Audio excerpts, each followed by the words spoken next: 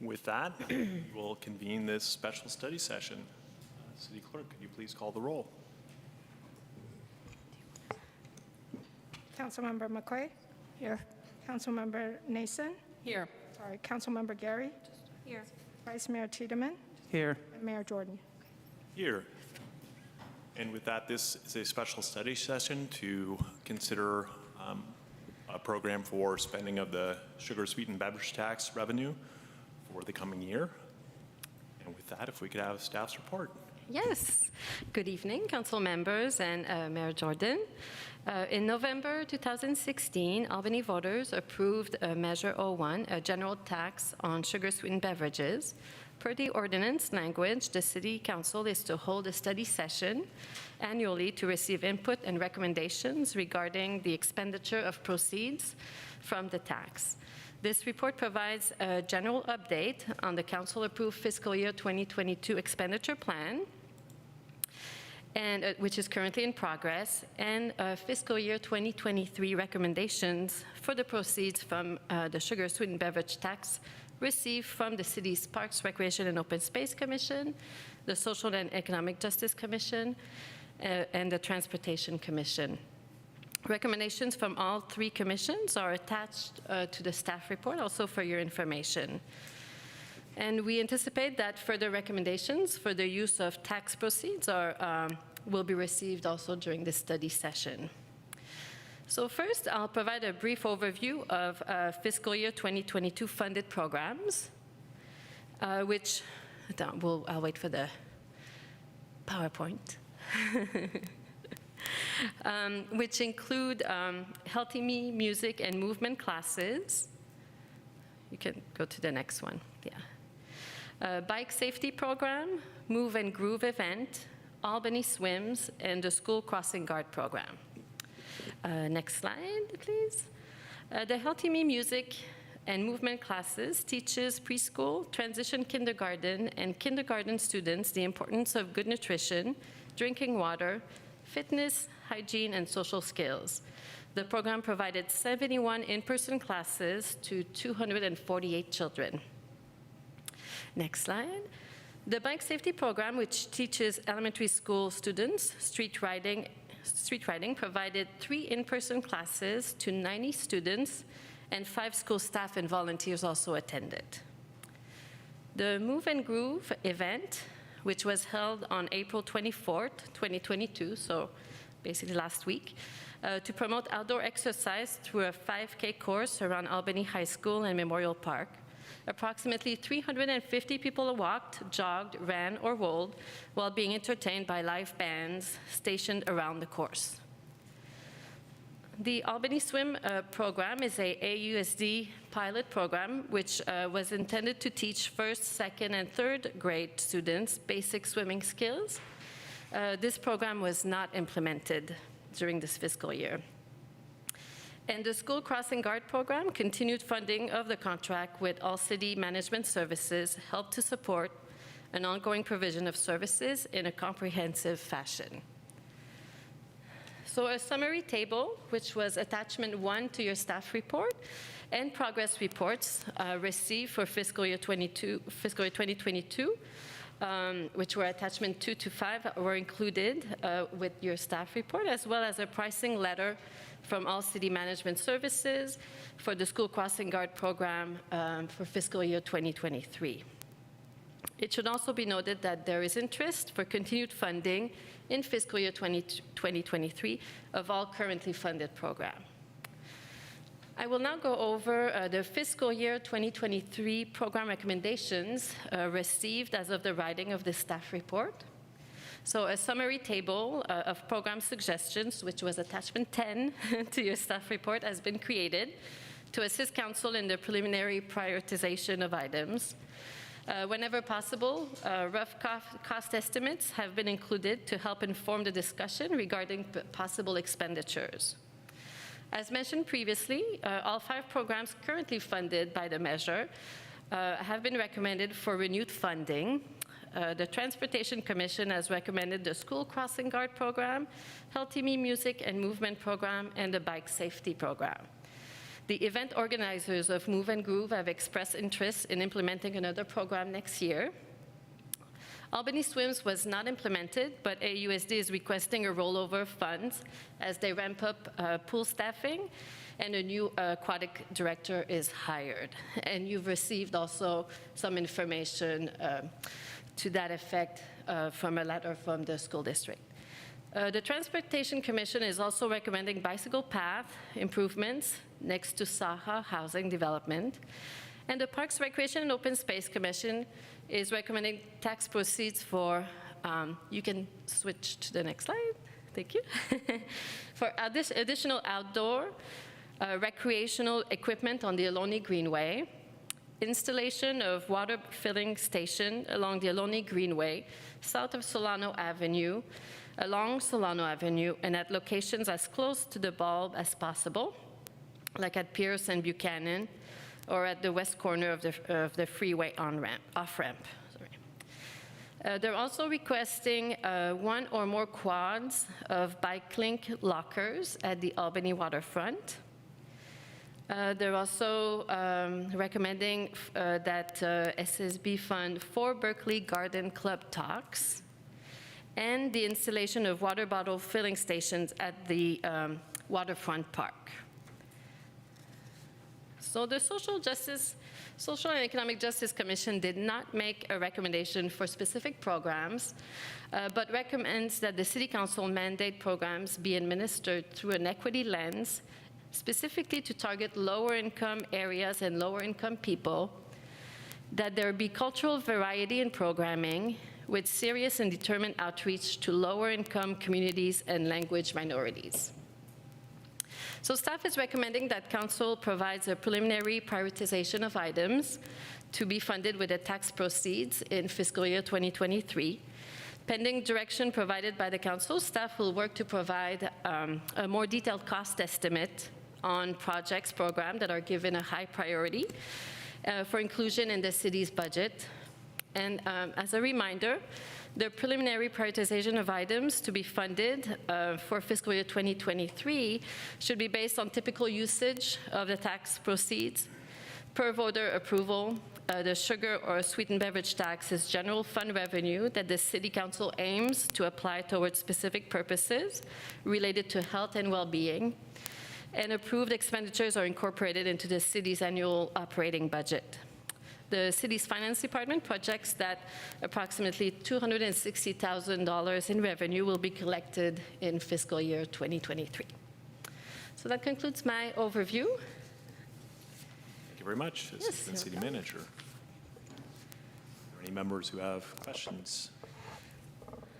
Staff report or any other aspect? What is being proposed? I do. I'm just wondering, I didn't, and I apologize if I missed something here, but as I recall, the question came up, what happens to unspent sugar-sweetened beverage tax funding? Do we have an accounting for that? How much has not been spent? Do you want to answer? Sure. But I think you should go to The new reality. Heather, yes, Heather is here to answer that specific Thank you for question. taking a long walk, Finance Director. Should have just sat over here. I'm short. Okay. So this is general fund money. It does not go into a different fund. It is just in the general fund. Anything that is not used is rolled over back into the general fund balance. We do keep an accounting of what came in and what we spend related to the study session. So we can provide, what we've brought in and what has been spent, but it is just part of the general fund balance. Understood. But I think that we indicated last time we would like to keep that, have that tracking made available to the council and the public. So it is on our website. So that information is on the website. Could we call that up? Sure. And would you mind finding? Okay.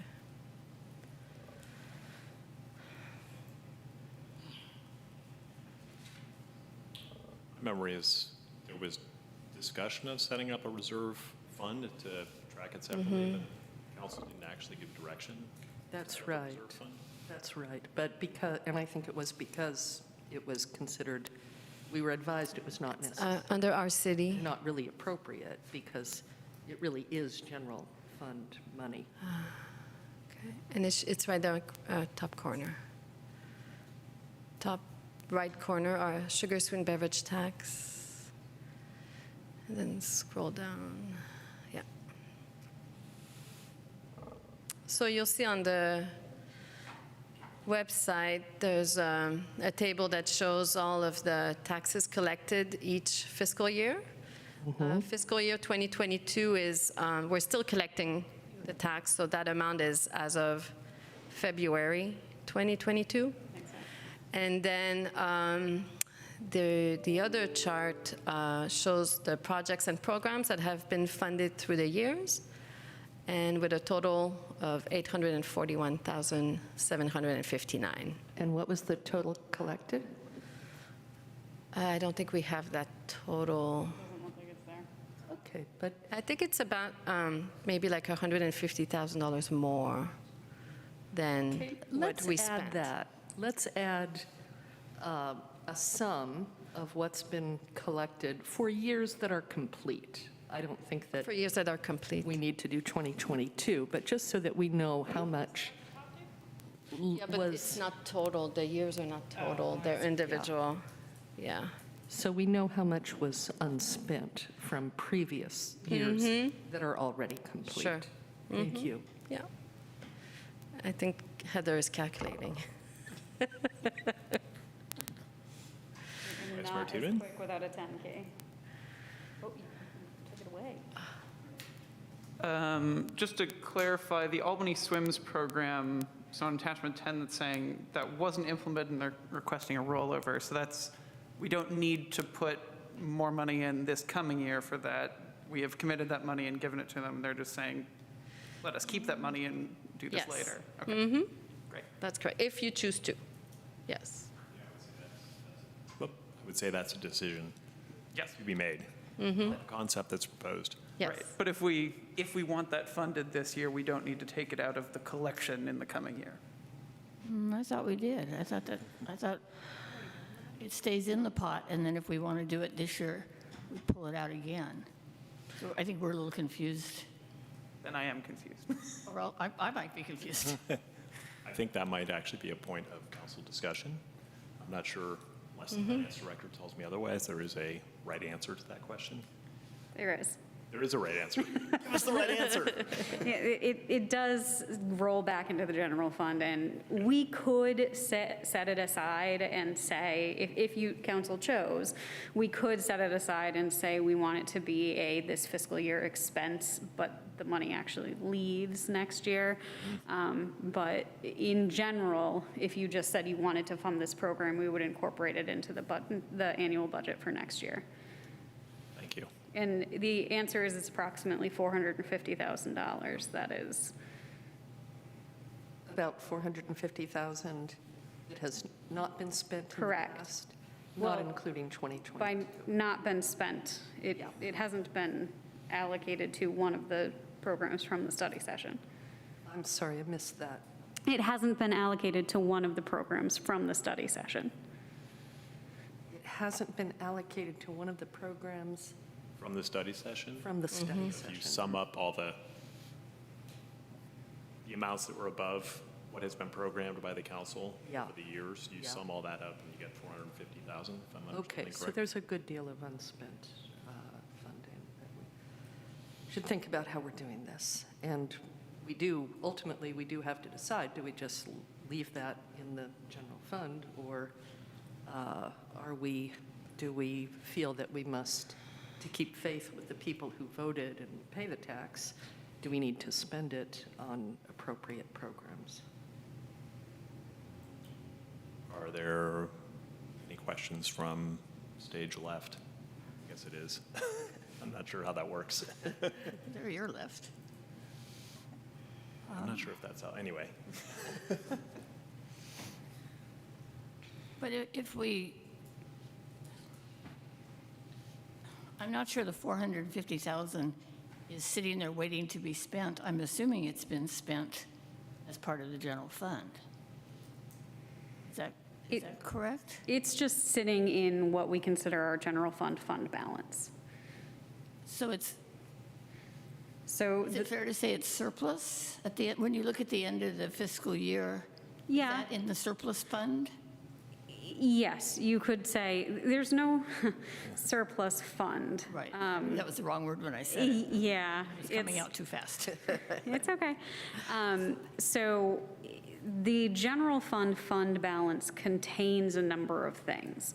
The first is that 25% that council has a policy that we want to reserve for emergencies or, just to make sure that we have everything covered. We have our 25% that we say we have to keep this. Then you have anything above and beyond that, you can do whatever you want with. We consider that the surplus funds. And the fund balance policy indicates that there are a specific hierarchy of things that that we would like to spend that on. Pensions, reserve funds, things like that. So the amount that is not spent in any given year would just go back into the lump sum that contains all of those numbers.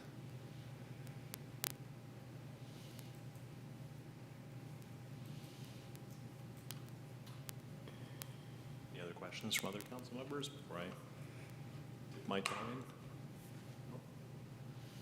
I was curious to get a little bit more description what is proposed for the cycling path, and I don't know, maybe this has to wait, near the proposed Saha residences. This was described in the Transportation Commission recommendation in greater detail. Let me get I read that. I guess maybe I'll make it a more specific question. Is this to build the cycling path along the east side of Cleveland, north of Washington, essentially in front of the building?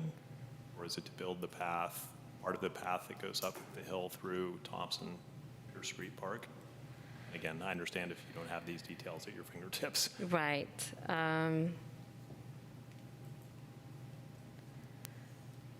It's the bicycle path that is part of the project, but I couldn't tell you exactly which one it is.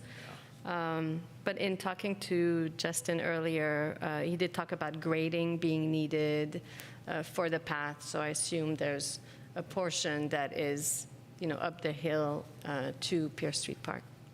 Okay. How much of the 15K that was allotted to the bicycle safety education was spent? It seems like they had limited ability to operate for a variety of reasons. I think they said they only were able to provide classes at Ocean View, whereas they intended to provide classes at, I think, 3 schools. Right, so they usually spend the full 15,000. Okay, so yes. they spent the whole 15 on Ocean View? Mm-hmm. I think it was only 98 students. It was 3 classes. Yeah. Okay, that's kind of interesting, actually. Surprising.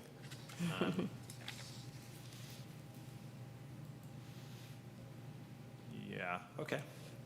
Those were my questions. I don't know if our one attendee has any comments. This August first in-person meeting in years. We also have virtual public comment. Yes, please. Thank you, City Clerk.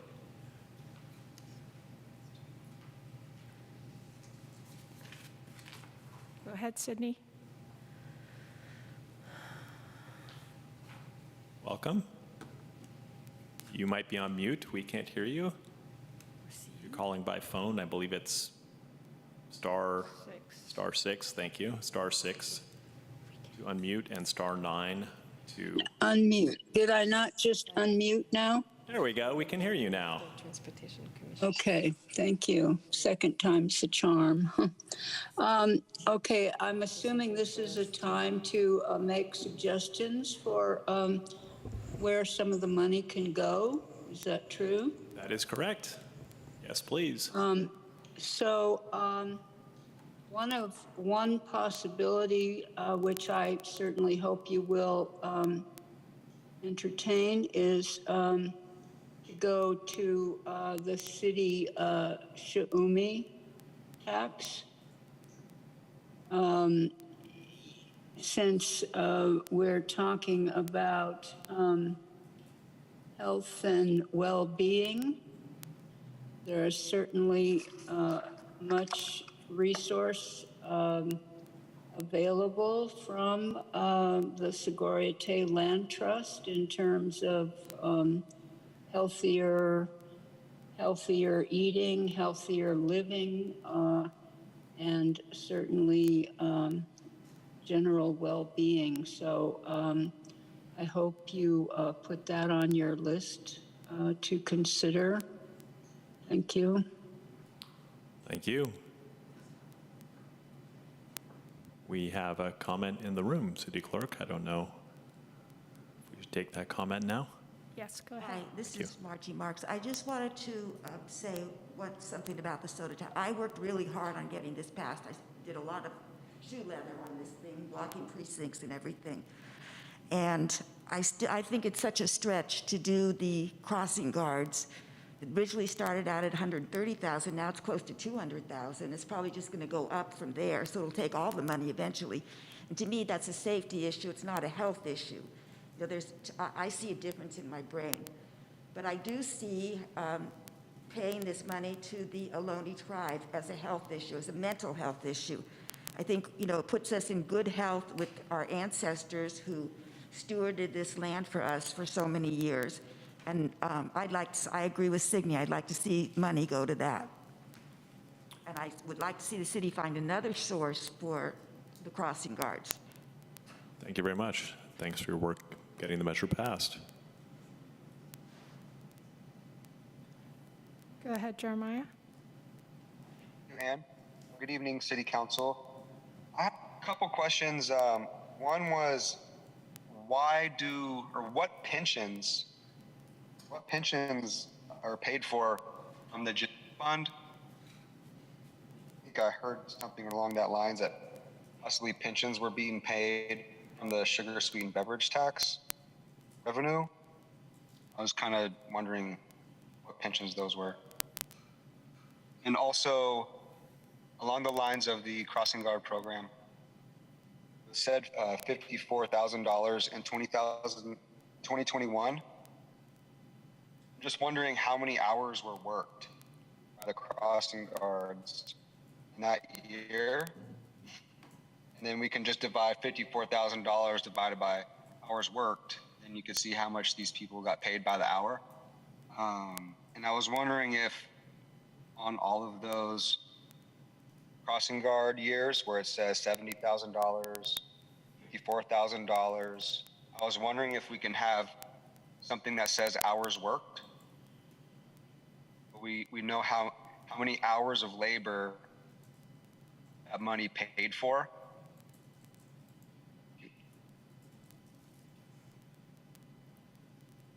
I think you're done. If you are, thank you. If you have more comments, please go ahead. I don't mean to cut you off. Eugenie, go ahead. Hi, this is Eugenie Shu, calling from Zoom here. I just wanted to say a couple words about Move and Groove. I'm hoping that that would be considered for next year as well. Steve Trutain and I took the funds that were originally meant for the other project that I was going to be doing with Susan Moffett, which was called Rock and Roll to the Shore, and sort of pivoted it because Susan was unable to continue with the project, and we decided to make it into a 5K race. And we very much wanted it to be inclusive for everyone, which included people who used wheelchairs, toddlers or babies who couldn't walk yet, could sit in the strollers while their parents pushed them. And it turned out to be a great event with lots of families. It was very fun to see children and their parents and grandparents all participating. So really hoping that we can get the funds to try the project again. We have already met with our fiscal sponsor and we did a debriefing, and we've already thought about some other ways to improve the project. Our main challenge was publicity because it was a new project, and we had more people attending the race, which is what we wanted, than spectators, and we were afraid we would have too many spectators, but we had kind of the opposite problem. But I don't think it's going to be hard to advertise free music. In any case, thank you so much, and we hope that we can do it again next spring. Actually, if you could stay on a moment, I had a question, if you're still there. So I read, and thank you for joining us, that there were 350 attendees. How many, what percentage or how many would you guess participated in the 5K versus spectated? This is just an estimation. I know the number of people who participated in the 5K because we did registration. So there were about 220, 225, something like that, who participated. And I just guess there, an extra 100 people or so. Thank you. Much appreciated. Just a guess. Yep.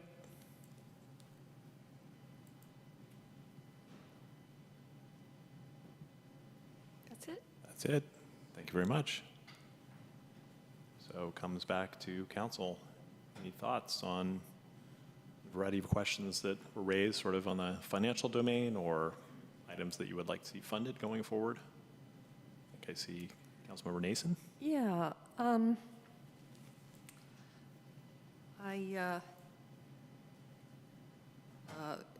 Two comments, and one has to do with the accounting issue. I think it is important we keep a running total of what has come in and what has been spent and what the difference is.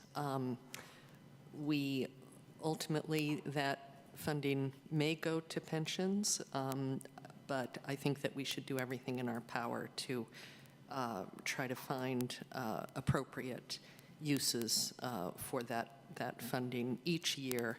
And and over time, I think that we should view that as an accumulation of funding that should be available for appropriate uses.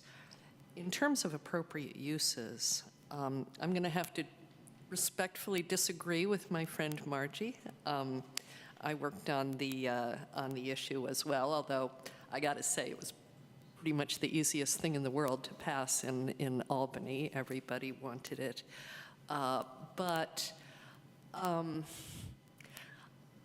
I do feel very strongly about the need to get children walking and biking to school and the importance of that in the toolkit for fighting diabetes and the effects of too much sugar in the children's diet.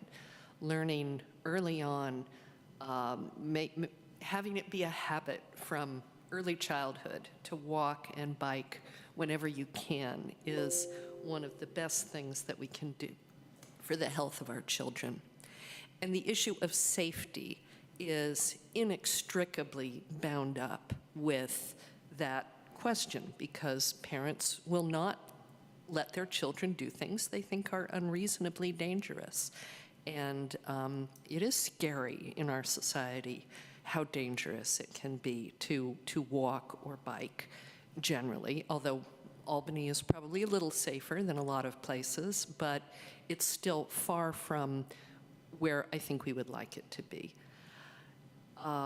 We generally in Albany, the city and the school district, we each have our, we're each on our own track, and we try not to veer into each other's lane and create problems.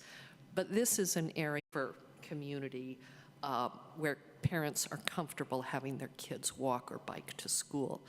I'd like to see us do a lot more, not to spend a lot more on crossing guards by any means, but do a lot more to find safer and better ways to manage the drop-off and pick-up traffic, to get kids on bikes, and to get them walking to school. And I'd like us to look for more opportunities of that kind. I have to say, I'll veer out of my lane for a moment into the school district's lane and say, I'm really concerned when I drive by the new school and it looks like it's a temple to the internal combustion engine. You know, it's just what you see are the cars parked there. We need to get everybody on board with alternative methods of transportation. Getting to work and going home from work is one of the areas where there's a lot of opportunity. And I would love to know, for example, our teachers, what kind of financial incentives are being offered to teachers to come without their car. Are there such incentives? We don't know. And I think that's the kind of thing where the city and the school district could sit down and try to work on safety, transportation demand management, and all the things that would go into making us a truly walkable, bikeable city. Thank you. Yes, Councilwoman Gary. It's on? Oh, okay, sorry about that. I know. I'm trying to get used to it too. I know. Yeah, So my suggestions, I would like to see us develop a stronger partnership with the Giltrap Farm. There's a lot of health benefits that can come out as far as education, as far as utilizing the food that's being produced on that farm. So I would like to develop some type of initiative where we're working together and money is funneling in that, where it's able to feed the community, especially those that are suffering from food insecurities. So I think we could use some money for that. I think that would be good. There's herbs. There's a plethora of things that we could gain from having that stronger presence with the Giltrap Farm. And another suggestion would be the safety components for, putting in place, jackets or anything that reflectors as you're walking across the street. Right now, I know we have the initiative to develop and gather data to find the streets in our city that are dangerous. But I think if we would initiate some of those funds, as Councilmember Nason was stating, to promote walking to school more by having the city provide those elements to parents and children to get to school safely. Thank you. Thank you.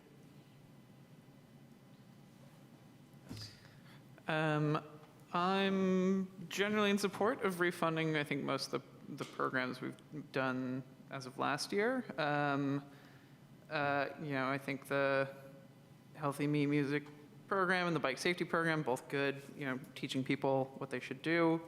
I think it would be lovely to see the bicycle improvements adjacent to Saha funded generally. I don't know if that's going to happen through this because I'm doing math in my head and we really quickly reached that 260 number that we're estimated to have at our disposal. But I think a smaller cost thing that we could maybe prioritize is I like the idea from the Parks and Rec committee to have bottle filling stations along the Albany Greenway to, encourage people to use it, as well as for, I can see the use there for anyone experiencing homelessness. So I think that, and that's not a huge cost, so I could see that being useful. Thank you. Thank you. I think I forgot how to do this. I think I pretty much agree with Vice Mayor Tiedemann. I would support the crossing guards. I agree with Councilmember Nason's assessment of the safety getting to school and how important that is. I think the Move and Groove program can only get bigger and better. I think it was a huge success. Bicycle safety is always good at the elementary schools. I think the Albany Swim program, I think that's a great program. I'm sorry it couldn't happen last year so we could evaluate it better, but it certainly reaches across all of our children in school. I like the garden club. That seems to be very successful. The Healthy Me program, I was in favor of it, and when I saw the video we got today, I just thought, oh, this is just too cool. I was kind of intrigued by the bike lockers at the waterfront, but I think, sort of like your Christmas list that you put everything down and then you go, oh, well, maybe not. So I think it'd be nice to look at another way to fund those, whether it's through nonprofits or through another source. I think it's a good idea. I just don't think we have the funds to do it from this. I think for now, oh, yeah, I think you said that. Okay, so for now, that would be my thought. Thank you. Overarching question might be, because I'm hearing sentiments that might take us over the 260 of the next year. If we want to discuss policy conceptually regarding whether or not to look at the 450K.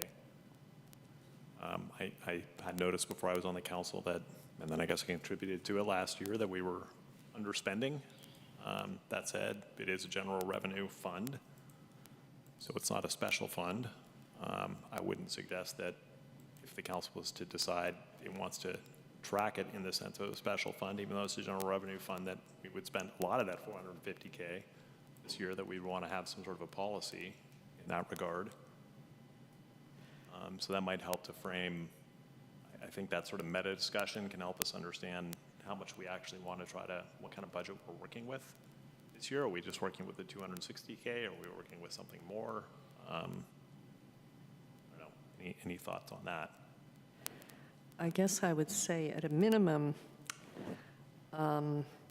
we should program in such a way that we have we have programs that we can implement if the programs that we have funded don't go forward for whatever reason. We should have contingencies so that we're not piling up money. It starts to look bad, especially, when you start getting to that much money piling up, it starts to look like, people might say, well, are they really trying to spend this on the right stuff, or do they want to sweep it into the general fund? So I would say at a minimum for this year, let's be sure that we have enough projects that we're not going to have. Let's err in favor of spending a little bit too much, rather than take the risk of underspending for yet another year. I would say the remainder, I'm not saying, well, it seems as though we're struggling a little bit to find enough of the right kind of projects that we feel comfortable just to spend the money that we have. So, I would agree. And by the way, I just went into my thing and I didn't say, I love these programs as well. I love Move and Groove, and I love Healthy Me, and these are all really lovely programs, and I support them. But if, for example, what Councilmember McQuaid said about the lockers, I'd love to see lockers at the waterfront, and I think they'd get used, and I think it would be a real positive thing. Those could be contingency projects that we consider doing if we do not spend the money, all of the tax money as allocated. And the remaining 450,000, we don't have to start programming out to spend that now. But I think we have to acknowledge how much we haven't spent. And if there is an appropriate opportunity to do something really big for public health in Albany, that is on the table. Thank you. If I could add, when I did my numbers, excluding the bike lockers, I got to 257,307. That was what was on the list? Move and Groove, bicycle safety, swimming and crossing guards, the garden club, and Healthy Me. Okay. And I really like that idea of having like a tiered system and and I'm not sure that it has to be tiered except like in lumps, like tier 2, not 2A, 2B, but putting the bicycle lockers and maybe more water bottle filling. We've done a lot of that, and it's kind of nice to do different things. So I would put that in tier 2 also. Yes. Just for math purposes, for the swim program, because it's rolling over, we wouldn't need for that to fit into the 260 for next year, as I understand what we've said. I generally I don't want us to get too far ahead. I would like to see us program what we have predicted to be able to spend, given what we're going to bring in this coming year, rather than think about, this 450 and start going off sort of down a rabbit hole. Because I think that being part of the general fund does have a purpose of it is, part of our larger budget discussion of that is money that is available for use. And I think Councilmember Nason is right. If we have something really big that we need to spend that on, we have it. But it should probably be discussed as part of a whole budgeting process if we're going to talk about that big chunk. And so for this conversation, I think it's good to stay within the realm of, here's how much we're going to get, what should we spend that on? Agreed. So, Member Gary, I was interested on maybe more specificity or more ideas on if the Gull Track Community Farm was to receive funding, what are the needs there? I mean, right now in our meetings that we're having, we're talking about the education component as far as the children possibly having field trips, but I think the entire community need to be educated on that. But having events there, teaching farming components and things like that, I think that would help the communities grow in their own, we don't have a lot of land here to farm in our backyards, but, for the most part, I think having that available and the teaching components in there for the community will help. Also letting the community know that that is available if for some reason they're unable to get food. The food is fresh, is well maintained, but, I think if we could push more in that direction, I know that would help the community as far as the food insecurities that some may have. So that's all. Thanks. For my part, I think I am in favor of programming more than 260,000, given what I've heard now. Not a lot more, but I was interested in the big shock in the cycling path by Saha residences that are to be developed, and I thought that was very much in line with the Social and Economic Justice Commission's direction to really try to focus investment. And that's a place where we know there's going to be a community that's lower income, and a lot of these other programs, or I don't know if any of these other programs are as targeted as that is. And looking at spending in other cities, they really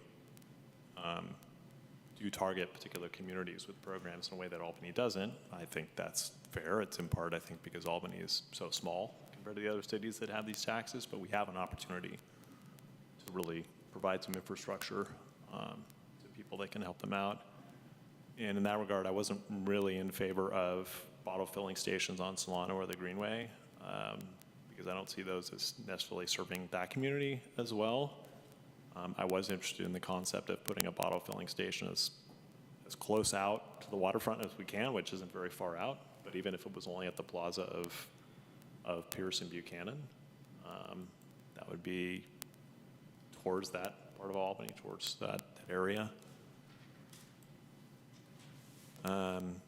So if those were to be added, and I am supportive of maybe bringing back more detail on what money for the Gull Track Farm could provide, kind of on that concept that Councilmember Nason had of having some things lined up, so that if other programs fall through, we sort of have a suite of things. So I'm not doing the math here, but I think if we take out well, I guess that's another policy decision. Do we want to consider the money for Albany Swims as, there is no rollover, but as billed to this fiscal year? Do I have that right? I'm looking at, okay, she's nodding yes, thank you.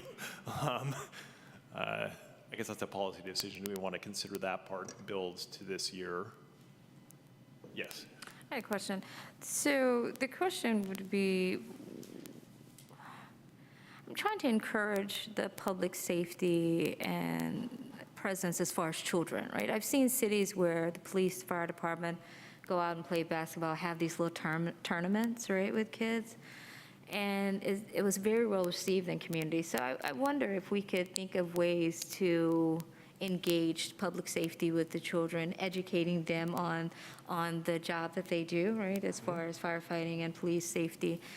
just a thought out there. I think that would bring some momentum to the city as well, so. Councilmember Gary, I think that's a great idea, and we do have a Police Activities League, which unfortunately was shut down during COVID. But I'll probably be working with the chief over the summer to rebuild that. And I agree with you wholeheartedly that playing together makes for much better And understanding. we can get the fire department involved, like just, and you know, there even have tournaments where the police department and fire department, they're playing games together for, you know, just trying to make it a robust way to engage more of the community, get the community out to watch, see activities that are being brought forward in the community. So it's a thought. So given Councilman McQuaid's knowledge of the Activities League, I don't know how that has been funded in the past. The police department has a line item, or has had in the past a line item. We also fundraise. We have very minute membership fees. Okay. So it's like that. Okay. So could potentially be a budgeting discussion, or it's in the budget already. Is that Yeah, I would say it's in the ongoing? budget, and I would not recommend it come out of this fund. Okay. Okay. Okay. Okay. So it has somewhat what it needs from other sources. The chief is probably saying, no, get more money. What are you doing to me here? Exactly, stop it. So I think you had us at 260, including Albany Swims, is that right? I had you at 257, including Albany Swims. Right, okay, so if we take that out, then it's 230. And I'm seeing Heather making a funny face behind her mask. So then it's 233, and that's without the Saha cycling path, and without a water bottle filling station at as close to the waterfront as it can get, which isn't going to be real close. Could the Public Works Director comment on that? On the feasibility there? Yeah. Yeah. Yeah, I think I'll just say while he's doing the walk. So this is just for general guidance, and then I presume staff will come back to us with, yeah, good luck with that. That's not going to work. So as far as water out in the bulb, I know we had a Boy Scout wanting to do a water fountain out there a couple of years ago, and the issue was there's really not a lot of potable water infrastructure. I'm going to jump in because I remember well the $200,000 estimate to put water out there. Yeah. So this concept that's been proposed is to put a water bottle filling station however far out as possible, which they said maybe is Pearson Buchanan. Maybe that's as good as it gets. I'm not sure where that would be, and it might be at Pearson Buchanan because once you get past into the freeways, I'm not really sure how that infrastructure works. And there's nothing other than irrigation taps, which I think is a part of a larger Caltrans system. So I don't know what's really out there. Yeah. So it would be, I think, just a question in concept to look at what's possible and then bring it back. But I don't think we've decided whether we want to actually have staff do that work. So that was my concept. I don't know if there's support for it, though. I'm seeing support over on this side of the stage, whichever side that is. Okay. I think there's issues there we probably need to think through, especially safety. We don't want to draw people across the railroad, the railroad tracks. We don't want people at Pearson Buchanan. You might have people coming up from the tracks, and they might be coming from the wrong side of the tracks. So I think there's probably a number of issues that need to be looked at Pearson Buchanan. I'm all in favor of the bike path along Saha. I'm only wondering, it just seems so eligible for bicycle funding programs that it seems like maybe a funny fit with not a priority for sugar-sweetened beverage funds that are so much more flexible. But yeah, I again, think, it's well, yeah, so I don't know if, we asked earlier. I'm thinking maybe not, because that must probably think it might be over in planning more than public works, but what that $61,000 would pay for? And this is for the bike path across the Saha. So Is it like on Cleveland? No, so, and I may not have all the details, so we might want to truth test this with I Jeff. appreciate you jumping in. But I believe there's some split in development of that bike path across the site where they're going to do the grading and do some initial work, and there's some additional paving work that we would be on the hook for to finish out this section of path across their site. Okay. And So across their site is like up the hill, kind of behind their site, or so from the connection at Cleveland, snaking up, and then at some point before it integrates into Pierce Street Park. oh, right, because that's right. They have a site. Land has changed hands, so there is a parcel boundary. Correct. Okay. And I'm not sure exactly where that is. Some of their grading does extend into the park parcel, and Okay. and we've worked the profile back up through the park, but I think they're going to stop short, and I'm not 100% clear on the details. Very much appreciate you're willing to take the chance. And I'll put the disclaimer that Jeff can overrule me anytime. Right on. Well, so maybe with Councilmember Nason's suggestion, maybe this goes in sort of the backup category. I mean, it might be a backup that takes us over $260,000 in the coming year, but backup in the sense of if the city can find other funds to do it from outside the city, is what you were implying. Probably wouldn't be worth writing a grant application for such a small amount, given the difficulty of writing grant applications, but who knows, something might come up. Or there might be a grant application because this isn't the part that goes actually through our park. Yeah. There might be a grant application that does the whole thing and is worth the grant application. So I think what I'm hearing, I'll try to sum it up, and somebody correct me if I'm wrong. We are moving forward the programs from last year. Albany Swims is being billed to this year. We're going to get some information back on how the Giltrack Community Farm might use funding. Staff will explore the possibility, remote as it may be, of having a water bottle filling station in West Albany, let's say. And this fund will provide backup funding to complete the funding for the bike path that's on the parcel owned by Saha. Can we include the bike lockers? I'm a little, I thought about that, and this may surprise you since, of course, how did I end up here? It was through biking, but I thought if this fund is going to pay for the bike path, and who knows whether that will be spent this year, I think that's a fair amount of money to spend on biking for this year out of the SSB fund. And we can look toward the next year for a quad. I would flip it and do the bike lockers. And my sense is the bike path should be paid, infrastructure of that magnitude, I don't think should be paid from this fund. Just my philosophy. I had a quick question about the bike lockers. So who's going to monitor those? I think that's far-reaching because you may have people, I mean, individuals, substance abuse, anything could happen. I don't know. Unless there's someone actively monitoring and making sure that area remains safe from any type of substance or weapons. I mean, I don't know. I would be very cognizant of that. It may cause more problems than we want.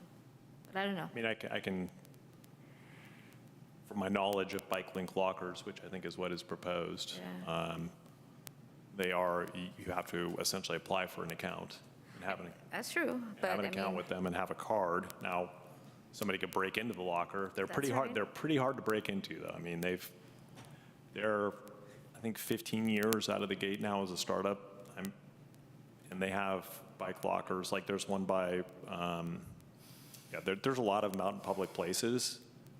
So it's something we could talk to them about. And again, I'm thinking we haven't worked out whether to fund it this year or not, but I know they've had an incredible amount of abuse, and they have engineered them. This might be the next step in terms of the use and abuse they get. I certainly did raise that, and they think it'll work out. But I think there is something to think about there. It might be worth installing 1 or 2 rather than 4. Maybe. But I don't know how that works. Yeah, I think it's important to keep in mind that this is, as I understand the proposal, this is kind of in the nature of a pilot. You know, this would be trying to see how this is going to work out. So I support it. I like it. But, you know, I have to disclaim a little conflict of interest here. I'd use it. Yeah. So I think it's worth doing, but I'll defer to the consensus. I think it's also important to find out how much it costs to install them. You know, if they're $16,000, here it is, now you put it in for another $20,000, not so much. So I think that's part of the research we need to do. So can we bring that back so we have more information as far as, and then maybe, you know, just data from other cities or other locations that actively use it as far as just making sure the safety components of it, that's all. I think that would be great. Let's And then that way develop we have some all more that. detailed information, and I'm sure that volunteers will help with that research. We've got people excited about it, so. Okay. Yeah, well, and I would think Bike Link would because it's a company. So presumably they can tell us what their damage rate is, particularly on the screens, you know, because those get bashed in. And, you know, maybe we do 2 instead of 4. And if it doesn't work, you know, then you haven't spent as much money, you take them out. Kind of reminds me of the Lime bikes when they came to Albany, especially the Berkeley approach. Albany said, sure, come on down. If there's a problem, we'll figure it out, but let's just give it a try. Let's try stuff. So I think there's consensus on getting information on the bike lockers. I don't think we have consensus regarding the bike path. I saw. Not yet. Okay. I guess maybe staff could bring back if this source doesn't fund that, what would? How would it be funded? I would offer again, to me, this is the one thing that's most targeted in the way that the Social and Economic Justice Commission suggested. So with that, any other comments, or have we done our diligence? I think we've done our diligence. We can claim a whole minute between now and the next meeting.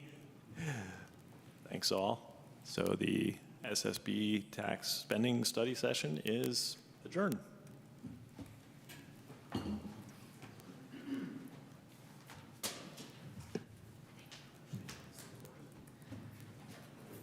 The light's on, you're on. Yeah.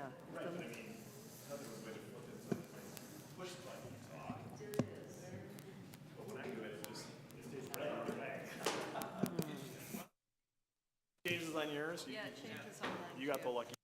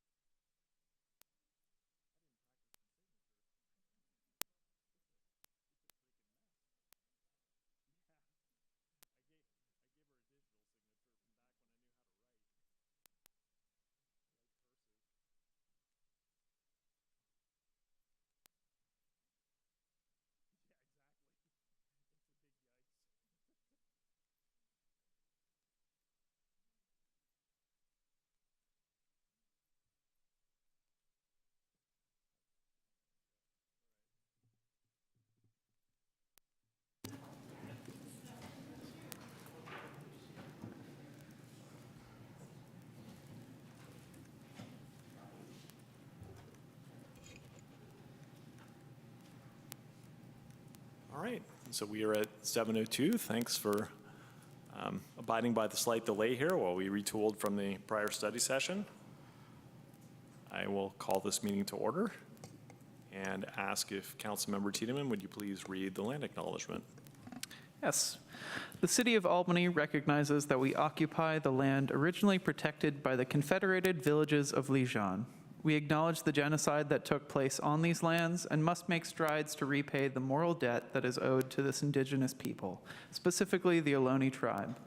We thank them for their contributions, which have transformed our community and will continue to bring forth growth and unity. The City of Albany commits to sustaining ongoing relationships with the tribe and together build a better future for all that now make this their home. Thank you, Vice Mayor Tiedemann. City Clerk, would you please call the roll? Yes, Councilmember Gary? Here. Councilmember McQuaid? Here. Councilmember Nason? Here. Vice Mayor Tiedemann? Here. And Mayor Jordan. Here. Councilmember McQuaid, I believe we are at the proclamation. Okay. Hopefully I handed you the right one. Good. I have the proclamation for Asian American and Pacific Islander Heritage Month.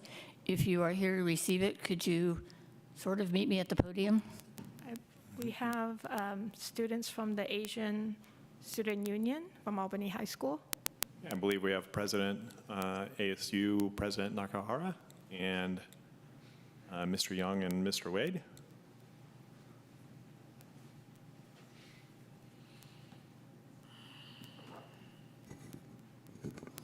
City of Albany Proclamation in recognition of Asian American and Pacific Islander Heritage Month, May 2020. Whereas Asian American and Pacific Islander AAPI Heritage Month is observed during the month of May to recognize the contributions and influence of Asian Americans and Pacific Islanders to the history, culture, and achievements of the United States. And whereas the term Asian and Pacific Islander includes all people of Asian, Asian American, or Pacific Islander ancestry who trace their origin to the countries, states, jurisdictions, and/or the diasporic communities of these geographic regions, and is one of the fastest growing racial ethnic minority groups in the United States.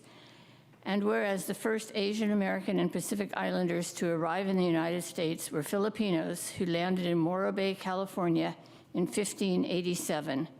And whereas the first Chinatown was established in 1848 in San Francisco, California, and whereas 20,000 Chinese immigrants worked on the Transcontinental Railroad between 1863 and 1869, and Punjabis worked on the Western Pacific Railways in Northern California between 1903 and 1908, and whereas the first Gurdwara, Sikh place of worship in the United States, was built in Stockton, California in 1912, and whereas in 1992, May was officially designated as Asian Pacific American Heritage Month, and whereas the United States has a long history of anti-Asian discrimination and brutality, including the 1882 Chinese Exclusion Act, Executive Order 9066, authorizing the internment of U.S. citizens of Japanese descent, the 2017 Muslim ban, and recent violence towards Asian American and Pacific Islanders, especially during the COVID-19 pandemic. And whereas the contributions of Asian American and Pacific Islanders were critical during the COVID-19 pandemic, when this community, in particular recent immigrants, stood unwavering on the front lines as essential workers in healthcare, the food industry, grocery stores, and restaurants, in education as childcare workers and teachers, and in the pharmaceutical and biomedical industry.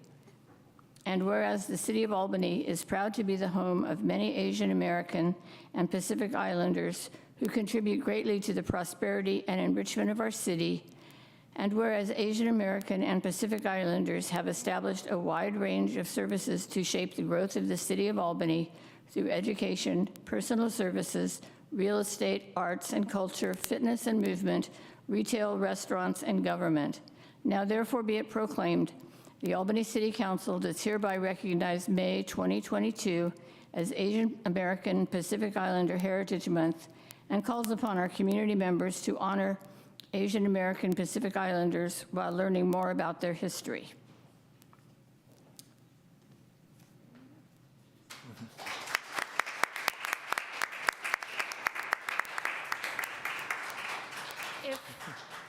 You're welcome to make a comment if you would like. There's no obligation, but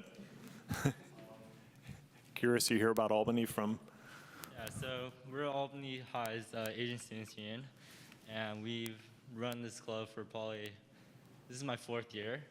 And yeah, this is I think this is our 2nd year that we've actually got the API Heritage Month recognized.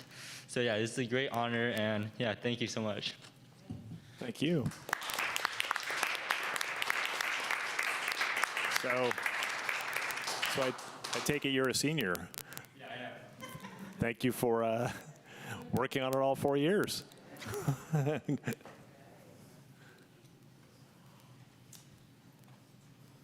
now we move to a proclamation of Older Americans Month, which will be presented by Councilmember Nason.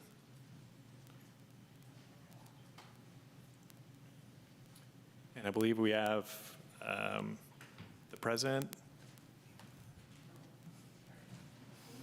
One side, and Julia, come on up. Margie, you're active. Yeah, if you Come could on up. introduce yourself in terms of the association you work with. Seniors. Okay. Any seniors who visit the senior center are welcome to come up and join us for the proclamation, City of Albany Proclamation in recognition of Older Americans Month, May 2022. Whereas the City of Albany includes a growing number of older Americans who contribute their strength, wisdom, and experience to our community. And whereas communities benefit when people of all ages, abilities, and backgrounds are welcomed, included, and supported. And whereas the City of Albany recognizes our need to create a community that provides the services and the support that older Americans need to thrive and live independently for as long as possible.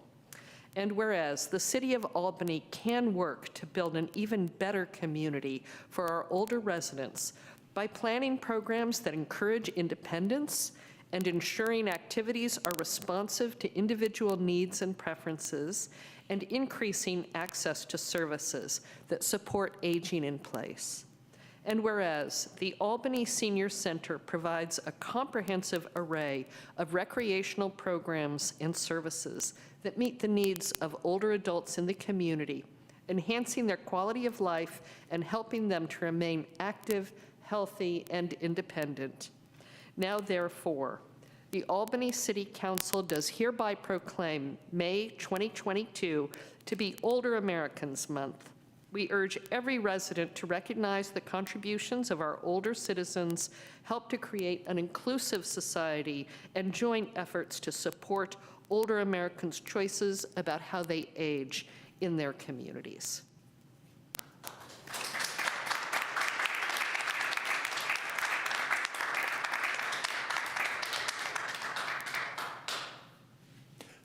Would you like to say any words? Okay. I, as president, would like to thank you for this proclamation.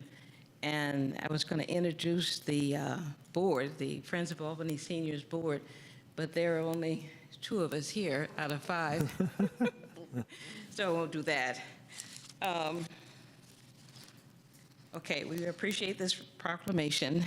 And I can't introduce everybody, but I'm the president, and this is one of the vice presidents. There are 2 vice presidents. There's a treasurer and a secretary, but they're not here.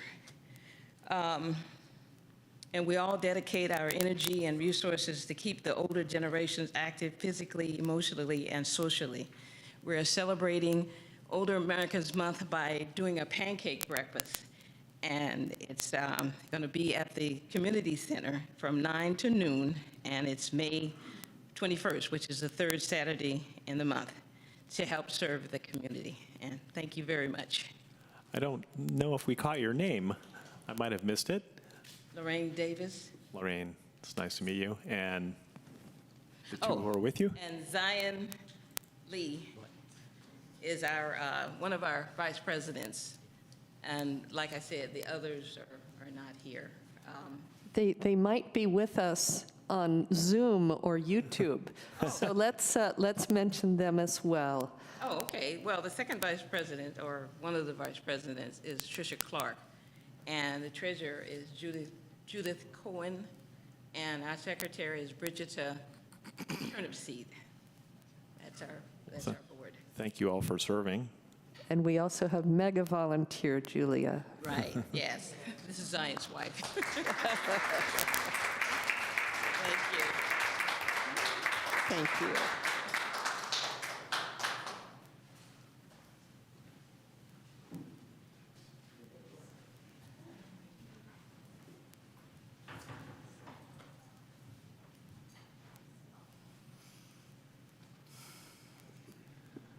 Next is a proclamation in recognition of National Police Week and Peace Officers Memorial Day, May 11th to 17th, 2022, and May 15th, 2022.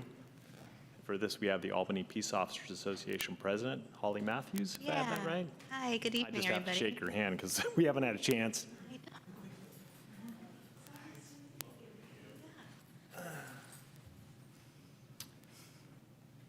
Whereas the Congress and President of the United States have designated May 15th as Peace Officers Memorial Day, with U.S. flags lowered at half staff, and the week in which May 15th falls as National Police Week. And whereas the members of the Albany Police Department play an essential role in safeguarding the rights and freedoms of our community members. And whereas it is important that all members of our community know and understand the duties, responsibilities, sacrifices, and hazards facing their law enforcement officers, and that members of our law enforcement agency recognize their duty to serve the people by safeguarding life and property, by protecting them against violence and disorder, and by protecting the innocent against deception and the weak against oppression. And whereas Albany police officers are committed to the highest professional standards and working in partnership with our community to meet the challenges of reducing crime, creating a safe and welcoming environment, and improving our quality of life for our community and those who visit. And whereas the City of Albany is proud of our police officers and wishes to recognize their commitment to the public safety profession, now therefore be it proclaimed that the Albany City Council hereby recognizes the week of May 11th, 2022 through May 17th, 2022 as Police Week, and calls upon all community members, civic and educational organizations to join in commemorating law enforcement officers, past and present, who, by their faithful and loyal devotion to their responsibilities, have rendered dedicated service to their communities. And be it further proclaimed that the Albany City Council hereby recognizes May 15th, 2022 as Peace Officers Memorial Day, and we call upon the community of Albany to observe this day in honor of those law enforcement officers who, through their courageous deeds, have made the ultimate sacrifice in service to their community, or have become disabled in the performance of their duty, and let us recognize and pay respect to the survivors of the fallen. And I would just like to say, I don't come to this elected position as somebody who knew a lot about the police department, and so I've received updates on some of the things that the police department has handled quite well, it seems. Really pretty frightening situations of encountering people with ghost guns, for instance, and that those situations, to my knowledge, have been handled professionally and without escalation. There's also been deployment of something I heard about years ago, and I didn't really understand, the bolo wrap, with considerable success, and so I really appreciate the department's efforts. Thank you so much.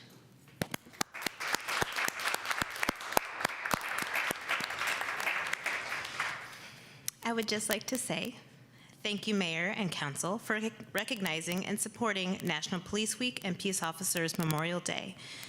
This is an important week for law enforcement as it serves as a reminder to all of us about the sacrifices police officers make each day as we serve our communities. We are honored to serve this city and thank the community for their support. Thank you so much.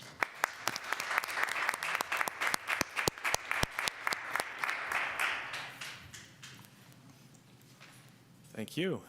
And with that, we move on to the final, but not the least, of the proclamations of the evening, which regards Public Service Recognition Week. And There are some slides showing now. I don't know if staff cares to say any words about what we're seeing, or we just can watch and. Sure, I'd be happy to, Mayor. This is a very quick snapshot of your dedicated staff. And you'll see in the proclamation as submitted, it's a hefty one, so we don't dare ask you to read it in verbatim. But again, it just speaks to the public servants that you have in this community, to which I'm personally grateful for. I think I will read just some select snippets of the proclamation. Whereas the Administration Department provides critical public information promoting city programs and services through city mailers, flyers, posters, banners, the city website, and to over 6,800 subscribers to the city's e-news, over 1,000 subscribers to the local business e-news, over 3,000 subscribers to the recreation and senior e-news, has more than 6,500 Facebook followers, over 2,000 Instagram followers, 985 Twitter followers, and 797 YouTube subscribers. Of course, I picked the one with the numbers. And let's see here. In more numbers, in 2021, the Community Development Department's Planning and Building Division processed 80 planning applications, an 18% increase compared to 2020. 160 encroachment permits, 764 building permits, a 19% increase compared with 2020. I think it's worth noting there's about 7,600 residences in Albany, so that suggests that, you know, some very large percentage of the residences have had building permits in just that 1 year. Just give you a feel for the work that that department does. The Finance Department issued 2,396 payments to 641 individuals and organizations in the fiscal year 2021. The Albany Fire Department maintained an average median response time for all medical calls of 3.3 minutes, and fire suppression units outperformed the National Fire Protection Association response standard of 9 minutes and 20 seconds 90% of the time. And I think it's fair to note that in other cities that are served by the contractor for the county, which is Falck, I believe 8 out of the last 11 months it failed to meet its 10-minute response time 90% of the time. So we are well served by our department here. Let's see, more numbers. That the Human Resources Department received more than 600 applications for employment and filled over 15 vacancies. The Albany Police Department conducted over 2,300 business building checks in 2021 to ensure both open and closed businesses were safe. And the dispatch center handled over 31,000 incidences in 2021. And not to leave Public Works out, the Public Works Department actively administers the city's pavement management plan, covering approximately 29.4 centerline roadway miles and associated features. It's spanning over 5 million square feet of pavement. So even in our little city, you can get into the millions there. And in 2021, completed construction of the Adams Street Pavement Rehabilitation Project, 22,000 square feet of paving, phase 1 of the Washington Avenue Pavement Rehabilitation Project, 50,000 square feet of paving, and a pothole and base repair project with a 2-year cycle of future projects in planning and design. And finally, the Recreation and Community Services Department added additional in-person programming at the Senior Center, including senior nutrition programs, classes, and services, while continuing to offer over 100 virtual programs. I think of all the departments, that department had to make the most dramatic transition during the pandemic, and did so rather remarkably. Senior Center staff and volunteers delivered 9,706 meals, served 624 in-person meals, provided 732 shopping trips, and packaged and distributed 672 bags of groceries.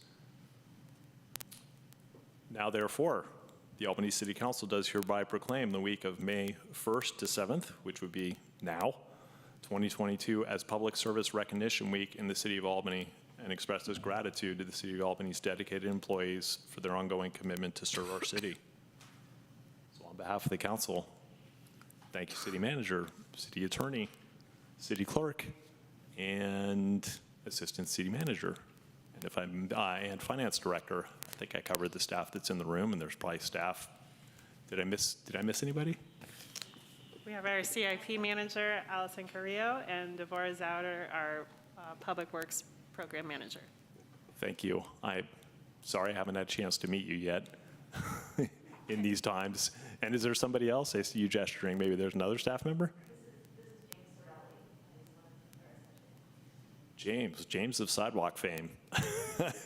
Behind the mask. He's the sidewalk master. Thanks all for being here. So with that, we'll move on to the city manager's report. City manager, if you would kindly inform us. Thank you, what's Mayor. up.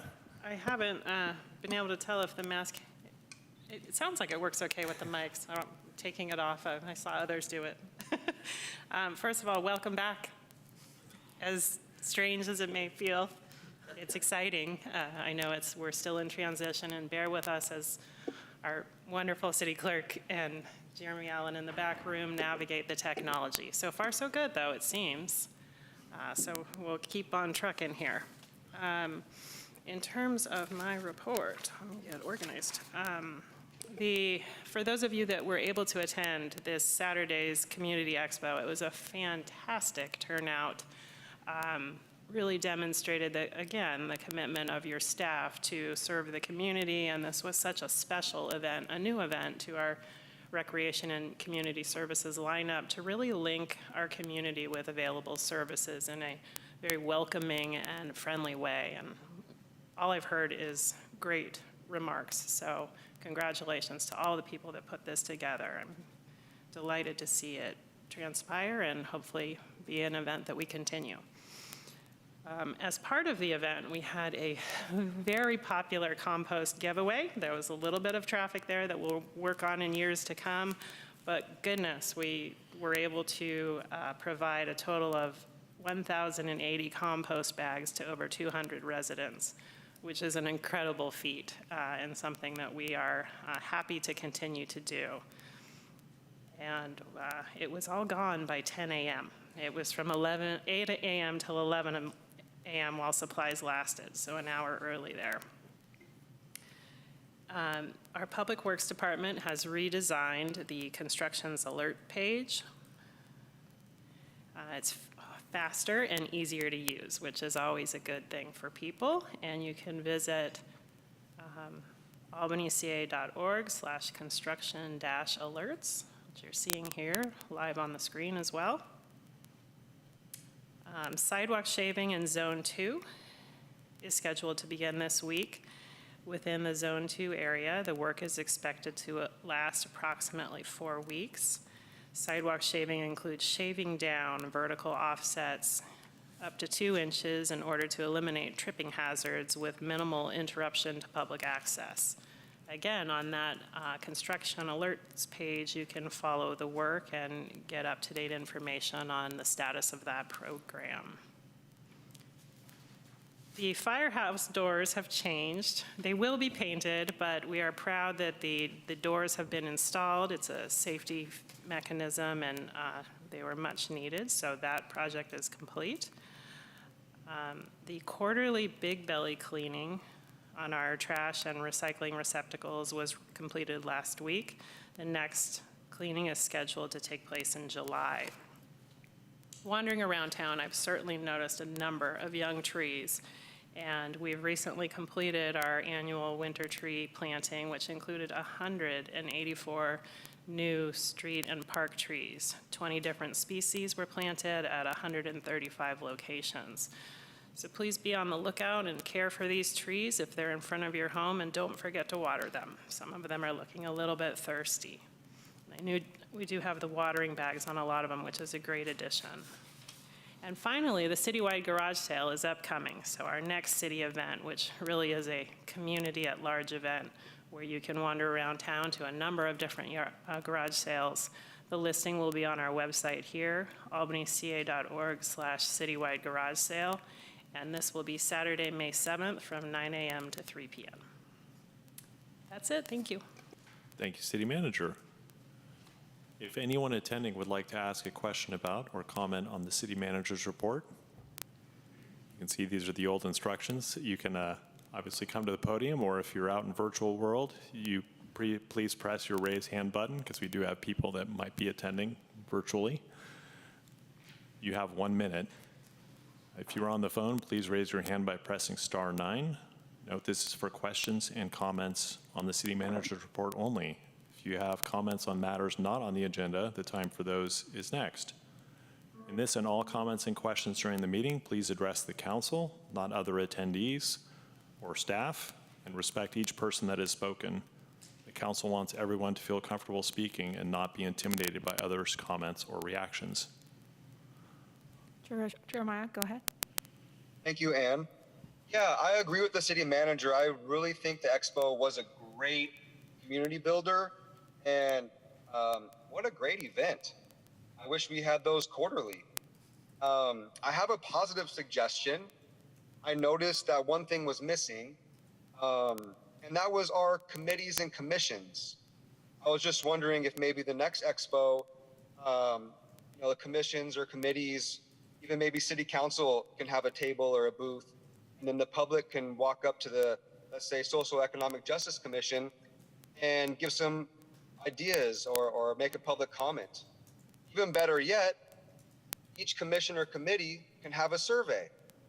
Wouldn't it be great for the public to be able to fill out whatever survey each commission or committee was trying to engage the community with and get some feedback? I just think next time it would be a great opportunity for that. Thank you. Thank you, Mr. Garapinguelo. City Clerk, is there anybody else out there? No, that's it. Thank you.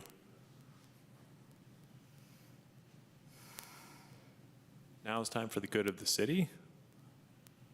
This is for attendees to provide the council comments, information, and questions on an item that is not on the agenda. Please raise your hands now if you're out in the virtual world. If you're in the room, you can line up by the podium or go to the podium. By phone, again, to raise your hand, you press star 9. By state law known as the Brown Act, the council cannot discuss items that are not on the agenda except under extraordinary circumstances. Rather, items raised may be referred to a future agenda or to staff for comment. Is there anybody in the room? I don't see anybody standing up. Is there anybody? We are emitting from the virtual world. Go ahead, Sydney. Thank you. This is not on this current agenda, but going back to the study session on the soda tax, I was concerned that using the money to pay the city Shuumi tax was not mentioned as a possibility. So I hope that doesn't mean that you're not considering it. Thank you. Thank you. Welcome. Oh, thank you. Good evening, City Council. I just want to invite the public, anybody listening, to the Social Economic Justice meeting tomorrow night at 7 p.m.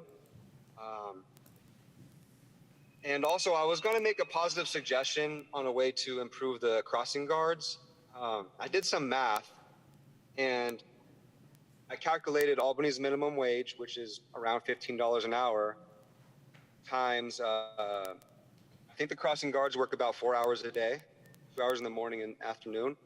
So simple math, 15 times 4 hours was $60 a day. And then I figured crossing guards only work Monday through Friday during the school year. So I gave them a little grace at 200 days. So I did $60 times 200 days, and that's $12,000. If we've budgeted $199,000 or almost $200,000, simple math, that's about 16 plus crossing guards. Right now we only have 6. So we're missing about 10. And I was wondering if these crossing guards can actually be city jobs for our community instead of outsourcing it to some overpaid company. I think we can create 16 minimum wage jobs in our community. And I think that would be wonderful. Senior citizens, certain people could apply for those jobs. And that's great because we're in a down economy and we're creating city jobs for our community. And also these people might don't know the kids, or they might be parents or someone who wants to apply for a job. They might be from Albany, instead of people who could be from, another county coming to Albany to help kids cross the street. So I just want to reevaluate the crossing guard program to turn into city jobs someday. And simple math, we can create part-time jobs for people, minimum wage jobs for the community. We could have 16 crossing guards instead of just 6. Thank you for your comment. I believe there are no other commenters out in the world. That there are. There are. Okay, very good. Go Welcome. ahead, Clay. Hi, just quickly, I noticed Preston in referring to the public and comments from the public or public comment, uses a variety of terms, but I know he's used the word attendees and sometimes audience. I'm confident if you look at the open meeting laws, those terms are never used, and they are actually simply members of the public. I think it would be easier, more straightforward, and more accurate to refer to members of the public as members of the public. All right, that's it. Thank you for your input. Go ahead, Kathy. Hi, thank you. Kathy Rye. I am speaking as a public citizen. I don't know how that proclamation to celebrate Police Week got into the agenda and how that was decided. It was probably among the city council. I could see that you were trying to recognize the employees. Let's also keep in mind that we still need to work out quite a few kinks in the policy because it is treating those negatively affected very poorly. And I hope you keep that in mind when you think about the budget that you're probably going to pass next month, carte blanche, without really questioning it because the Finance Committee is only convening this week. Let's also keep in mind that as a nation, we are spending $800 million a day on police. And in the city of Albany, they've been largely unaccounted for because as an engineer, I looked at the numbers. You've seen my emails. But in the past couple years, of all the internal complaints and how it's been handled, the police conducts, 0 have been sustained for the citizen. So let's keep that in mind. I mean, as I wrote in my email, Albany, if we do nothing, Albany will probably continue to be a wonderful place to be. But if we want to figure out how we will treat those negatively affected, like blacks treated as second-class citizens, they're 15 times more likely than whites to be arrested. We should do a deep interrogation of the current policies and the overwhelming financial incentives for arrest, because only 5% are violent. That means 95% are probably bullshit arrests. And I've been asking for those numbers. I've been asking for the reasons for the arrest, and I've been ghosted. I was able to get on a couple websites such as policescorecard.com to get some numbers that are actually required by law because the state assembly requires this of police departments. But if they're not even answering to us as citizens, and maybe they answer to you as council members, but that does not look good. We need to do better, please. Thank you. And this is also in my efforts to just at least shed light on it because it is the 80th anniversary of Roosevelt signing EO 9066, which legally imprisoned Japanese Americans. We have that modern day 9066 today. Santa Rita Jail. Thank you. Thank you. And while it's certainly within your constitutional rights to swear, I would ask that members of the public please refrain from doing so. With that, we move on to consent calendar. Items on the consent calendar are considered to be routine by the City Council and will be enacted by one motion. By approval of the consent calendar, the staff recommendations will be adopted unless otherwise modified by the City Council. There will be no separate discussion on these items unless a council member or a member of the audience requests removal of the items from the consent calendar. Do any council members wish to pull an item? Wow, this might be a first. Do any members of the public wish to pull an item? I do have a hand raised. Thank you, City Clerk. Go ahead, Cindy. Are you Yes. pulling an item? Yes. Pardon me? Are you pulling an item from the consent calendar? Yes. 7.6. It's regarding AB 481, compliance regarding passing an ordinance on military equipment acquisition, use, and reporting of such use. I saw that the council waived the first reading, and I do not recall any public discussion about using military equipment, militarizing the police of the city of Albany, and I certainly think that at least there should be some public discussion and the public be made aware of what you're proposing to pass without discussion. Thank you. Thank you. I will note that we had a hearing and no members of the public commented at the hearing. But I think she's, excuse me, Mayor, but I think she's looking for, and I brought this up with my conversation with the chief of police and city manager, to have an educational forum like town hall meeting, so the members of the public can come and ask direct questions. And again, we did have a public hearing, but again, having something informal, person-to-person contact, and having this information explained in depth to the public, and that's what the public is asking for. Thank you. I would certainly be in support of that. Okay. So let's see if we can make it happen. Yes. I do have another public. Oh, thank you. Go ahead, Jeremiah. Are you pulling in an item from the consent calendar?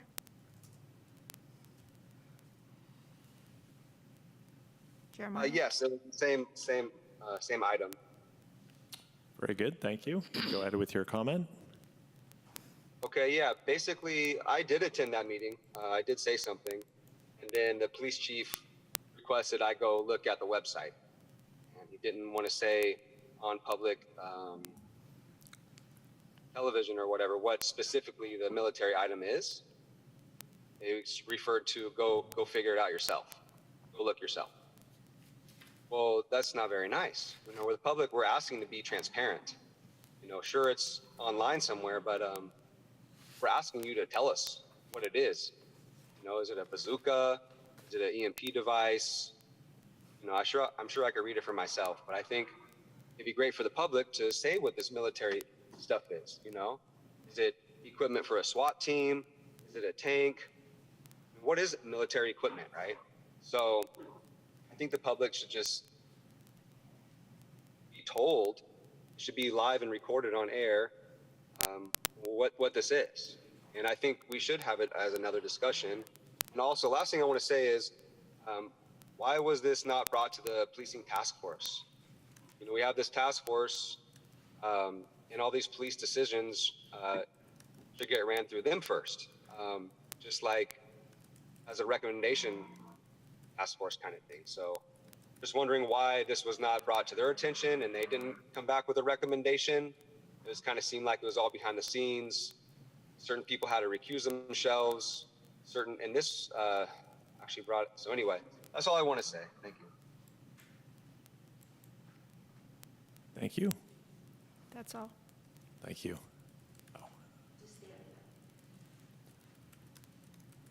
In response to the last comment, I will note that there's an attachment to this agenda item and as well as to the agenda item that was in the public hearing. That is an inventory of military equipment that is owned by the Albany Police Department. So you can find those on the website attached to the agenda. Mayor, with all due respect, again, they just want the police chief, the staff to come and speak with them. And if you would like, I would champion that and put it together with the city manager's help and staff, so we can make it more of an environment where the police are welcome to have that discussion with them. Great, thank you. Mayor, if I may, the commitment by our police chief at the last meeting was ongoing communication through a number of events as we're getting back in the swing of things after the COVID pandemic, or at least in a break period here. So that will include a number of educational opportunities and conversation opportunities versus one set public forum. So I would appreciate the ability to have that variety of different types of events so that we can reach a more broad spectrum of the community. Okay.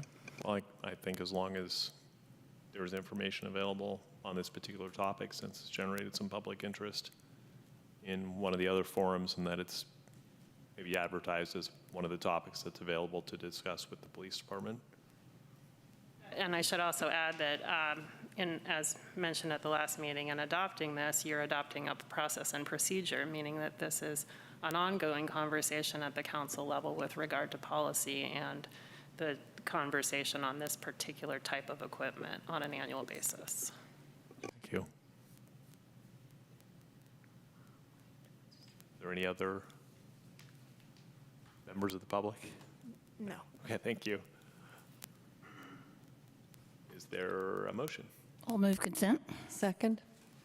It's been moved to pass the consent calendar as presented with its recommendations by Councilmember McQuaid, seconded by Councilmember Nason. City Clerk, would you please poll the council? Vice Mayor Tiedemann, Yes. Councilmember Gary, Yes. Mayor Jordan, Yes. Councilmember McQuay, Yes. and Councilmember Nason. Yes. The motion carries. Thank you, City Clerk. This brings us to a presentation of the Capital Improvement Plan Status Report. This is an update on progress on implementing the Capital Improvement Plan.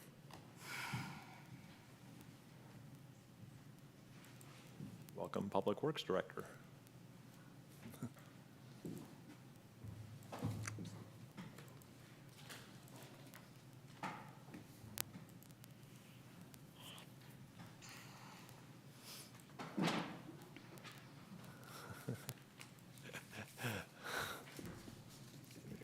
I realized I didn't recognize you with the mask.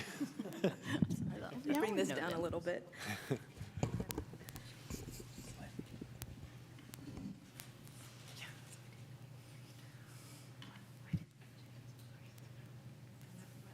So whenever you are, to give us the staff report, go for it. All right. So good evening, Mayor and Council. We have two presentations on tonight's agenda, and they're both from Public Works, so we're very excited to highlight some of the work we're doing, so it might be a treat for you guys as well. The first agenda item is 8-1, and this is status report on the 5-year capital improvement plan. And just for context, this covers fiscal years 2020 through 2024, and it was last updated in November 2021. And at that time, Council appropriated funds through 2022, so that's June of this year.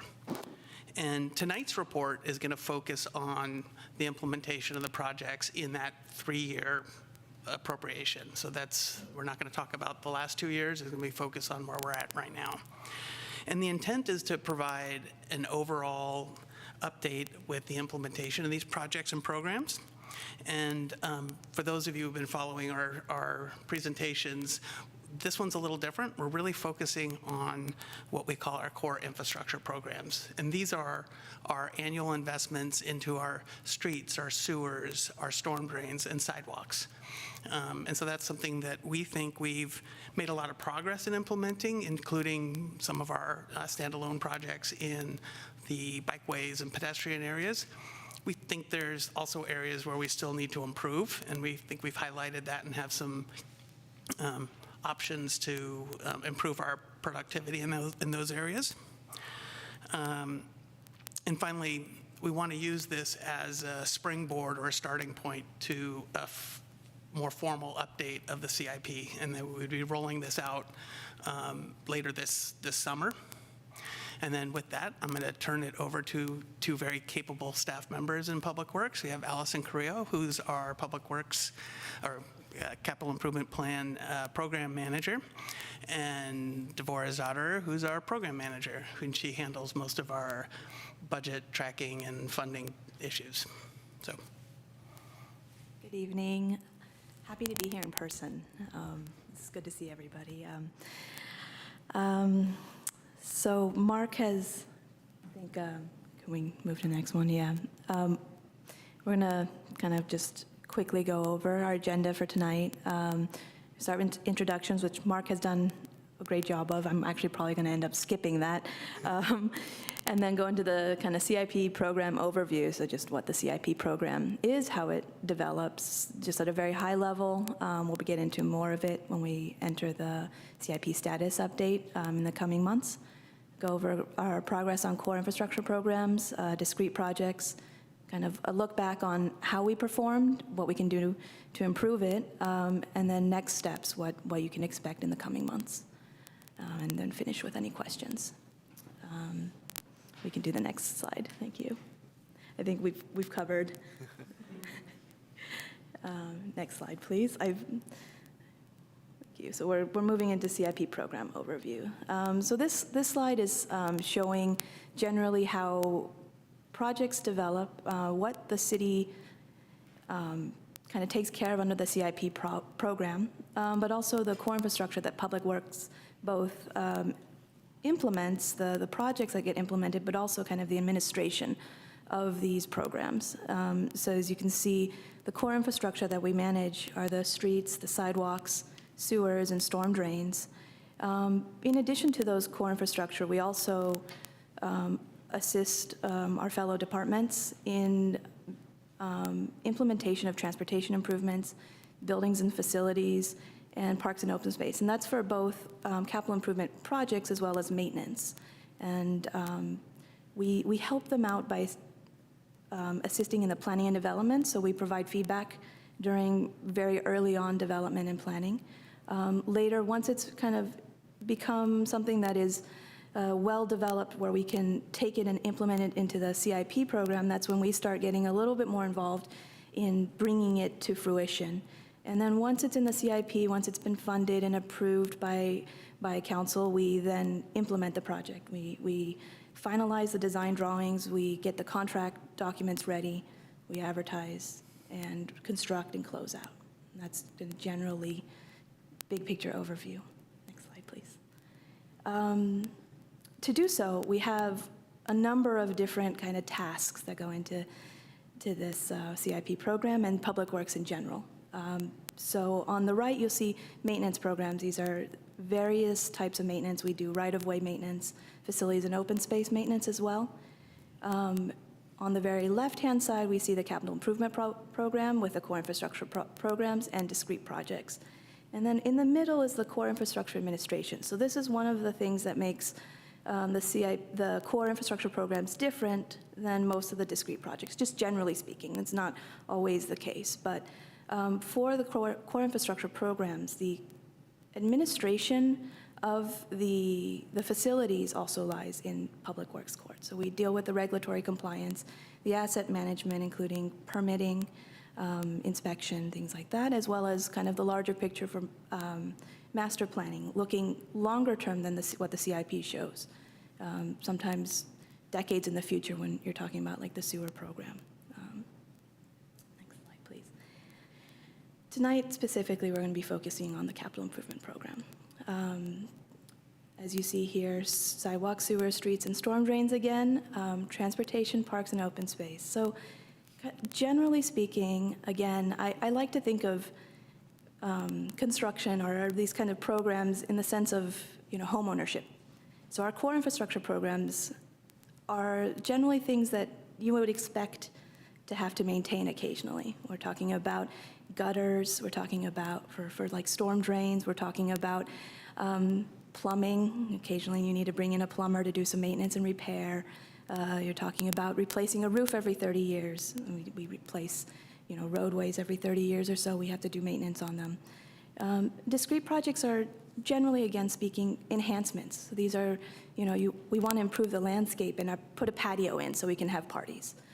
Things like that. That's kind of where discrete projects go into enhancements so that the public can enjoy the space. Or as things change, maybe we want different programs occurring. And that's where discrete projects really kind of shine. They have a distinct beginning and an end point. And at the completion of it, we all get to enjoy it. Next slide, please. With this, I'm going to let Devora speak to the financials. Thank you, Allison. Hi, City Council. Good evening. My notes here. So in 2020, the council at the time appropriated funding for the first 3 years of this CIP, for the first 3 fiscal years of this CIP.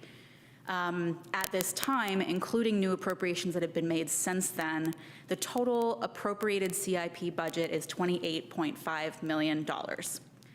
Of that $28.5 million, $19.8 million has been spent or encumbered to date. That's 70% of the appropriated budget. And we expect, Allison will talk more about this with our core infrastructure programs, but we expect to get even closer by the end of this cycle. So we have a particular strategy for how we planned our financial resources in the CIP then, and how we continue to design and allocate our financial resources going forward. First things first, we make sure that our core infrastructure programs are covered. We make sure that there are stable funding sources allocated to maintaining productivity in those programs. These are all driven by things like regulatory compliance. In our sewer program, we have our US EPA consent decree that has very specific delivery deadlines. In our paving program, we have our adopted goals of pavement condition index, of raising our citywide PCI. We want to make sure that those programs are stable and can honestly outlive all of us, hopefully. The second part of our strategy is to be good stewards of the funds that we're entrusted with, to make sure that our funding sources that are allocated to us for specific purposes are used for those purposes, such as the Alameda County Transportation Commission pass-through funds for bike and pedestrian improvements and local streets and roads improvements. Those are dedicated in part to supporting our core infrastructure programs and in part to discrete active transportation projects.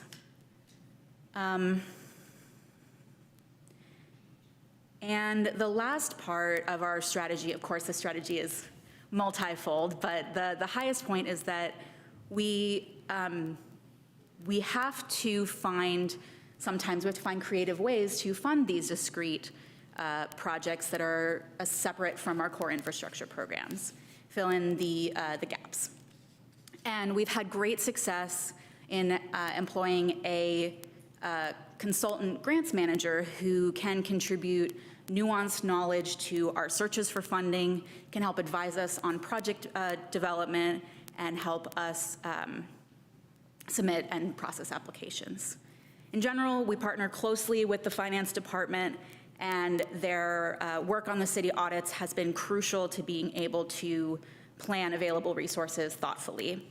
So we'll come back to you with updates on our analysis of our financial resources, both through finance's presentations and through the new CIP update coming in the summer. I'll pass it back to Allison. Thank you. Thank you. Thank you, Devorah. With that, we're going to kind of just speak a little bit more about the core infrastructure programs. Here's some photos from recent projects. Storm drain is a little less recent, but the rest of them are very recent within the last year. Let's see. Excuse me while I find my spot. Core infrastructure programs, similar to what I was speaking about from the house maintenance side, are generally cyclical. That means they're coming around every so often, maybe 30 years for paving, maybe 50 to 100 years for sewer, maybe less than that for other programs. It's a programmatic kind of a review of how quickly things degrade and how quickly we need to address them, and a balancing of what we can do at what point and kind of finances that go into making those decisions. But generally, we have annual schedules that we want to meet. The sewer program is one example where we've in a consent decree with the US EPA, we do not have any flexibility in terms of how many linear footage we do per year. in rehab per year. We're currently working towards building a buffer on that program, but it's a year-to-year commitment. As Devorah mentioned, we're trying to make sure that we have stable fundings to support those year-to-year commitments.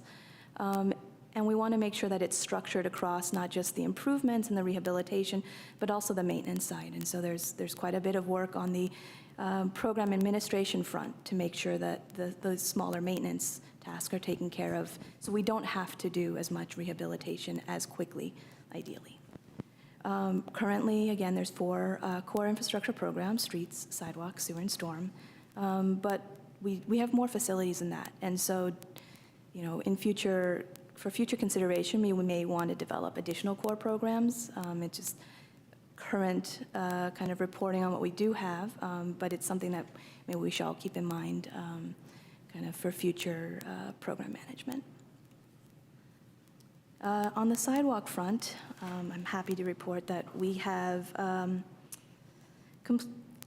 completed phase 3 and 4 sidewalk improvements, and this was 1,600 square feet of repairs at 107 locations, and that sounds like quite a bit. I just kind of to put it into a sense that I can understand, it's 23 football fields of sidewalk in the city of Albany. We have not put much of a dent in that, although we've put a great dent into the critical locations.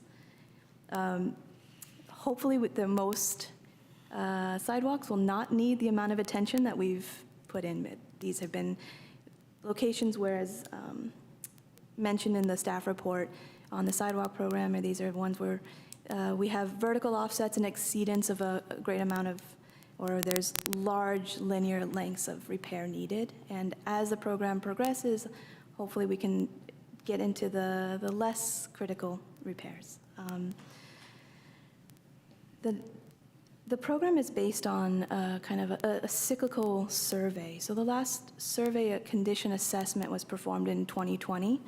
And using the data points gathered from that survey, we've been able to identify critical areas with no best path of travel,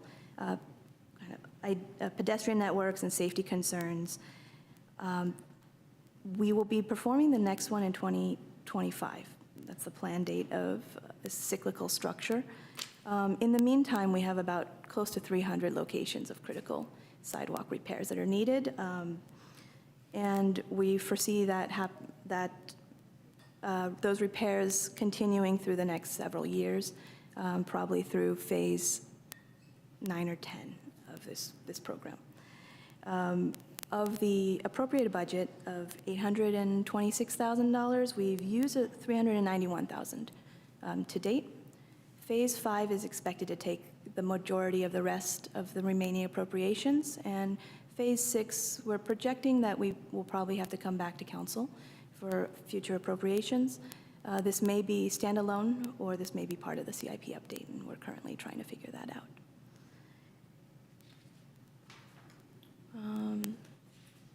On the sewer front, I'm happy to report we are in compliance with the US EPA consent decree. And this is as of the end of 2020, and we're continuing to build our buffer forward. Our goal is to have about a year's worth of buffer on the sewer program.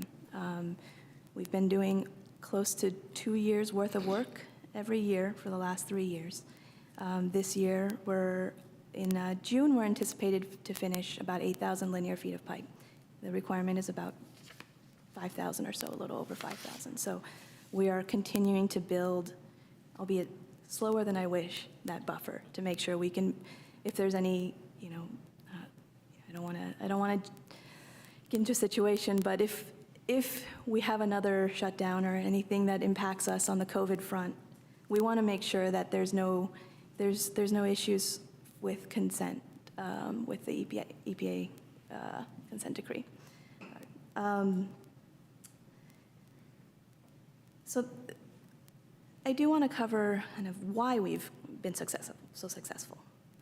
There's been a lot of contribution from City Council trust in us to be able to deliver at the faster rate, trust in the process, trust in being able to go out quickly with projects and continue the momentum. And building that momentum has taken a lot of staff resources And we've also used a lot of consultant resources to do so.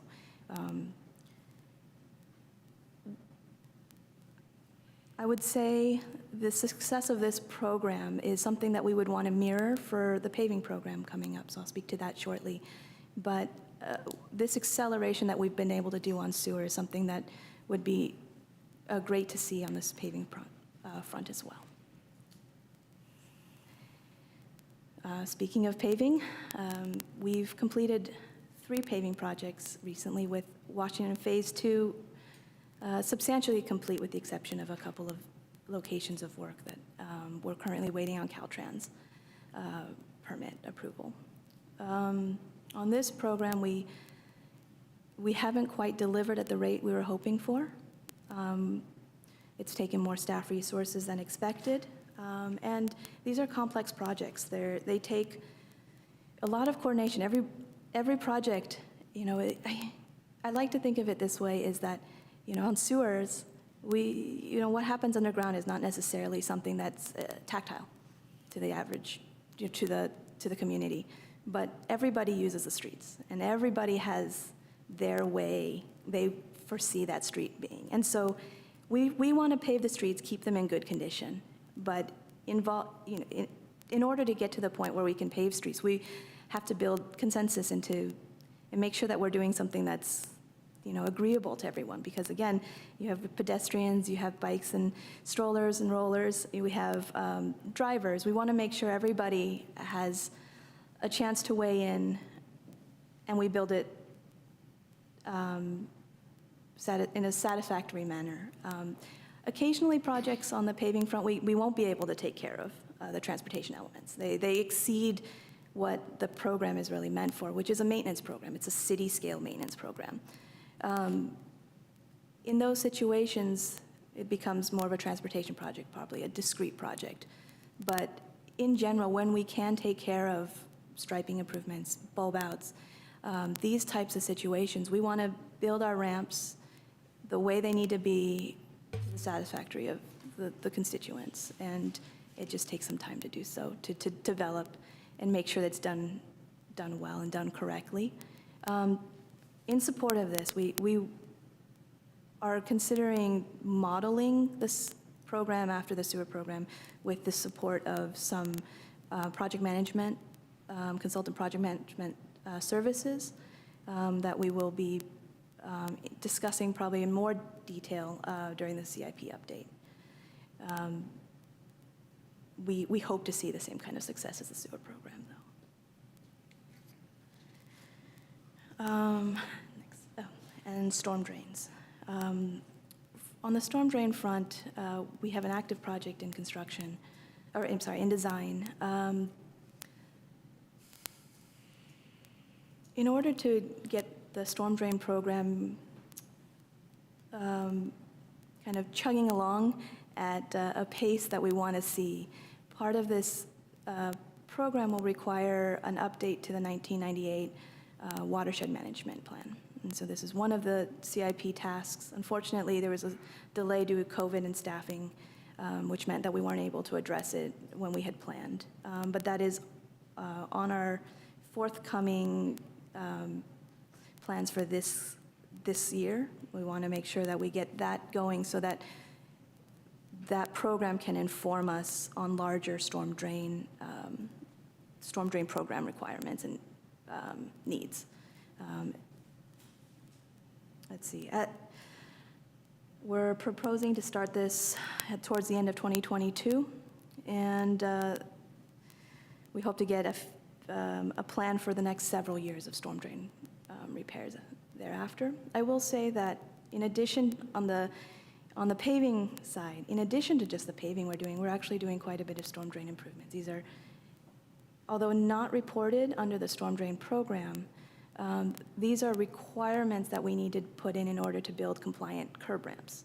And so the curb ramp improvements under the paving program actually include quite a bit of storm drain improvements. And so they're not specifically called out because it's really part of a different program, but it is additional work that is going into this particular program that's not reflected here.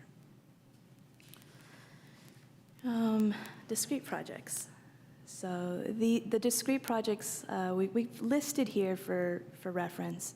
Of the discrete projects, we had 4 new projects that were approved by council since adoption of the 2020 CIP update.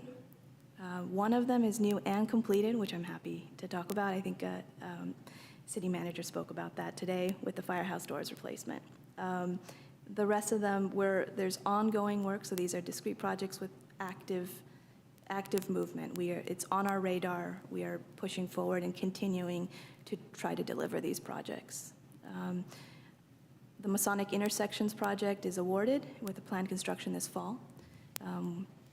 The San Pablo Pet improvements are currently in Caltrans review. We have Albany Hill access agreement improvements that was completed a while back, but we didn't report on it in our 2020 update, so we wanted to make sure that it was reported. And then after this presentation, one of our public works staff is going to speak about the Eucalyptus Hill project, the Albany Hill Eucalyptus project. So I look forward to hearing on that one too. And this is a quick map to show where the work has happened since 2020, November 2020. You can see there's quite a bit of sewer work, which is to be expected of a program of the size that the sewer program is, in addition to paving projects that have been completed and other projects that are in progress on the sewer front as well. So kind of taking moving up on our kind of review of the program, with COVID-19 and the staffing that occurred due to COVID-19 impacts, we made progress. I would say we have quite a bit of success on the sewer program, bringing in project into compliance, or the program into compliance with the EPA consent decree. Our sidewalk program is in good shape, and with the approval of the item tonight, hopefully we'll get our next project out shortly. We've completed 13 CIP projects, and these are under the programs and active and discrete projects as well. And we have the 4 new CIP projects. However, there are improvements to be made in the street program. As I mentioned, we want to stabilize the program, make sure that we deliver on a timely basis as we plan. And we want to also improve our delivery of discrete projects. These are projects that take quite a bit more touch. So these are smaller projects, smaller budgets, but requiring quite a bit of coordination because they involve a lot more people that are impacted directly, park users, facility users, these types of things. And with those small budgets, sometimes it's a bit challenging to make sure that we can have enough consultant support. What we're proposing in future kind of citywide staffing updates is as a small project manager. Mm-hmm. Could I ask you, could you move the microphone closer to your mouth? I'm having trouble. Of course, I had to bring it down a little bit for myself.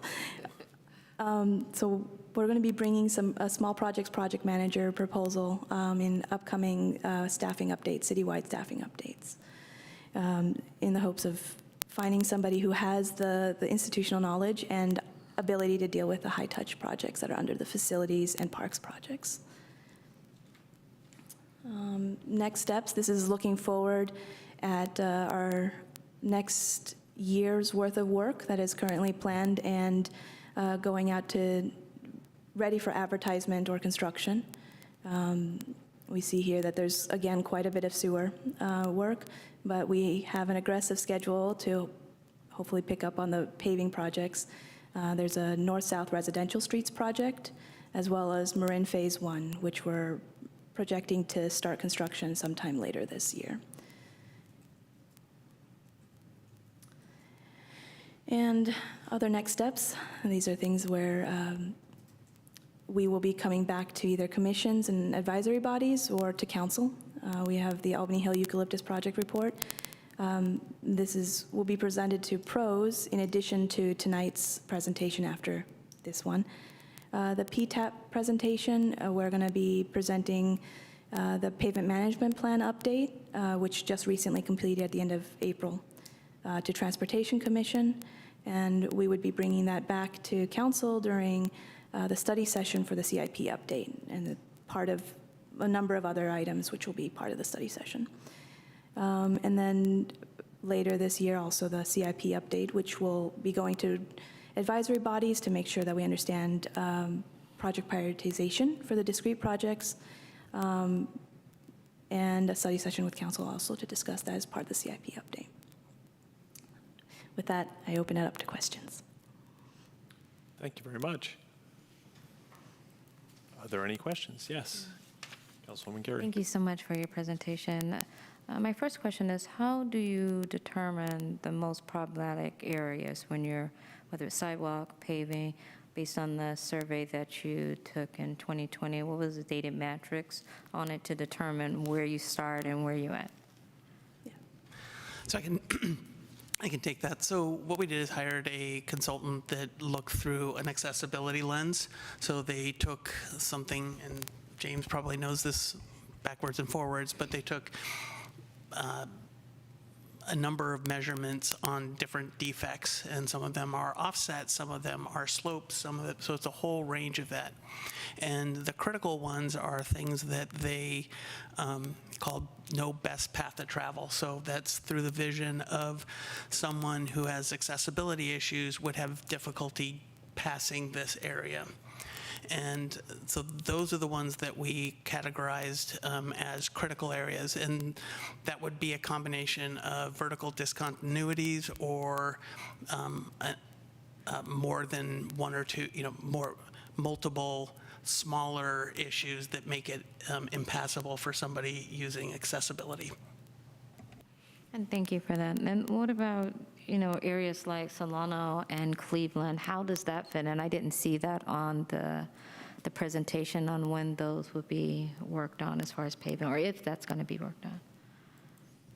Solano and Cleveland Avenue? On the pavement, or? Correct, pavement. Okay, so Solano, so Cleveland, we do have a project on the books to deal with the area from Washington heading south to the Buchanan overpass.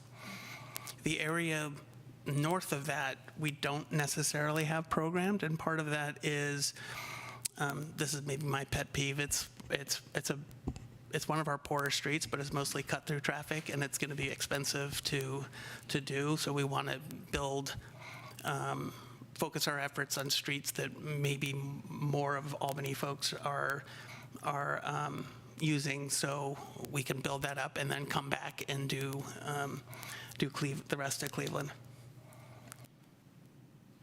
And then as far as Solano, we had tentatively looked at trying to incorporate that in this would be, when you say Solano, I suspect it's the upper portion of Solano. Well, just in general, this from San Pablo to the... So the section between San Pablo to the BART tracks is in generally good condition. That was recently done. The area east of that does need some help, and that's probably the area that's most critical. And we had linked that area. We don't have it programmed right now, but we wanted to link that with the Solano Avenue Complete Streets project, because one of the issues we run into is we need to upgrade all the curb ramps and path of travel and all those slope issues. And that is really best done in a context of the overall update. Thank you. And my question about funding. So I know last year the Biden administration sent funding to states for infrastructure. So did we receive any of that funding? If so, how much? And if not, why not? So just to make sure so this is regarding the Infrastructure and Investment, or Infrastructure Investment and Jobs Act funding? Correct. Yes. So I'm very excited about this. Okay. As a program, it is very exciting for a lot of infrastructure investment throughout the country. Unfortunately, it's federal funding, so once they passed the Funding Act, they had to figure out at the federal and state levels how to actually implement it, where the money would be coming from, et cetera. So between finance and us, we are closely monitoring, and with the help of our grant consultant, we're closely monitoring the results of that act and looking to apply to any grant programs that we find. Thank you so much. I yield my mic. Thank you. Yes. I have one question about paving. I'm curious, seeing that Ebmud seems to be tearing up every street in town, and PG&E is right behind them. Is that part of what slows us down because we have to wait until they're totally done? I wouldn't say it necessarily slows us down. What it does is we're coordinating closely with them in developing our streets list to make sure that we don't plan out our paving until they've dealt with these kind of near-term improvements. Excuse me. However, the paving, I apologize, I'm sighing because it's a bit frustrating that it's taken so long to pave these streets. Unfortunately, their paving team is significantly behind their pipeline team, and what we end up is a catch-22.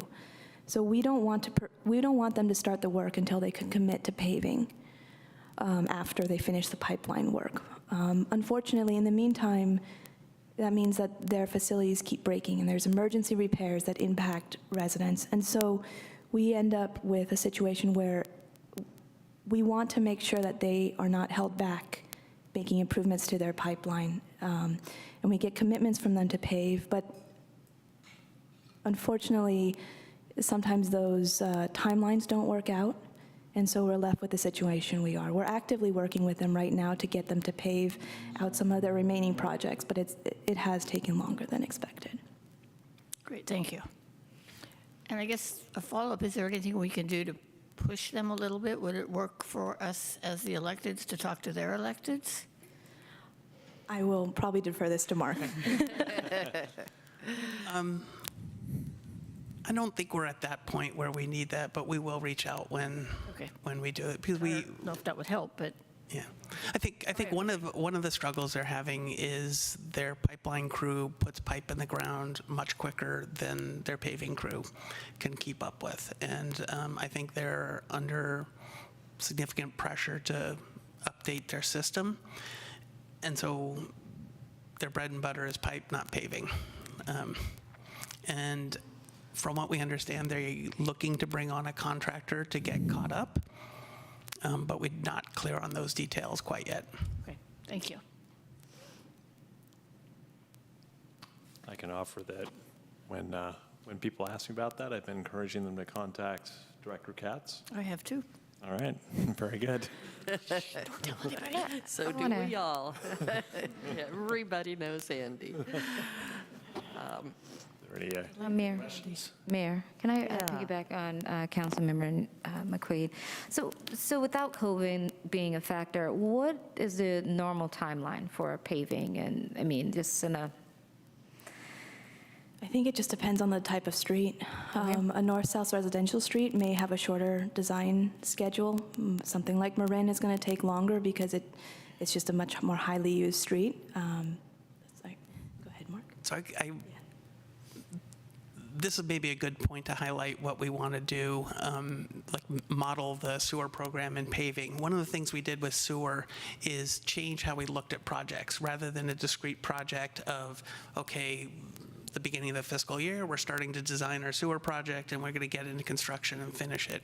What we want to be doing is always be designing 1 to 2 years out so that we have plans in development, and then we can in the sewer program, we actually hired a program manager, a contract program project manager that manages the detailed design of the forward-looking projects.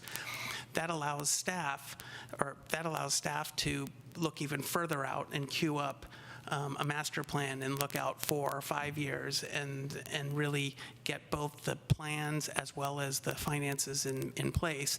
And then we run into issues where PG&E or East Bay Mud is coming and doing a project. But if we have so many things in the queue, we can swap out sections so we're not held up. I think what we were running to in the past was you have a project, it's in design, and oh my gosh, East Bay Mud's doing something or a PG&E line's in the way. And this we ran into a couple times in the sewer program where that holds up the project. Then we get out of compliance or we're pulling linear footage out of the project. So the idea is to build that capacity to always be designing, always be constructing. And that's where we want to hire a contract project manager to help push the design projects through to allow staff to be forward-looking. When do you anticipate hiring that project manager? We're looking at how to manage that throughout our budget, and we'll probably come back with the CIP update with some more information of how that works. And we don't think there's the same scale to get the same level of effort that we get on sewer, but we want to figure out what's right to keep it moving.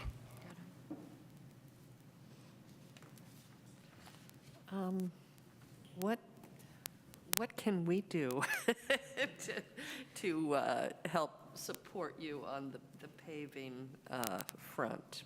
It's a big concern for everyone. How do you have the capacity you need to take this new approach?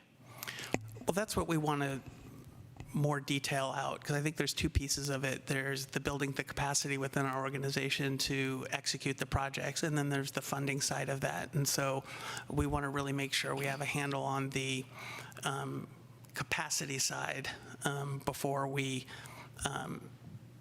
really get into increasing the budget, because it makes no sense to increase the amount of money we're spending if we don't have the capacity to execute. So that's one of the things we really want to detail out for the next CIP update, which we can say, okay, we can regularly deliver a certain dollar value of paving projects, whether it's one really difficult project or lots of smaller north-south residential streets, and do that reliably year over year over year. So I think the first part is us to get our program lined out a little bit better, and then we can come back and say, this is what we need in terms of project management, and then it transitions into this is what we need from a budget perspective. In terms of measurements of success, what we see is the PCI that comes out of Alameda County, and it's depressing. I mean, it's been going down, and we did have a consultant at one point who was looking at our investments and whether our investments would lead to improvement. And, that was a couple of years ago, and the conclusion was we were investing enough to lead to improvement. But that analysis used a different PCI than the Alameda County one. It had a different number.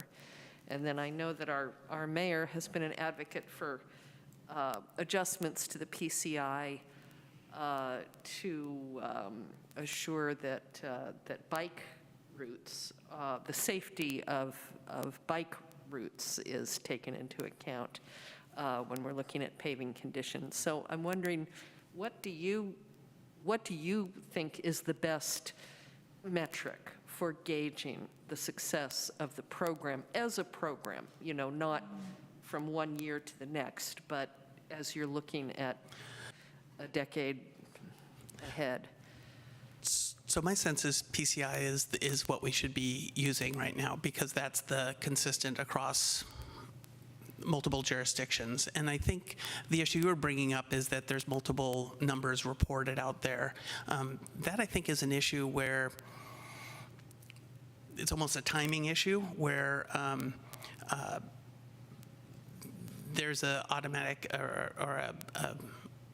an algorithm that projects decay that I think is reported with Alameda County or MTC.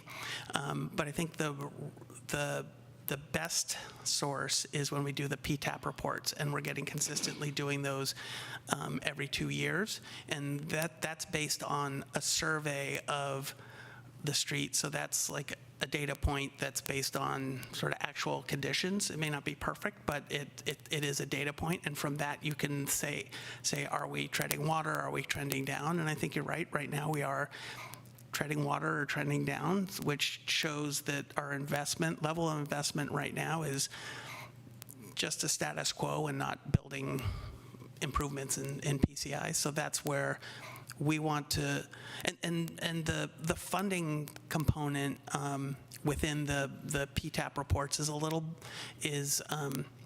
bit difficult because each city and jurisdiction is a little different, and they have their costs. What we're finding is if it was a straight paving project, maybe our prior level was fine, but since we have a lot of curb ramp issues that we're dealing with, and with that, we're regrading cross slopes on streets, our costs are a little higher, particularly when we do like the Marin and more the Washingtons. It'll probably be a little less when we go the north-south streets. So what we're hoping is, we did some projections in this upcoming PTAP, and we'll, it's a significantly higher investment that we need to be putting into our streets. But we're also going to use the bids that we receive for the projects that we have on the boards to truth test what our numbers are. Okay, that's interesting about the costs, because I tend to assume our costs are lower because we don't have an industrial district, and those are usually the most beat-up roads, and we don't have hills, and, those roads are just constantly falling apart.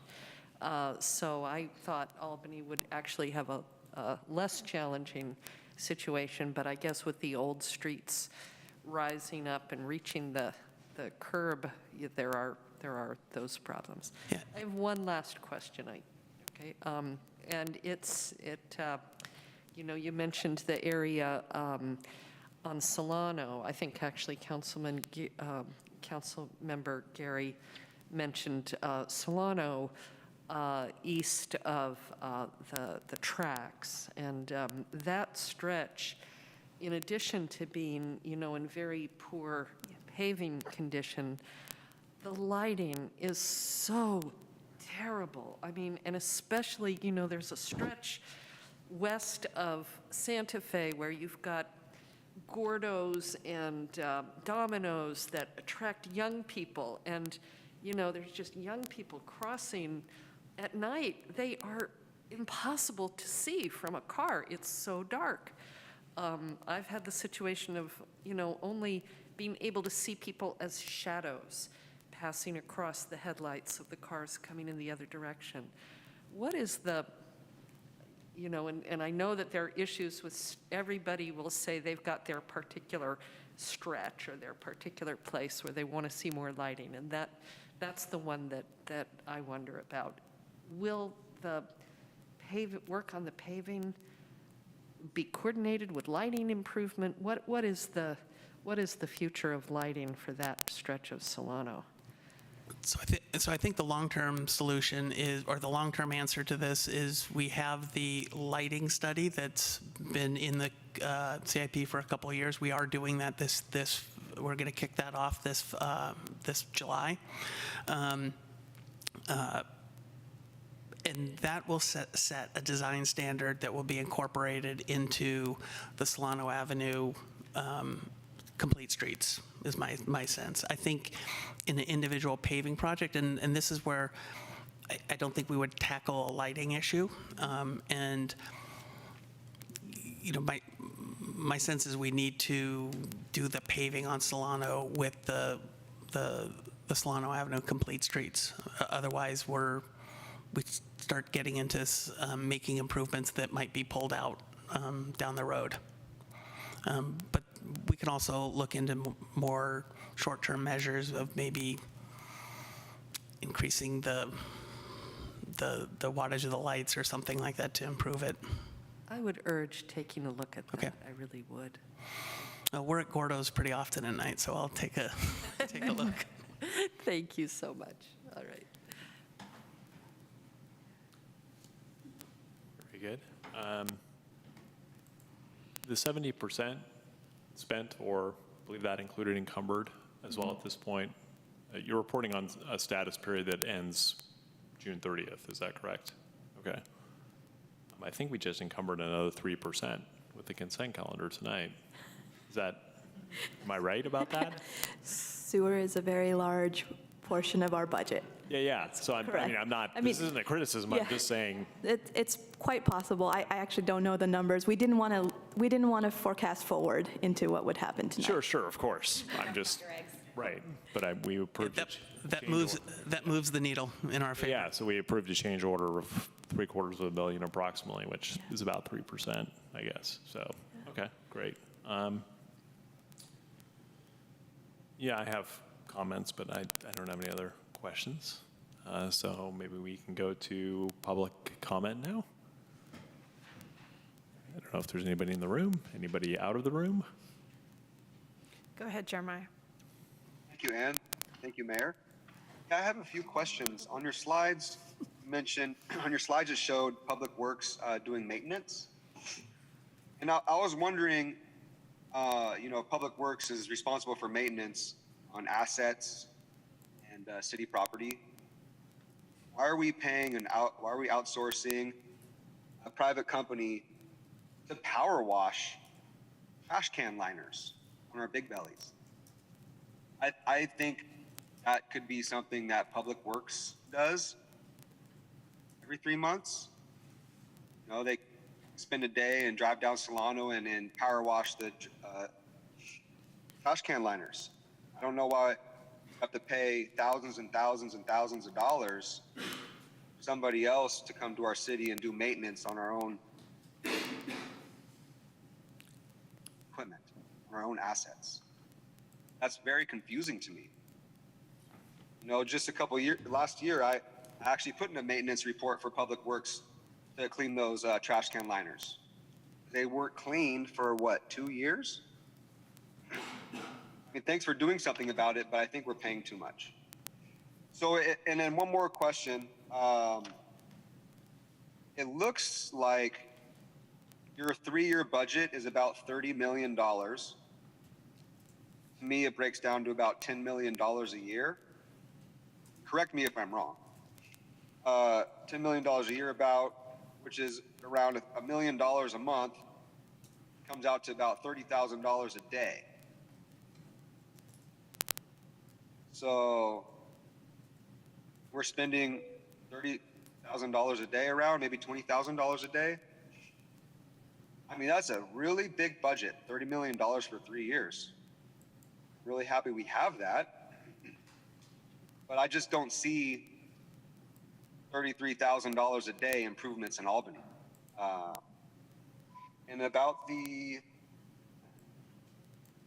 lights on Solano, I've mentioned that so many times in public meetings. I said the same thing.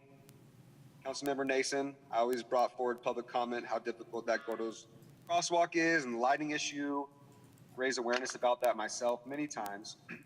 And the easy solution is to take off those bulb covers and clean them.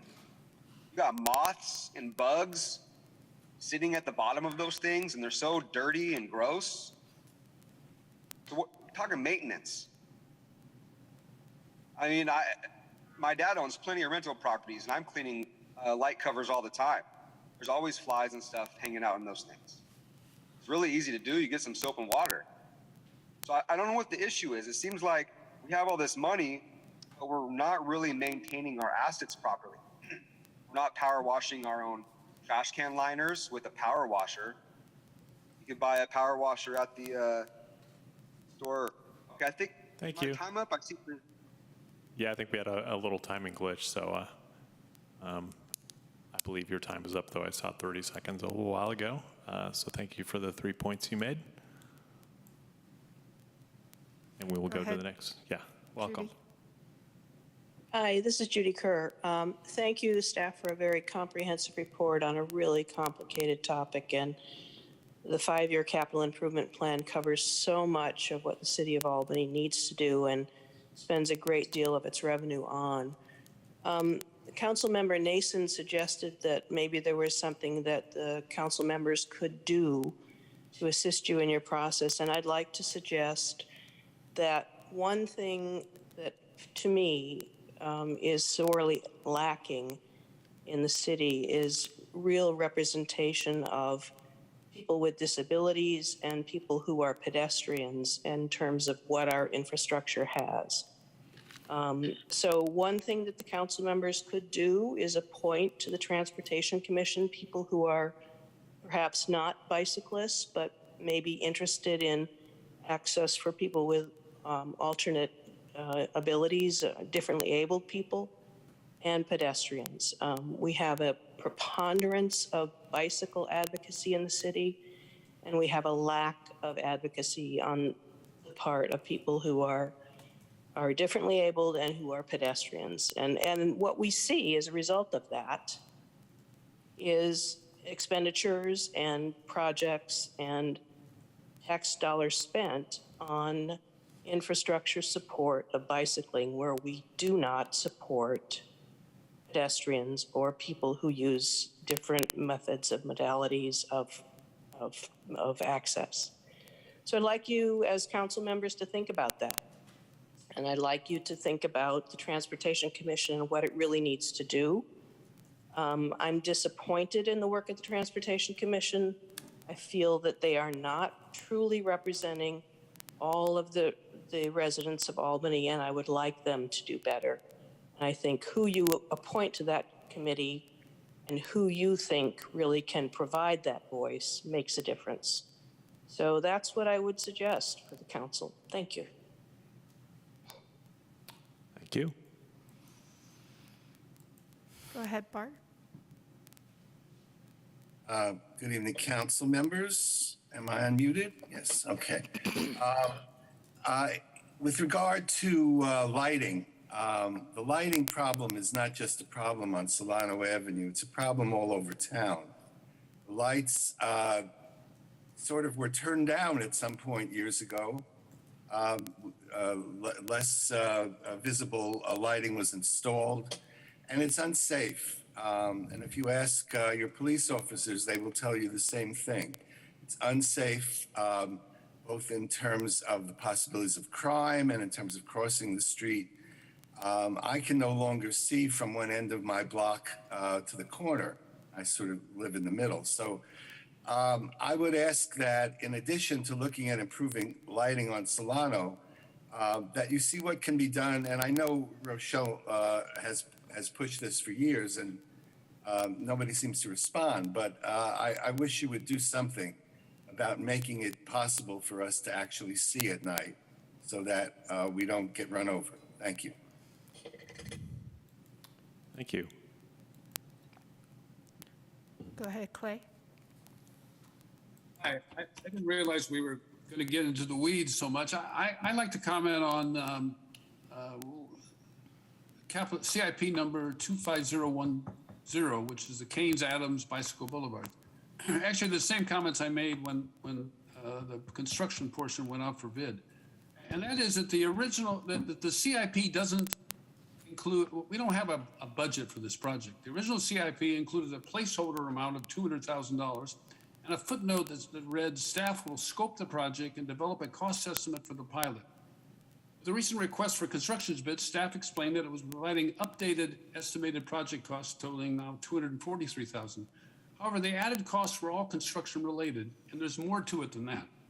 Staff previously told the council that the data collection analysis piece would need to be included in the CIP budget. The Transportation Commission recommended that the project budget include the cost for possible removal of the project barricades, signs, and striping. We haven't seen a budget for any of this. I contacted the community development and I was told that they plan to hire a consultant to assist in the data collection analysis. Actually, I assume that this has already happened since according to the timeline included in the April 4th staff report, the pre-construction data collection was supposed to be completed in April. So what were the consultant costs? Just an editorial comment. I don't think this is going off. We're off to a good start on this. The council asked for a pilot project. Normally, a pilot project is an initial small-scale implementation of a larger project to test the project idea. We never got that. We got a full rollout of 2 bike boulevards.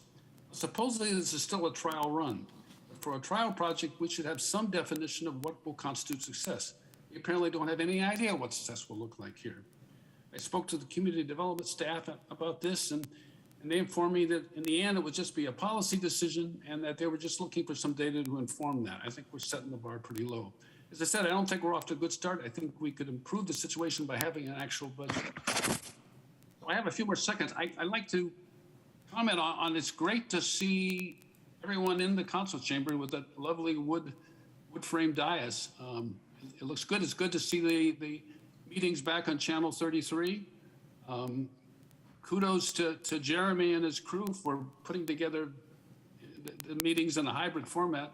I put a smile on my face, seeing everybody back on the chambers again.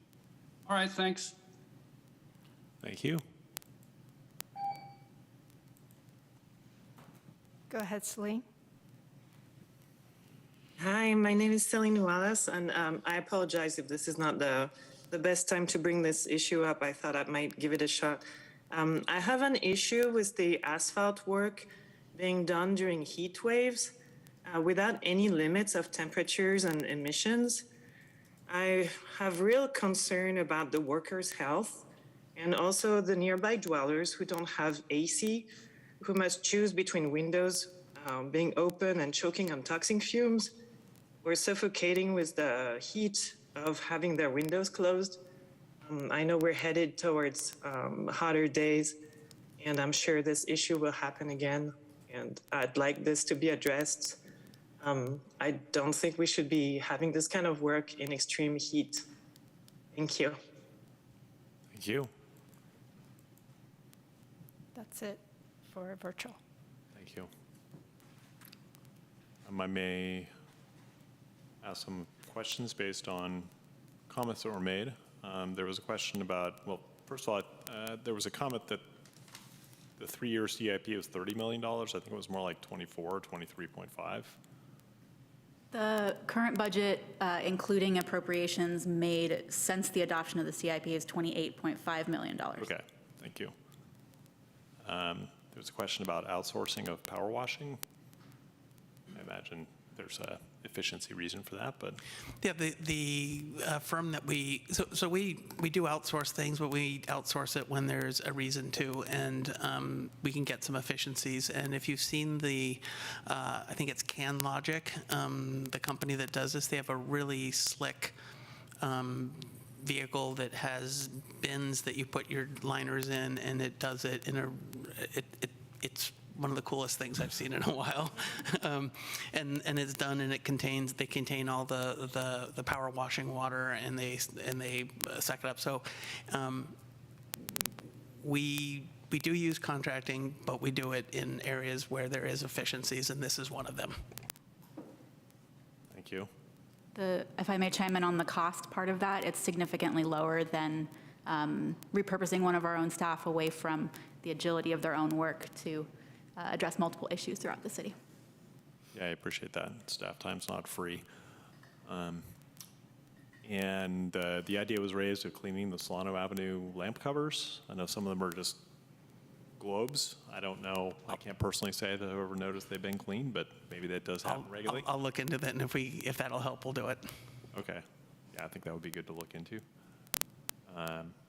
So with that, bring it back to council. Yes. I do have a question. So in regards to the sidewalks, so you have grinding, patching, and then long-term solutions. So what I've noticed as I walked around town, I've seen sidewalks that are highlighted, basically acknowledging the fact that you know there's a problem. But there is a timeline that's missing according to the government code, right? And so if someone comes and trip and fall on that particular sidewalk and file a claim, then the city, one, is on notice, and two, we're going to be responsible for their injuries. So my question is, why does it take, or what, well, let me ask this, what is the timeline from you putting that, or acknowledging the fact there is a significant lift outside of a trivial defect, then to repair it or grind and patch it so it's safe until you're able to do a complete sidewalk cover? So I think there's a couple answers to this. So we do have some markings that we did at utility boxes, and that was to, and we're in the process of doing this, to put the utility companies on notice. So one of the good things about the survey that we did, they picked up lots of defects, including defects with utility, excuse me, utility boxes. So the idea is that we're going to send that information to the various utility companies to put them on notice that they have a defect with their boxes and that they need to fix them. Then there are other cases where there are significant uplifts where we have, or either us or even homeowners have done this, where they have spray painted and highlighted where there is a defect. When it's brought to our attention, we go out there and actually put an AC berm or some way to make it more passable. It doesn't solve the situation, but it mitigates it to a certain extent until we can do a further addressing. And then we always welcome the property owners who are ultimately responsible for the adjacent sidewalks to address these problems outside the sidewalk program.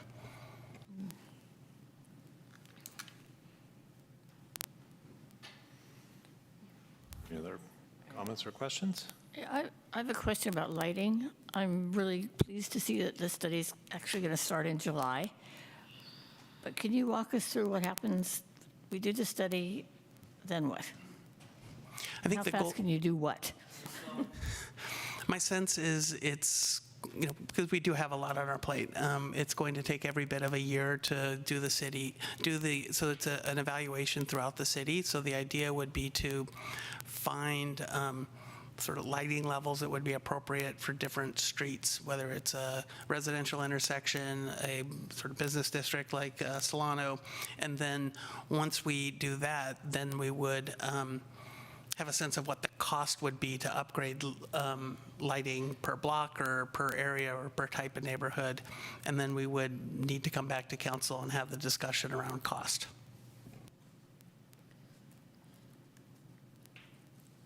So basically, it's like a year and a half from tonight before we even start talking about cost, or? Probably. Okay. Yeah, so my hope is that we'll be in a position to restructure the streets and storm drains property tax measure in 2024 to include lighting and to restructure that tax so it's equitable, because right now it's a flat absolute tax per residence. There may be some difference between condominiums and houses. I'm not sure about that, but it's an absolute number for each. So I think there's opportunity there at that point. I've been focused on trying to get the lighting that we have working since I've been elected, because there's a lot of lighting that we have currently that is not functioning. So that should be easier to get done to make some difference in the nearer term. I mean, I'm also interested in this putting it out there. Maybe this is information that's helpful for Councilwoman Gary. When I worked to get the property tax measure on the ballot to fund sidewalk repair, the city's encroachment permits indicated there were about 30 repairs being done per year. We structured the amount of the sidewalk tax so there'd be 50 repairs done a year by the city. There was some concern, well, if people stop repairing their sidewalks altogether, are we going to end up worse off than we were before? But the size of the tax was structured so that even if everybody stopped doing repairs, the adjacent private property owners, we would still be moving ahead and the situation would be improving. The other aspect of that was that those 30 repairs that were done over, it was about a 5-year time period that I looked at based on the data the city had, those weren't necessarily the worst spots that were repaired. Often those were done in association with redoing driveways and things like that. So the 50 repairs that the city is funded to make now are really the worst repairs, and it was several decades of lack of maintenance and diligence that led to the situation we're in. So the desire was to work our way out of it, but we couldn't work our way out of it in just a year or two. So certainly frustrating, but there was a plan to try to work our way towards restoring the system to what it should be.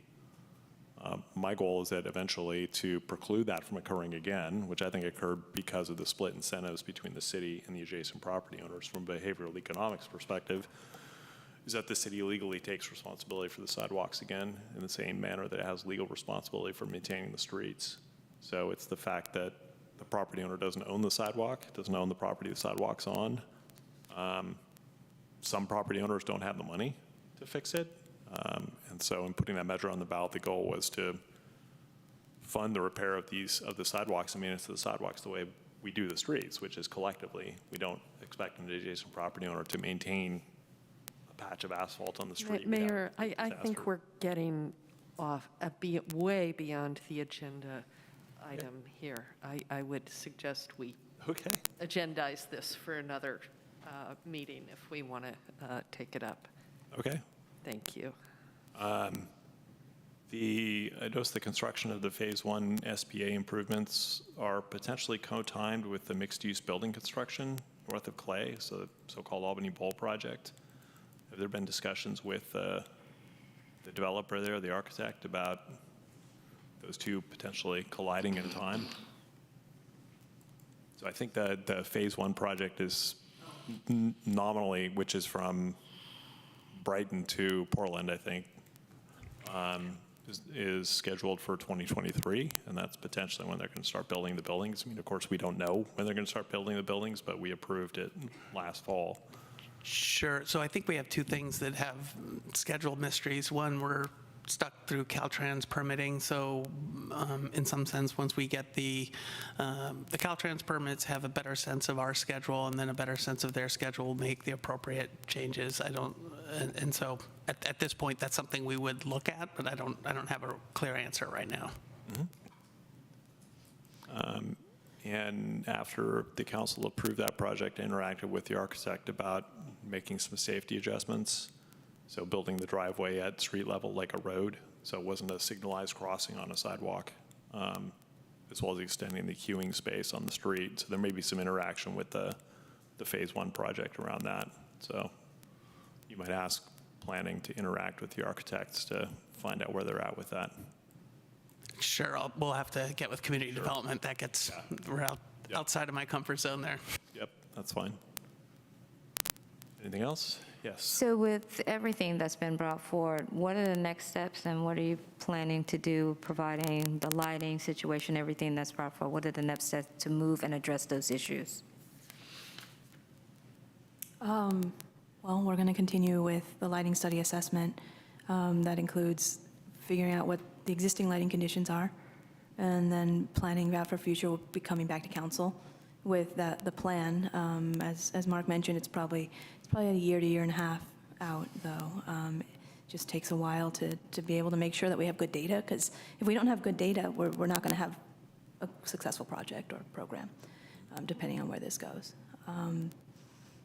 And can you, I'm sorry, so the lighting specifically, there was another item? Right, so the small issues that would address, I mean, the small as far as like they're not project driven. Sure. The lighting on Solano, I think the mayor asked as far as like cleaning that, making sure and identifying those. So what would be like the timeline to get that done? And then report back and provide us with an update on what that looks like and then go from there. Let me check in with our operations folks, and then we can figure out if it's just cleaning or something that could be happened fairly quickly. Okay, thank you. You know, offer since PCI was raised, my concern with PCI is the average is based on looking at all the streets equally.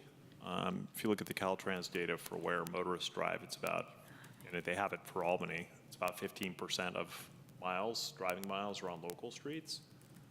So it doesn't really make sense to me that the PCI, as calculated, is an average. I mean, if we had money to invest and the PCI was weighted by where people drive, then we'd probably invest more in our collectors and our arterials to keep those in better condition. But the weighting factors in Street Saver don't do that. They put a weighting factor of like 55% on locals to the one factor of 1 on arterials, whereas the actual difference in mileage traveled on each is much greater than that. So I think there's a lot of problems. The Street Saver doesn't know where buses and trucks go. It doesn't take into account bus or truck routes, so that's another great concern in terms of damage and damage to the vehicles, damage to the pavement. Yeah. So there's a lot of failings in it. Yeah. But I'm hearing it's the best we have. Right. That's on my list to try to make it better, but that's a pretty heavy lift. Yeah. Yeah. All right. Well, if there's no more discussion on that, we can move on to the next item. This is authorizing a grant application. Well, and thank you very much. Thank you so much. And Thank you. nice to see you and meet you in person. I've seen you before, but I don't know if I've seen you before, so it's lovely to see you. Yes. Thank you. Thank you, everybody. So authorizing a grant application regarding Albany Hills blue gum eucalyptus trees is the next agenda item. Yes, so Margot Cunningham will be giving the staff report, and she'll be doing it online. There she is. All right. Hey, look at that. We are high-tech tonight. It worked. Right on. Welcome. Good evening. Good evening, Mayor Jordan and City Council members. So let me share my screen here.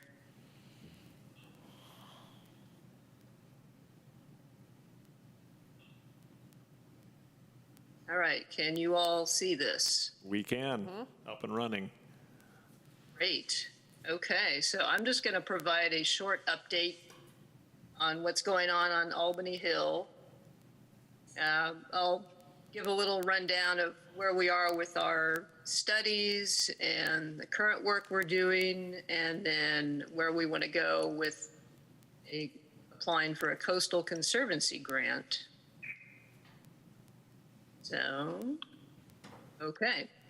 So when we were, I believe it was in October when we last talked to you guys about all of this, and we requested a capital improvement project. And so as part of that, we wanted to hire another arborist to check out in more detail the eucalyptus trees that monarchs overwinter in and trees near there. So we hired McNeil Arboriculture Consultants, and they came in and evaluated about 40 trees using higher level techniques. They corroborated the findings of the first arborist, SBCA tree consultants, but it is their opinion that the trees are stable for about 5 years, so we do have some time to plan and do removals. And I'll provide more details about this study at the Parks, Recreation, and Open Space Commission meeting, as well as the report that they came out with.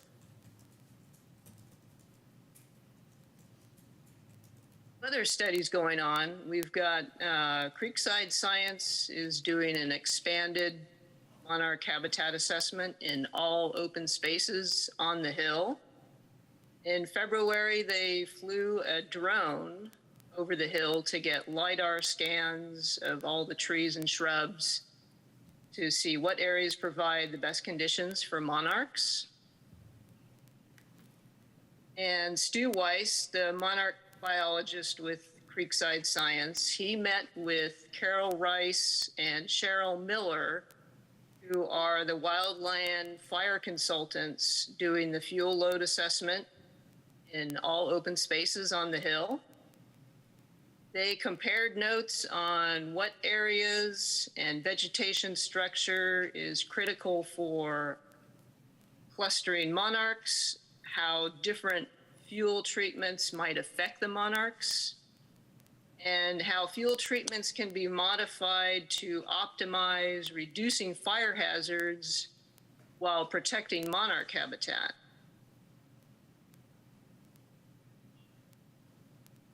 And this is one of the scans that he was able to get from the LiDAR drone data.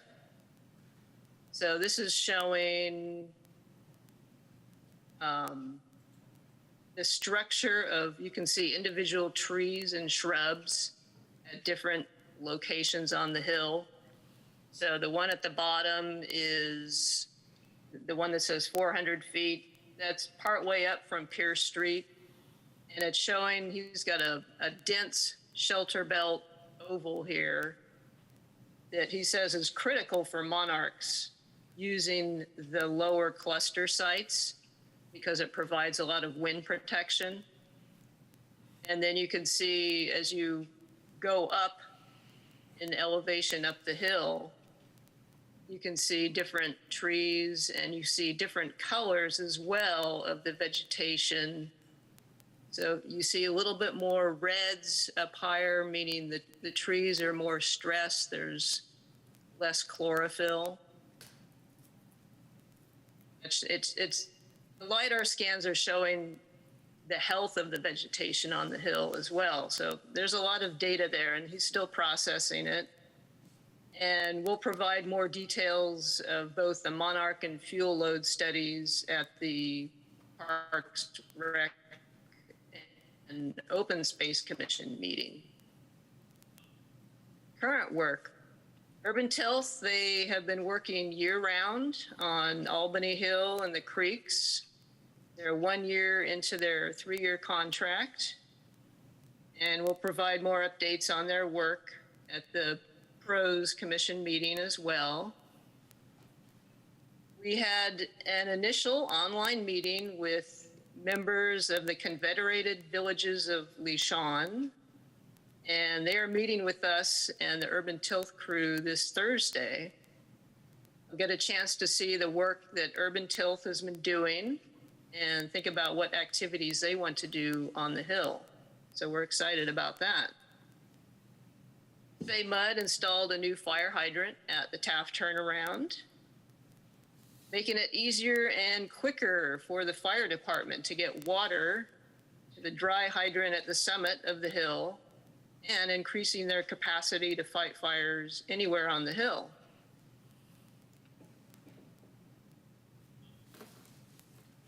So with all of that, because the findings from the arborist report show that eucalyptus are declining and not likely to recover in light of climate change, and because we want to help monarchs recover, we need funding for a plan for tree removals and habitat restoration.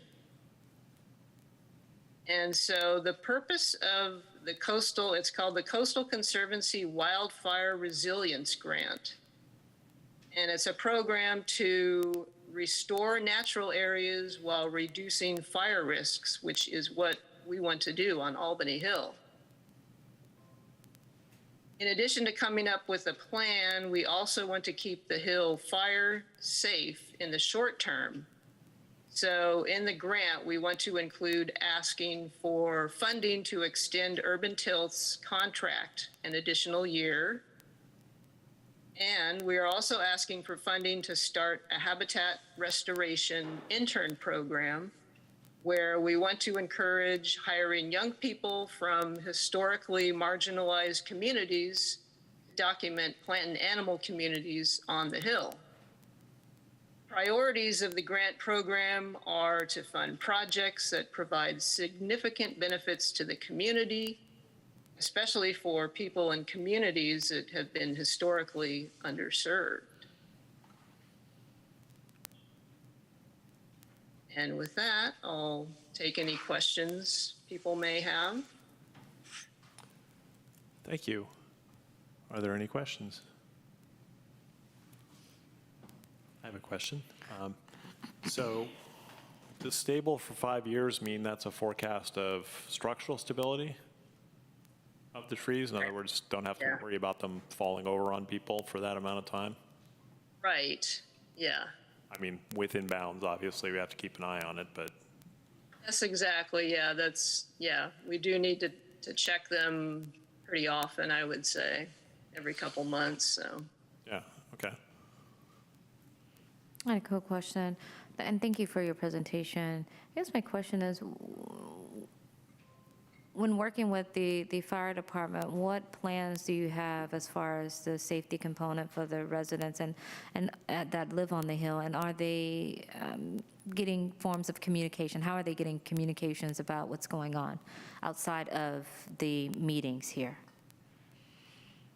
Well, we do work with the fire department and other departments in the city. The fire department, they do daily patrols of the hill and just to check and make sure everything's okay.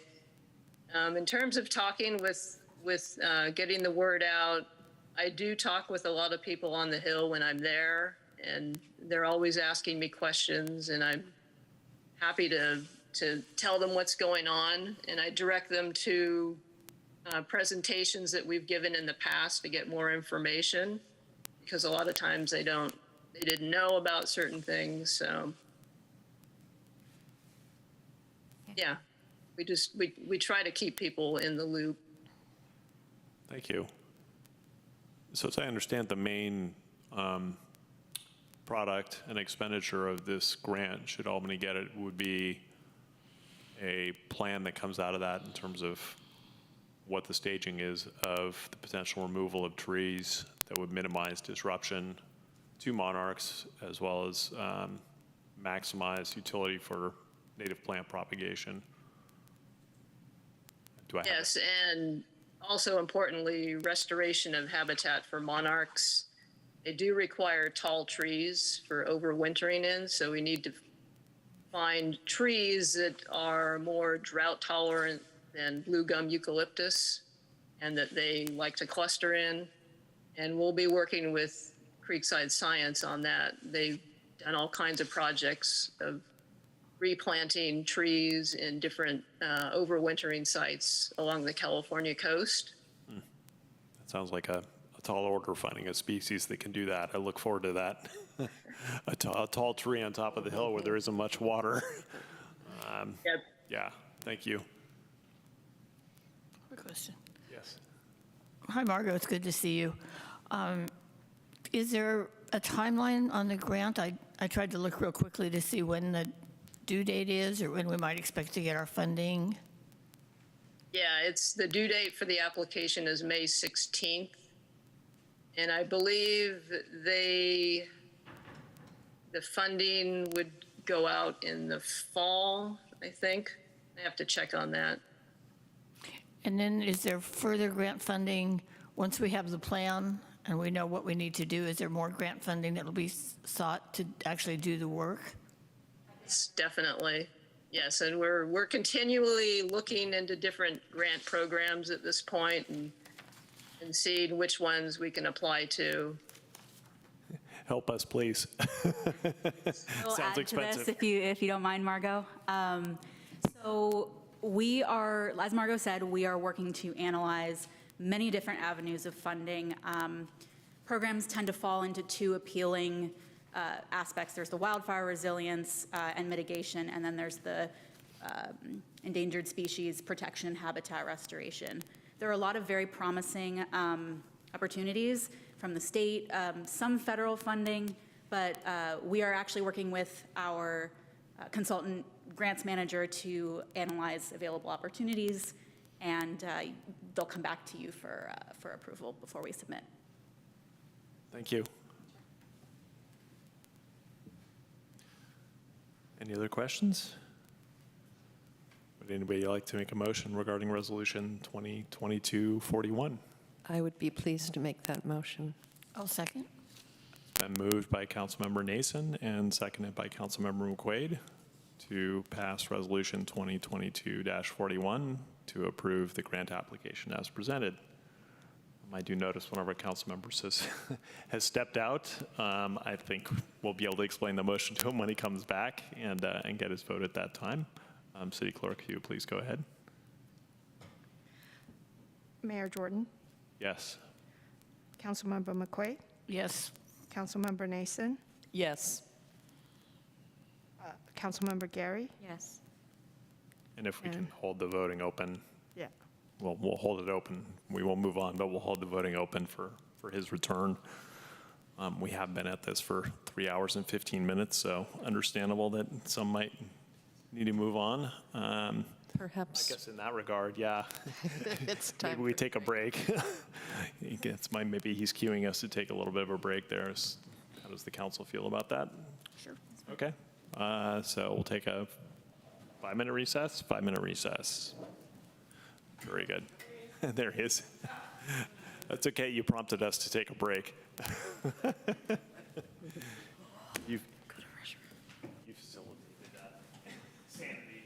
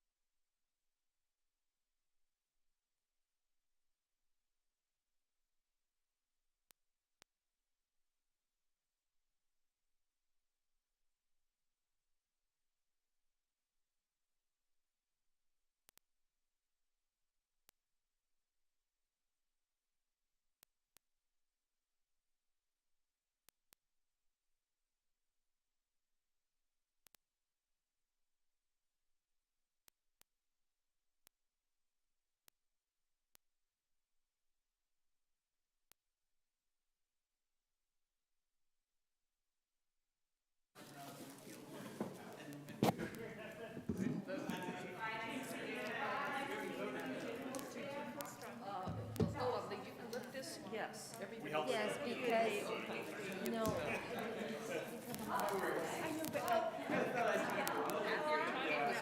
You got back at just the right moment. Because I read it and. You like approved it? Yep, Yeah. so that's why. Okay. And then, I mean, I knew I lived on it, and I know that.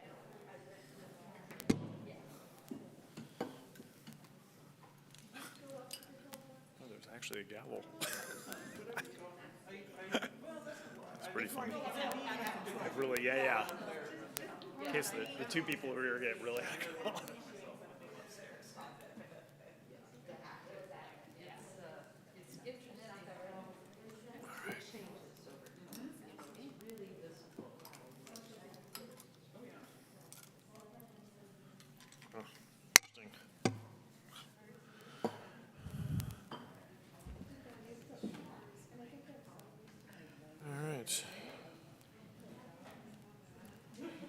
The A's had 2,000 people there tonight.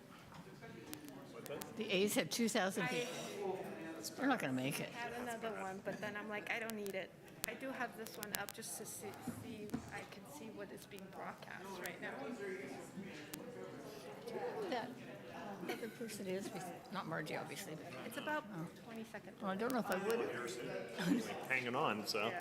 If she takes off her mask, maybe I'll figure it out. But. And then you can see the time. I know. I think we're beyond our 5 minutes here, and we're all, I believe everybody who needs to be here is here. So why don't we finish the voting on the prior resolution authorizing the grant? Yes. There we go. Now we'll close that item. So the motion carries. Thank you, City Clerk. Apologies for the delay. That's all right. It was welcome facilitation of taking a break there. So we'll move on to item 10.1, which is an amendment of the resolution establishing the Policing Commission. If staff could go ahead and present. Sure, thank you, Mayor. This item returns the matter to the council for further consideration with regard to the potential of adopting the proposed resolution 2022-31, which would be actually amending resolution 2021-100. At your council meeting on April 4th, the council reviewed this matter and had the proposed additional language edit to the "be it further resolved" clause in the resolution. You see that's included both in your staff report this evening and track changes, so it's as easy to read as possible, as well as included in the proposed resolution. Also in the staff report, you'll see we've added a little bit more detail on the process that's taken place to date, including the obligation of the city to meet and confer in good faith. You also see the next steps outlined, which, should the council approve the resolution, would include launching a application process as soon as possible. With that, we'd be happy to answer any questions. Thank you. Are there any questions from the council? Can you comment on the status of the task force, please? Sure, yeah. The task force, as directed by the council, was authorized for one additional meeting. Our city clerk pulled the group for the option of that additional meeting with 4 meeting options. Unfortunately, a quorum wasn't met for those meeting options. Thank you. Are there any other questions at this time? Okay. Okay. With that, is there anybody in the room who would like to comment on this item? Virtual. There are people in the world who would like to comment. Members of the public. Go ahead, Carolyn. Okay, thanks. I did send everybody an email about all this, but I was looking at the new wording, and what I'm concerned about is that it says, that complaints, blah, blah, determine whether to recommend that such complaints be referred to an outside consultant for investigation. such recommendation will be reviewed by the city manager in consultation with the chief of police and city attorney and put before the city council. So is my understanding correct that the commission will make a recommendation, then the city manager and the police department will decide whether to send it to the city or not? I don't understand that. I fear that we need to pass this resolution just to get things moving because it's just too bloody slow. But I really, we need to get some change here. And I wrote to you all about that change. And I'm just so saddened by all this. And I think we need to take the politics out of it and think about what we really need as a police review commission and why we need it and why it needs to be independent and why the city council itself needs to take those decisions and not refer it to staff or the police department, but that you have to decide what is important. I think if we really want to change things in the city, there needs to be openness. There needs to not this complete opacity, which is driving me round the bend. So thank you for listening. And I hope you can respond, but I know there are these rules and I don't understand them either, but okay. Thanks a lot. Thank you. Go ahead, Jeremiah. Thank you, Ann. So I'm wondering some logistics on this. You know, school board and city council gets to appoint people. So obviously city council gets to appoint a total of 5. Each city council member gets to appoint 1 person each. And so what are you going to do? The school board gets to appoint 2. So it's going to be a committee or a commission of 7? I don't know. I think it should be 5 and 5. I think it should be even Steven. And the reason why I think there should be 10 is because there's a lot of resignations from commissions and committees, from advisory bodies. I think every commission or committee or advisory body has had at least 1 resignation this year. So we've got to find people who are in it for the long haul. That's why I think we should go overboard and try to get at least more than 7. Because if you go bare minimum, then what happens is you might not have quorum. Some people might resign. You might not have quorum. And then it's an unfunctionable committee or commission. So please have more people on it than you need. That way it stays functionable. So that's my recommendation. I would love the application process to start immediately so we can get this policing commission started ASAP. So I'm just wondering logistics. How many does the school board get a point? I think they should get a point 5, more than just 2, for the reasons I've stated. Thank you. Thank you. Go ahead, Jackie. Good evening, everyone. Good evening.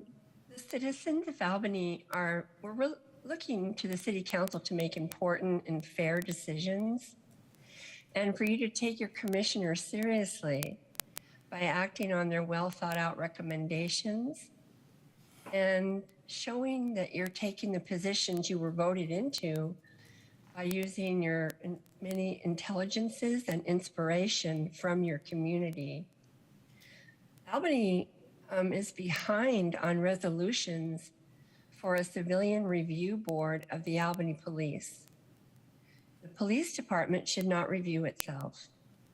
In other professions, employees are reviewed by their bosses, and you're their boss. They're not reviewed by their colleagues or their union. You are on the crux of going backward or truly looking to the future of our community and being influential in the SF Bay Area by protecting the vulnerable.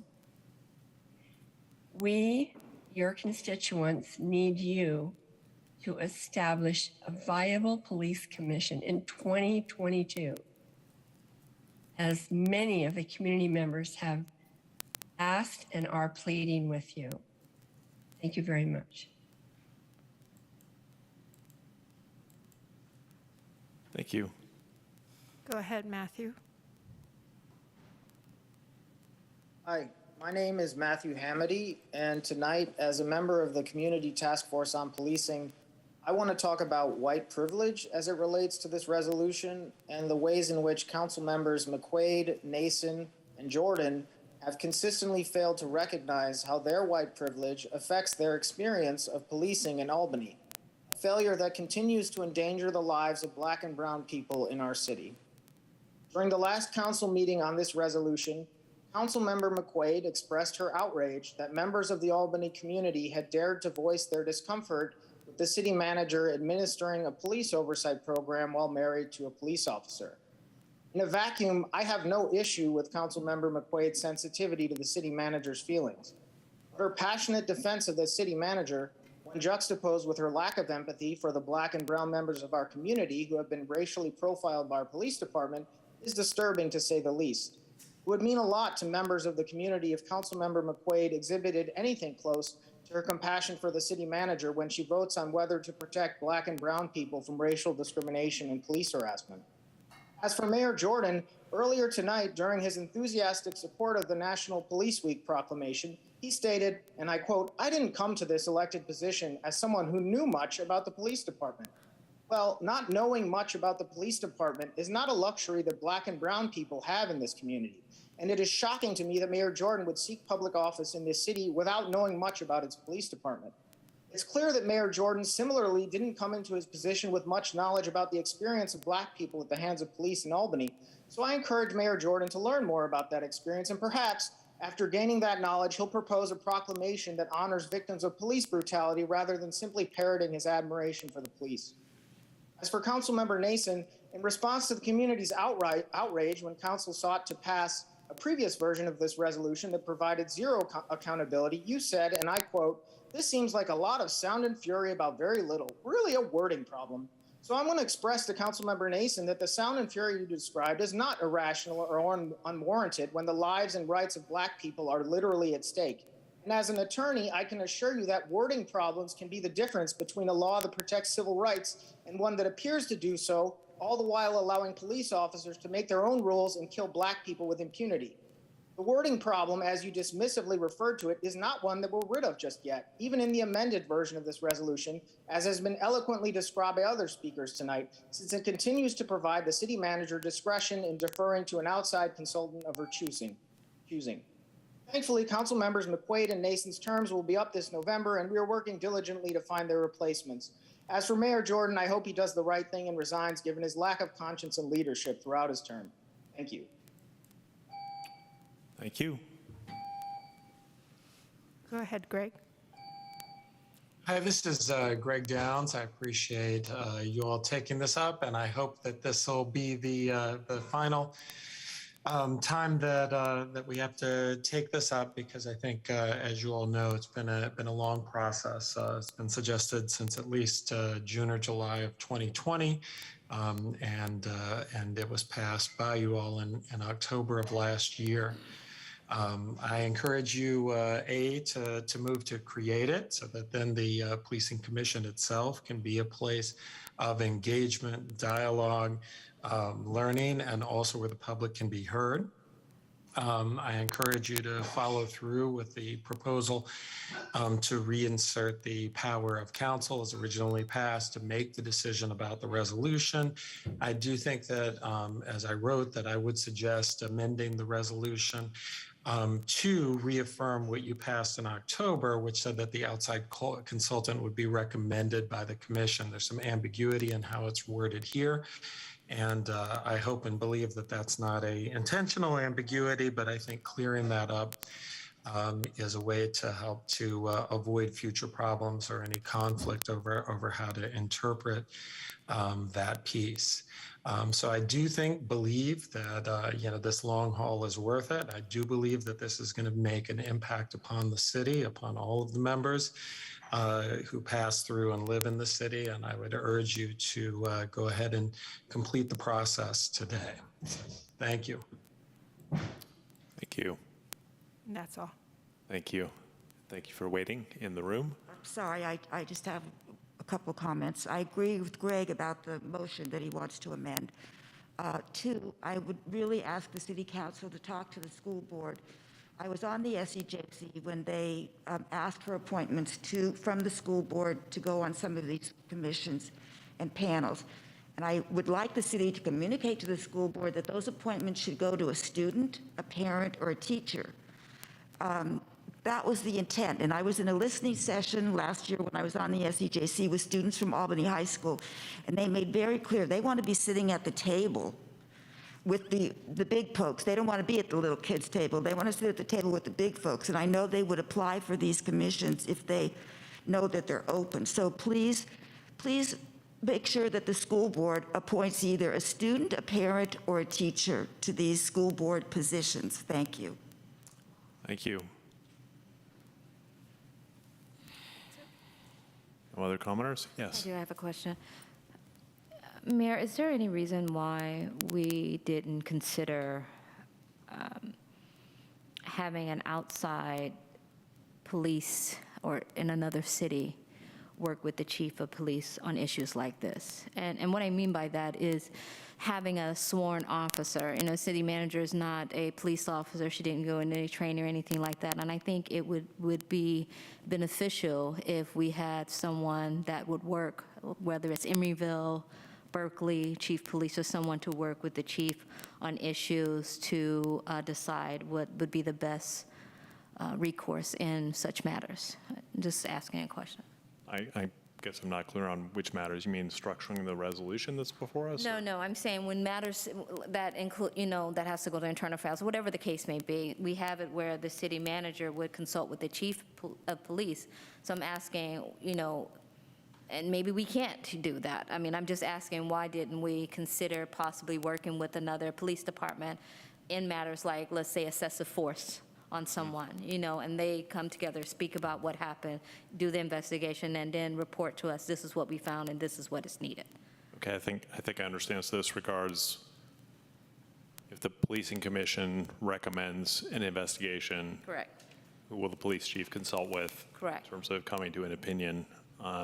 Maybe to back up a little bit, there was a question about what that language meant from commenters, with one interpretation being that the police chief and the city manager or whoever else the police chief might consult with, could they decide that they would not bring that recommendation to council? There was some concern about that, so I just want to back up and clear that up. That was not my read of it.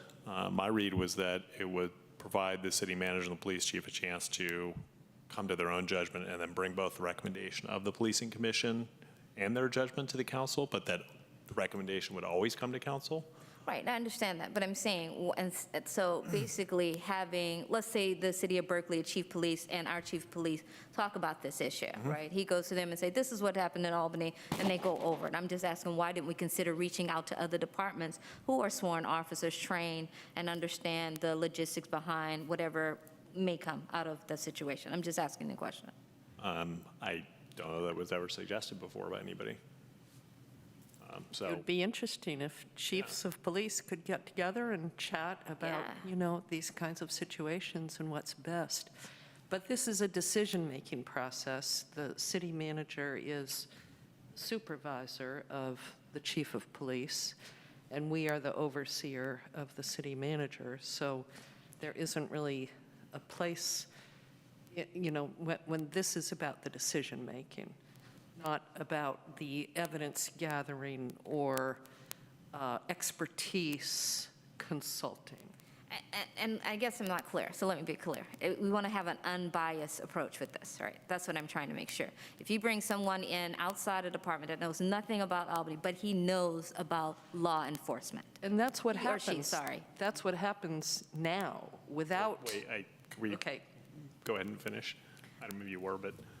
Sorry, I thought you were. No, so that's what I'm saying. Someone that knows the in and out of law enforcement, you know, and could give that information to us. That's what I'm saying.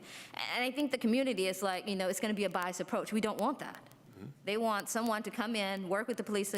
He may or may not know that chief of police, whoever it is, but at least they can come together and bring a report and say, this is what happened on this date. As law enforcement, this is what we see, whatever the case may be, and then we make a decision and based on the evidence or information they've given to us based on law enforcement. You see what I'm saying? So you're removing the concerns from the community because they feel that the city manager is going to have this biased approach, and we may not ever get a report. That's what they're trying to say. So if you remove that element and bring someone that's experienced in law enforcement, I think that would calm the fears of the police. I mean, I'm sorry, the community. Well, I think there's two steps here. There's the step of whether an investigation is done, and there's the step of the results of the investigation when it is done. And so this particular clause, as I understand it, regards whether an investigation is actually done. But I think your suggestion is an interesting one because it suggests having peer review of the internal decision or recommendation by staff on whether to have an investigation done or not, which is that would be the recommendation that would be coming from the policing commission to the council's recommendation on whether to have an investigation done. So, yeah, I think that's an interesting idea. What happens with the investigation once it's done is its whole own process. Right, that would be a different process. Yeah. Excuse me, sorry, I have something in my throat. But that would be a different process. But at least I think, you know, law enforcement, working with law enforcement, that would be best. And again, that's just a suggestion. But I don't know, I guess I feel like this is confusing the decision whether to have an investigation with the investigation. You know, this is a decision-making process. So if I could jump in, a way I can see it working is the policing commission makes a recommendation to investigate. The police chief, in consultation with the city manager, come to their own recommendation. Both of those come to us, and I may not be understanding the recommendation, but what I think I'm understanding is the suggestion is to have our police chief talk to another police chief to have a peer review of what they think, what their recommendation is regarding whether there should be an investigation or not. Before the recommendation comes to the council. To us. Yes, Yeah, absolutely. So you bring in another police chief to consult with the city manager and the city attorney. And Albany's police chief. Along with Albany's police chief. Yeah, so you just have some outside peer review, staff to staff. And how would that, we don't have hiring and firing authority over the police chief of any other town. If the police chiefs wanted to get together and have some kind of peer review system where they look at each other's decisions, that would be interesting, but I don't think it's something we can require or we can do. How can we say we shall have the Berkeley police chief review our police chief's decisions? But we're not necessarily saying that we shall have the Berkeley police. It's just like us picking up the phone, calling another city council member or someone in the community asking questions, right? It's nothing different. If the chief says, you know what, let me reach out to the city of Oakland chief police and discuss this is what happened and ask him. Now, the chief of Oakland may say, no, I don't have time. But maybe the chief of Emeryville says, yes, let's get together and he can tell us, look, I reached out to the chief of Emeryville. This is what this was discussed. So that's all I'm saying. Extraordinarily serious decisions about people's ability to, they are, about the potential harms that have been done to the complainant They are about the ability of a professional to continue in his or her profession, and they have legal ramifications for lawsuits against the city. I don't think it can be this casual thing where the police chief picks up the phone and calls another police chief and says, hey, we have this situation, what do you think? It doesn't fit in with a formal attempt to do justice in these situations.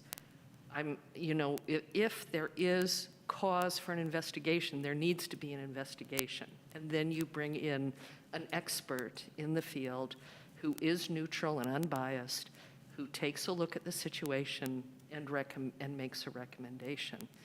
And I just don't see room here for this very casual way of consulting with people who are neither in the chain of decision-making nor who have been retained to provide their expert opinion. I just don't see it. So just like the public commenter made a comment, I think her name was Jacqueline, she said in the workforce or anywhere else, you can't review yourself. I've never been in a work environment where I can tell my boss exactly what I'm doing and she's okay with that without any type of recourse or buy-in from her perspective on what I need to do to make an improvement. And so she made that comment. So with that said, if that's the case, how are we going to determine, or are we going to put a matrix in place that we say, this checklist, if it meets this requirements, it's coming to us for an investigation? Well, or how is that going to happen? If you're supervising people, let's say, you're in a non-public service, non-public safety workplace, but you get one worker comes to you and says, I've been sexually harassed. This other worker is, behaving very inappropriately towards me. Then, as a supervisor, if you're in a well-structured and organized workplace, you're going to have a series of policies and procedures to follow about making sure that those two people are not interacting with each other. You're going to have to you're going to have to make an evaluation of the situation and provide it to outside attorneys and to your supervisor in order for decisions to be made. And that's essentially what is happening here. The chief is hearing a complaint. He is doing his best to determine, in consultation with his boss and the lawyer for the organization, about whether or not to trigger an independent investigation. It's really not different from what you see in other workplaces. Thank you. But the stakes are extremely high for everyone concerned. And so you really have to go step by step and do exactly what needs to be done. So, yes, Vice Mayor Tiedemann. So I wanted to add two thoughts on this. The first being that I think it's important to recognize that what we're doing in resolutions like this is mandating a minimum of what needs to happen. And if we, don't say it can't happen, then it can. I think part of this is leaving this open to figure out how this process is exactly going to work, because it's a new process for Albany and it will require new practices. So when a recommendation like this comes from the task force and to be reviewed by the City Council, I wanted to clarify that from the first commenter of the recommendation is reviewed by the City Council per this language. It just gets input from the city manager and the police chief. And I think the idea there is, we want the input of the city manager because she's the chief executive of the city, essentially. And in all reasonable cases, we would expect her to consult with the chief of police because it's a matter within his purview. I think we're mandating that that's the minimum of what needs to happen for this process. Anything else can happen if it's helpful, if it's feasible, then it can work. I would encourage it to happen. But I don't know if we need to mandate a minimum of more than that. I'd also say that, what I've heard from the public commenters that we've had on this item in the past is that there's a lot of worry about too much police input in the process here. And while I understand the idea of having independent police input from another source, I don't know if that addresses their concern of, how much input there is before this process becomes the public consideration we would have to decide, are we going to, go with this recommendation by the commission to do this or not, which is what I think a lot of people have been requesting and what this really is trying to get at. Thank you. Thank you. I think this amendment, as I think Vice Mayor Tiedemann wrote, and I thank you for that. I think you came to a good compromise here. There are 3 steps. The commission determines whether they're going to refer a complaint, and then I use the word triad, the city manager, city attorney, and the police chief discuss it. It still comes to council. They don't get to decide, no, it doesn't go. It still comes to council, and the city council uses their authority to decide what the next steps are. And I think the council then gets a really full picture, both what the commission is bringing to them and what the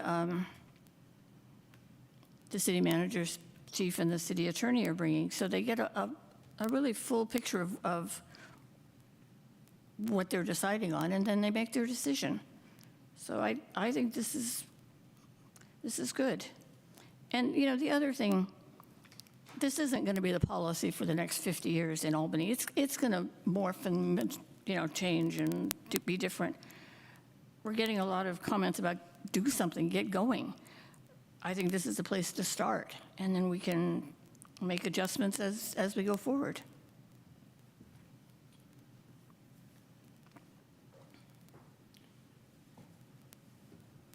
There was also, I guess on the peer review question, I agree there's some legal considerations, process considerations around that. So I'm reluctant to hold this up for that, but maybe that's something that the city attorney could be asked to look into, whether a consultation with peer could be included and what that might look like. And that could be a future amendment potentially to be considered to the resolution. I wanted to raise that there was another item that was brought forward in some of the written public input we received, which was to provide the policing commission latitude to make a recommendation regarding the independent consultant, the outside consultant that would do the investigation. And so in the language of the resolution, I'm suggesting that such complaints be referred to an outside consultant and that there be a comma and a statement which the commission may recommend, comma, for investigation consistent with, so that the commission has that latitude to make recommendation on an outside consultant.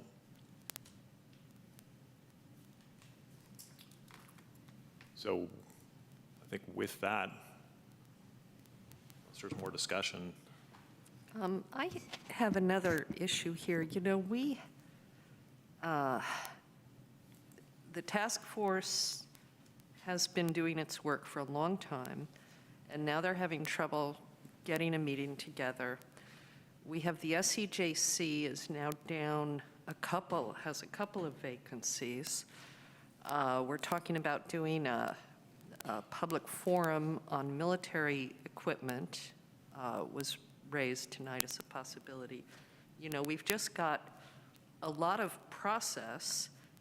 We don't have hands on deck doing everything that needs to be done. And there's a lot that, the staff has to do to support all this. And, on the other hand, we've got streets that have got to get paved and lighting and, all the basic aspects of city life that are dangerous to everybody, whatever their race or their mental health status or whatever it may be. And I think we've got to find a less resource-intensive way to organize all this. Right now, we're gonna start the commission. I guess the task force people will not be eligible, nor will the SEJC people. We're still gonna need to fill the vacancies on the SEJC. And there's only, it's already May.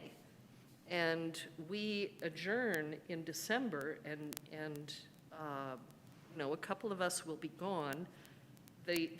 All these entities are going to have to be reconstituted at that point. It seems to me there's going to be an enormous amount of work to be done in the next 6 weeks, and we don't even have the people ready to do it. I'm concerned about it. I think the task force should finish, and then task force people who might want to be on the policing commission should be able to apply. I don't know what we do with the SEJC with it down 2 people. Maybe we ask, one possibility is we ask the SEJC. We put the SEJC on pause. And then those people can apply for the policing commission if they want to. But, we don't have everything continuing to boil along with all this work to be done, not having the people willing and able and available to do it, and then having it all have to change, have to have a new shift 6 months from now. Yes. So Council, go ahead. Sorry. This is the problem for me. It's Vice Mayor. Vice Mayor Tiedemann, thank you. Sorry, I can't. New reality. I'd say that I think we've heard that people want this to start. I'd like it to start. We may face difficulty recruiting people. I think that's always the case with city advisory bodies. It's a lot of work with not a lot of thanks. But I think it's important to do, and I think there's probably a fair amount of people who've been public commenting about this regularly who would probably like to serve. Some of those people may be on the task force, but seeing as the task force is winding down, I don't think that, makes a lot of those people ineligible, especially if there's maybe not going to be another meeting. For the language Mayor Jordan suggested, to get back to that, I could see that working. I want to reiterate the point of, we're defining the minimum. And so if we don't say that something, if we're not saying it can't happen, then it can to a certain extent. So we have nothing that says that, and I see Mala nodding, which is good. Okay. We don't say anything that they cannot make a recommendation about who the consultant should be. And so at the moment, as this is written, they're perfectly able to do so. And I worry that if we, add more call-outs like that, this process will take longer because it will, be necessitated to go back to meet and confer or something like that. But are you saying the task Whoa, force? sorry. Hold on. No, she can go. Oh, okay. Are you saying the task force is done? You don't think that they're going to try to? They're not going to meet again. They're not going to No. meet? Okay, so we can terminate the task force. The task force is essentially done. Okay, that makes a difference to my mind, because then we have at least some people who will apply. Yeah, I'm sad. I was looking forward to hearing from the task force again, but I understand logistics and schedules. It didn't work out to consider the 2 things that we referred to it. I can go either way on adding that clause. Your point's taken. I just want to pass it tonight is my goal. I'm going to suggest that we accept, I don't know if this is going to be within the Mala, you might need to chime in on this, but I'm going to suggest that we invite applications from the SEJC and instruct them not to schedule further meetings, at least until this is until the commission has been appointed and is ready to begin its meetings. I would prefer to take that up after Yeah. we deal with the resolution creating the policing commission, although maybe you may see an interface between I guess the two. I see an interface because of simply whether or not to allow or encourage SEJC members to apply to serve on the policing commission. Is that off the? I was just going to say, The I think agenda. that is off Yeah. agenda. Yeah. topic, Okay. So Yeah. I would encourage us. Get back, yeah, so Vice Mayor Tubin, With that in mind, I would like to make a motion if now is the time. please do.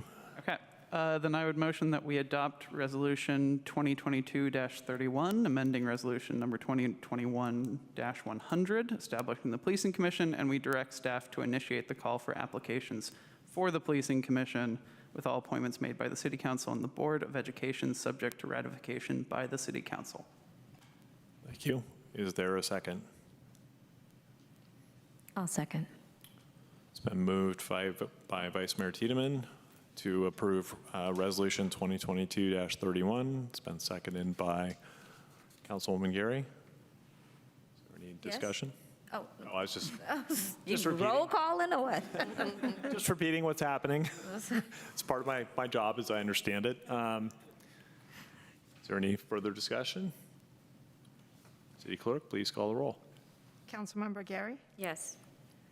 Mayor Jordan, Yes. Councilmember McQuay, Yes. Councilmember Nason, Yes. Vice Mayor Tiedemann, Yes. and motion carries. Wow. Finally reached that moment. Yeah, so I think if there's any discussion beyond that, it would need to come back as a different agenda item. So that can come up at future agenda items. So with that, we'll move on to 10-2, which regards the Shuumi land tax. And I don't know if the ad hoc committee wants to say a few words. The only thing, I'm not going to regurgitate the memo before you, but there's two things. So we're requesting that the land tax or amount be paid during the fiscal year. But as far as the property tax, now, I wasn't for bringing that, because one, as far as the ballot, I mean, it's too close. There's more work that needs to be done to market, to get the word. It's just, I would rather we wait until election in 2024. It gives us time to prepare if we decide that's the direction we want to go. And it's not a property tax. We're trying to consider a property transfer tax, you know. So, I mean, I think it's not a citywide real property tax. It's just a transfer, you know, if someone sells their home, and funds from that could go into a fund. But again, more research needs to be done. I think as far as marketing, campaigning, it's just too soon. So I wasn't in favor of bringing that recommendation to the council, but, you know, Vice Mayor said that he felt that you gotta have all the information. But the main concern is that we voted on this unanimously to pay the Shuumi land tax. We need to do that. We need to make good on our promise. So that's all I have to say. Thank you. Are there any questions Can we ask- for now? I wanted to He add wants to more. add Okay, okay, yeah, sure, go ahead, please. Yes, so as Councilmember Gary noted, so we didn't quite come to agreement, which is fine. This is sort of the compromise copy of offering the council some options. I would love to see us put this on the ballot this year. I know there's some, you know, pluses and minuses to that. I think it's an easy case to make of why we should do it, and I think it will appeal to a lot of people. I mean, I think that, you know, just judging by the public comment we've had in our emails so far, it's been very positive, as has it been in previous consideration of this item. I personally prefer the idea of making this a real property tax, I think a lot, because I think it makes the sell easier of why we're doing it, of, you know, this is the city as a whole paying Shuumi, and I think the symbolism of that is very important, and not only makes it easier to sell, but is important to the way that we're doing it, that we are doing this as a city that everyone pays a little bit into. I think that also makes it easier in that, divided across everybody, this amount is really a very small increase in property. Like, I don't know the exact number, but I'm assuming really, really small. Because normally our property taxes are much higher grossing amounts than 28,000. But the thing that Councilmember Gary and I definitely always agree on is that we should pay this year. So we should consider how we want to do that and make sure that we do. I'd also just want to point out, this comes with an update on the signage, and I wanted to thank staff for getting that done really quickly and installing a lot of signs. I've noticed them a ton as I've been entering and exiting Albany. So they are there, and they are great. Thank you. I have a question. Are we going to do questions? Yes, or please how do. is this? Yes. Okay. There's been big news lately about the Ohlone people's, the scientific investigation into the heritage of the Ohlone people, and they are saying that it will support the effort of the Muwekma Ohlone tribe to get federal recognition. How did we choose the Lishan rather than the Muwekma? Because it appears that our area is part of the Muwekma, and they have their own foundation.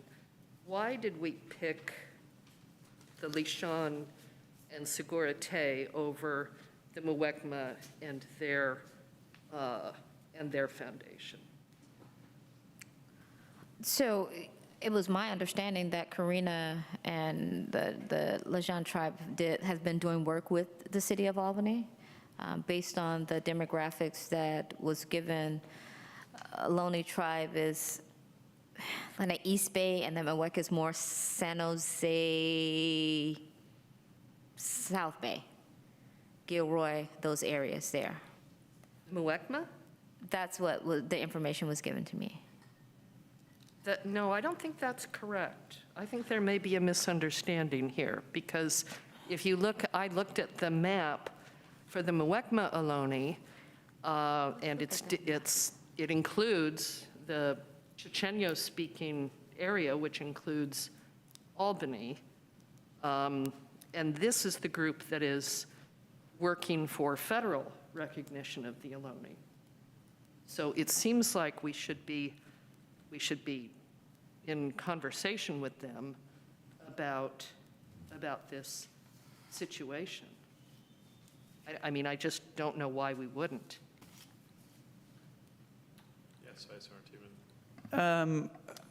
I'd say I think this came about due to the Lijon Confederation working with us and advocating for this.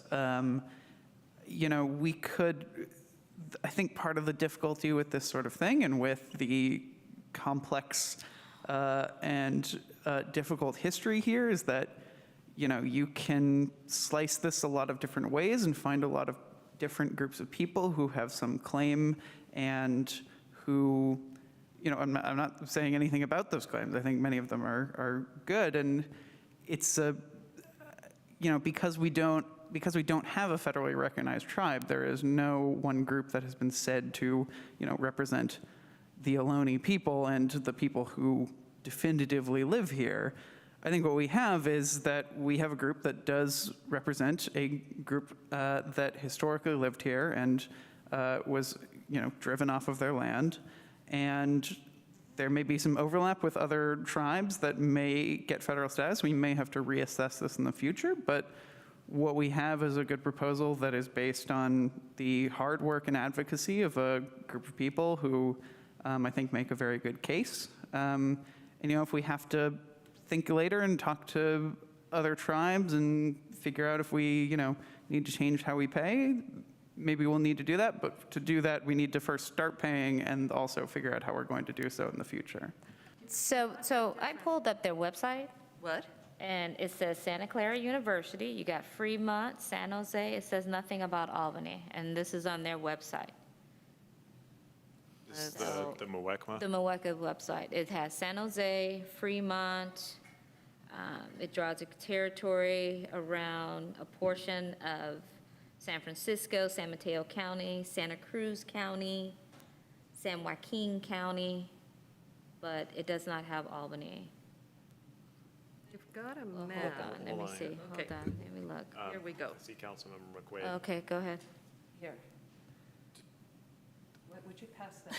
No, I won't pass No, that. I'm looking at it online, go ahead. All right.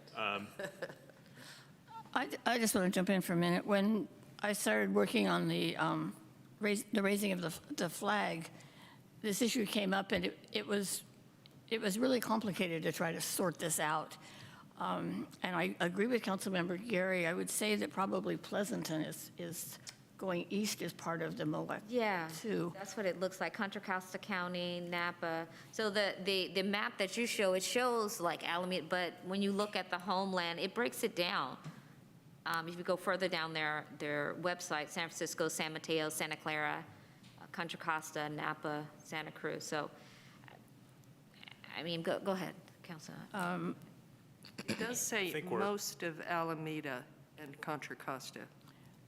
And most of Santa Clara, Alameda, Contra No, Costa. no, let her talk. Okay. And we do need to go to All right. members of the public That's at right. some point. So yes, please, Councilmember McQuaid, we'll go to the public. I did reach out to the MOECMA and did not get a response back, which is fine, but it's sort of a piece of the story. But I did reach out to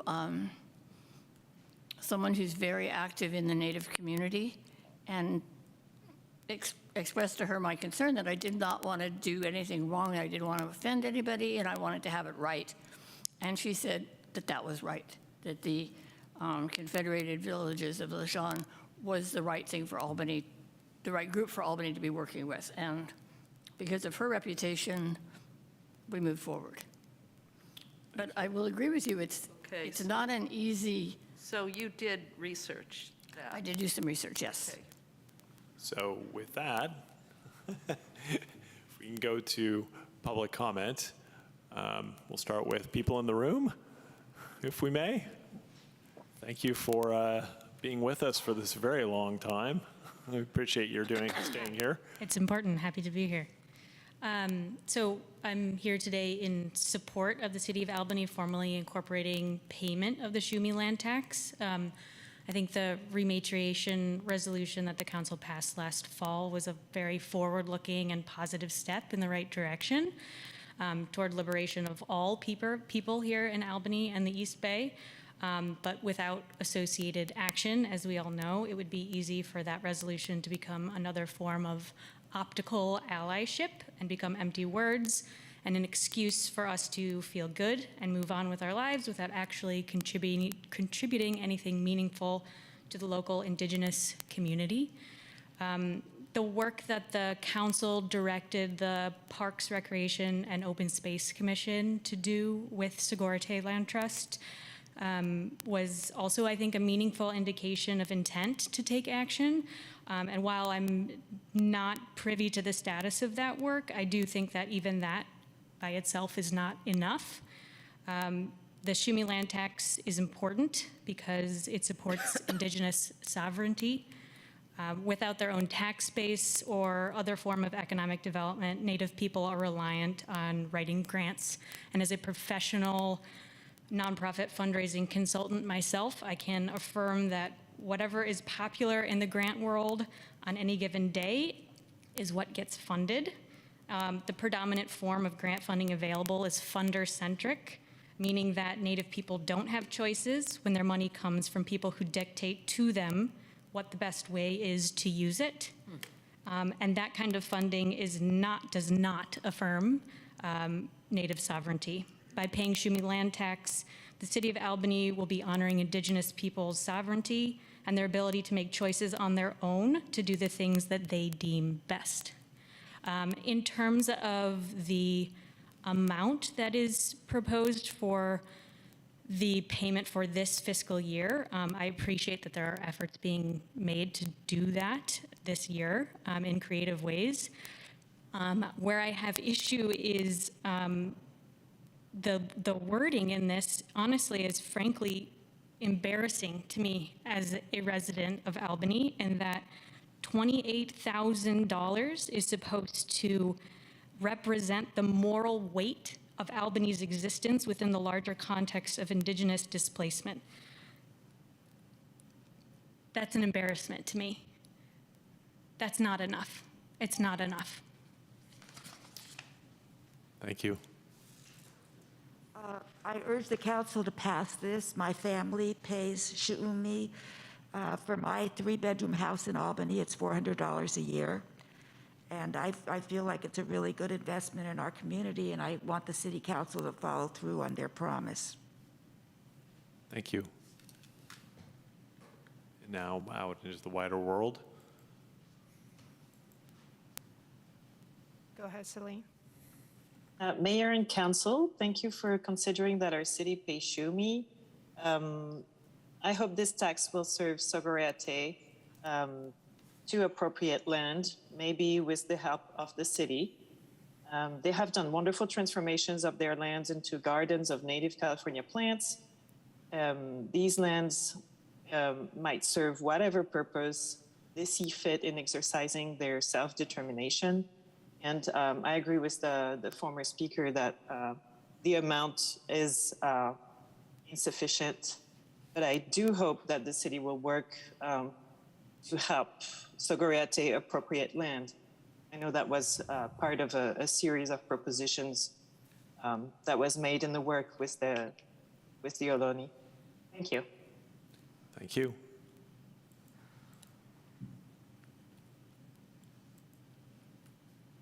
Go ahead, Jackie. Hi, I'm Jackie Hermes Fletcher, and as a resident of Albany, I request that the Shuumi land tax be passed tonight by the City Council. Having Sogoreate Land Trust and the Lishan Confederate of the Lishan people as partners in the work you do on behalf of our city is an honor. And the city has a certain reputation among Bay Area cities now, and I think you should work to allay those complaints. We need to pass the funding of Shuumi land tax, and folks are watching our embrace of the Ohlone. I also agree that it should be more, and I'm willing to pay my part as well. Please pass it tonight. Thank you very much. Thank you.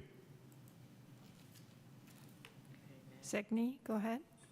Oh, thank you. I also am in support of your passing this this evening. It's a beginning of what I hope is much to come. And I hope you all have or will have looked at the website of the Sogoreate Land Trust. There's a lot of information there that indicates the work they are doing benefits not only Native people, Indian people in the area, it also benefits all people in the area.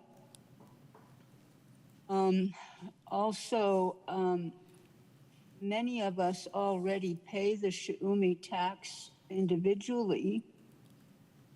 So I am still proposing that for this year, you use money from the soda tax to pay this $28,000 that you've decided to begin with. So basically, I guess that's basically it. There's a lot to be gained. For one thing, reparations and recognizing those of us of European descent who live on this land have a lot of work to do to be living here legitimately.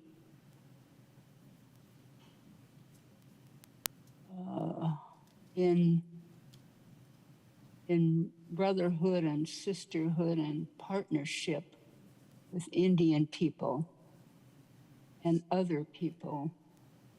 Thank you. Thank you. Go ahead, Jeremiah.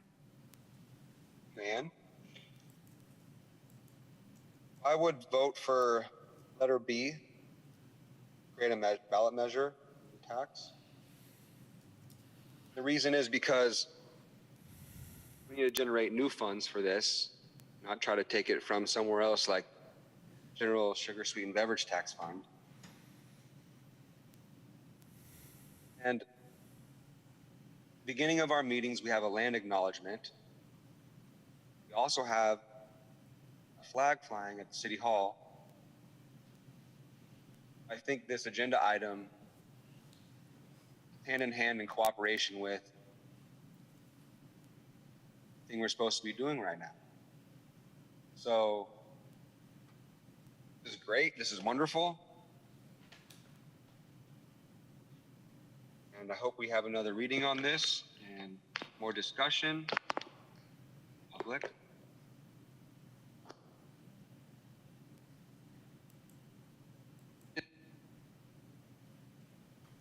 I think we might have lost you. I'm not sure. Go ahead, Greg. Thank you. Hi, this is Greg Downs. I just want to reiterate the points that have been made, both by council members and by members of the public, encouraging you all to continue this work and keep moving it toward fruition. I do think the question of representation is a sort of complex one, and one that we don't want to claim to adjudicate or decide because it's not our place to.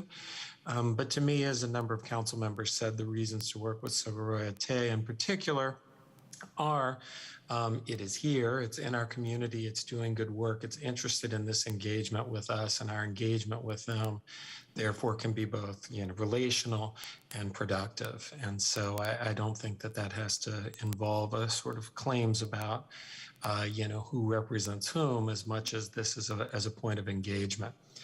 So I think I have already heard, as I wrote in my comments, from many people expressing their excitement about this. They're surprised that Albany would be leading the way in this, and their sense of how much work the council did under Mayor Gary last year to get this going, and then this year to complete the process.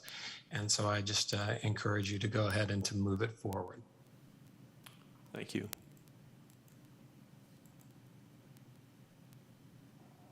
Go ahead, Carolyn. Hi, thank you. So I can only agree with everything that's been said in the public comment so far. We do have a really active local group who want to work with us, and we should work with them. And we've already, as people have said, done that in putting up signs and flags. And I don't think we want to enter into the confusion of which Ohlone tribe, has more sway in this neighborhood or not. Many of us already pay Shuumi tax. I think I would say sacrifice means a gift of value to us.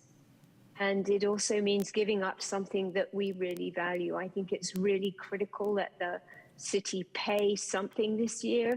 And if $28,000 is what the city is prepared to pay right now, then pay it.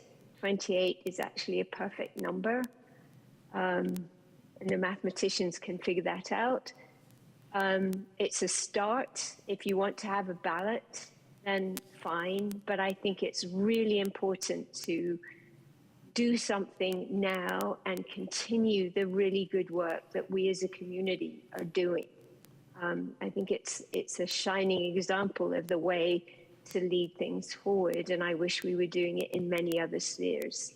So I urge you to do it, to pass this ballot, to pass this measure, and to actually just pay something this year in good faith, and assume that this will come up for discussion again, or there'll be a ballot, and we can decide on giving them more money and hopefully land too, because we have to start taking responsibility for what happened generations ago. We didn't do it. We didn't make those choices or decisions. We can make different choices, and we must accept that responsibility. And one of the ways of showing that we accept that responsibility is actually paying the tax. So thank you all. Thank you. Go ahead, Bart. Good evening again, council members. I just want to urge you to pass this and to pass it this evening. I see it as part of one step. There are many other things I heard mentioned earlier about work on the Hill. We have talked at times about a memorial. I think that would be a great idea. But in the meantime, I think this should pass. With regard to a tax, this seems like an awfully small amount of money for a tax. It might even cost more to do the tax than the tax would yield. And I'm concerned because if you did it as a standalone matter, it's actually very small. Perhaps you were thinking about including it with some other taxes. The danger there is, what if that other tax fails? And then this fails as well. And then it will be much harder to do it. So this amount of money, I think, is easily found within the city's budget. It's not a fortune. But the most important thing is pass this and pass it tonight, please. Thank you very much. Thank you.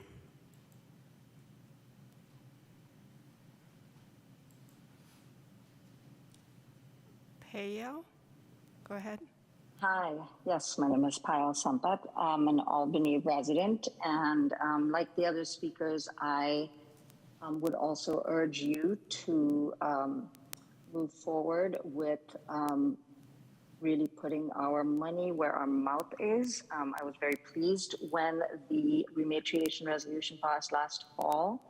I hope we will make good on that commitment and the steps we've taken to date to, in fact, bring, budget for and pay Shuumi taxes, as well as setting aside resources for meaningfully allowing the rematriation of land, public land, and open spaces component of that resolution to also take place. I think this is a very wealthy town. We are occupying indigenous lands on which, the various Ohlone peoples have been the original inhabitants of these lands. And I agree with other speakers who said it is not our place to figure out how to draw that line or adjudicate that. There's a lot of history, harmful history associated with white settlers and others making those kinds of decisions and figuring out, who's who the original peoples are.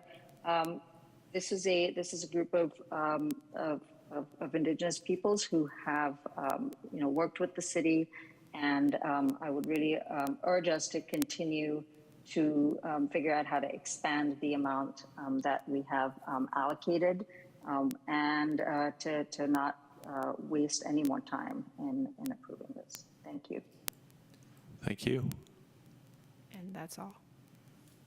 Thanks, City Mayor, Clerk. if I have your permission, I want to address the young lady. So the amount that was the 28,000, you stated that it was a small amount. So when I reached out to Karina and her staff, they did the numbers on the land that we're on and how much it would cost. So they came up with that figure. I know last year we were, a few members stated that we should pay what Alameda paid. But when I made contact with the city of Alameda, that amount was just for that sign and a little parcel of that area. That's it. If they had did what we're doing, it would have been $2 million to pay. So I hope that helps in my research in doing that. And for line item B, we also went out to speak with a consultant to see how much it would cost to put it on the ballot. It's $100,000 that was marketing, and that was using a consultant. That wasn't going through the city, but just using a consultant, getting the signatures we needed. And so, you know, of course, they gave us that price, of course.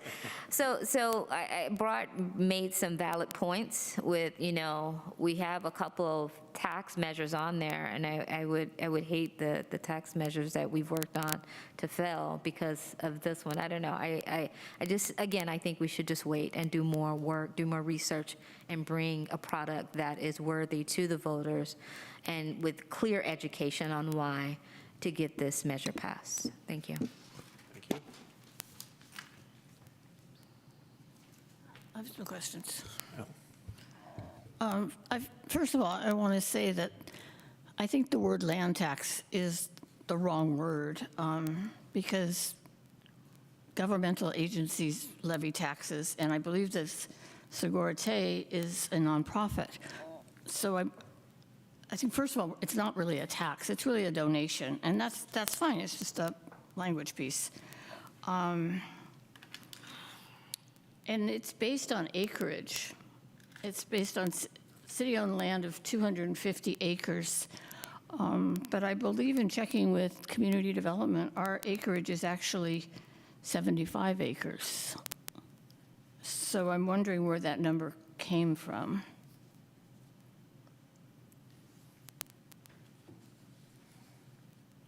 That number came from me asking the city manager and Jeff Bond, giving us numbers. So they gave us the acreage, and then Karina and her staff came up with that amount based on whatever matrix system they used. Okay, that's fair.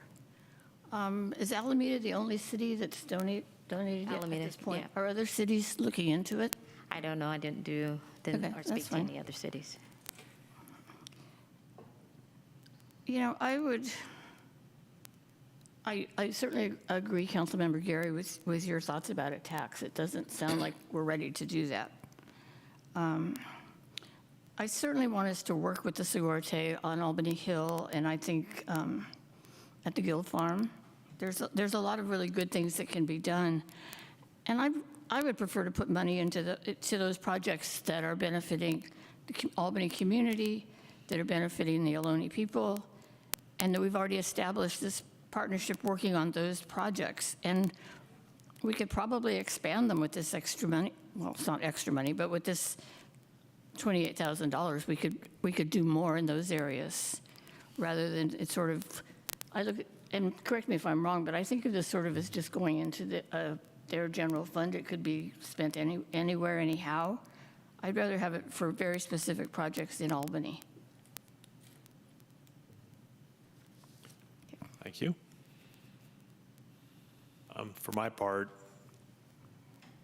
I think the commenter who has grant experience, I take our point that the goal here is autonomy, not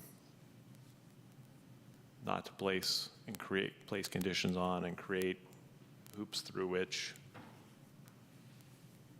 people that we're seeking to gain some grace with, that kind of a donation, to me, it's not in the spirit of that. So I'm more inclined to a donation, a land tax, whatever the term is, that does not come with conditions. As far as the property tax, I think one of the commenters made the point that if it was really a property tax predicated at $28,000 a year, it would probably cost $30,000 a year to collect it. Probably.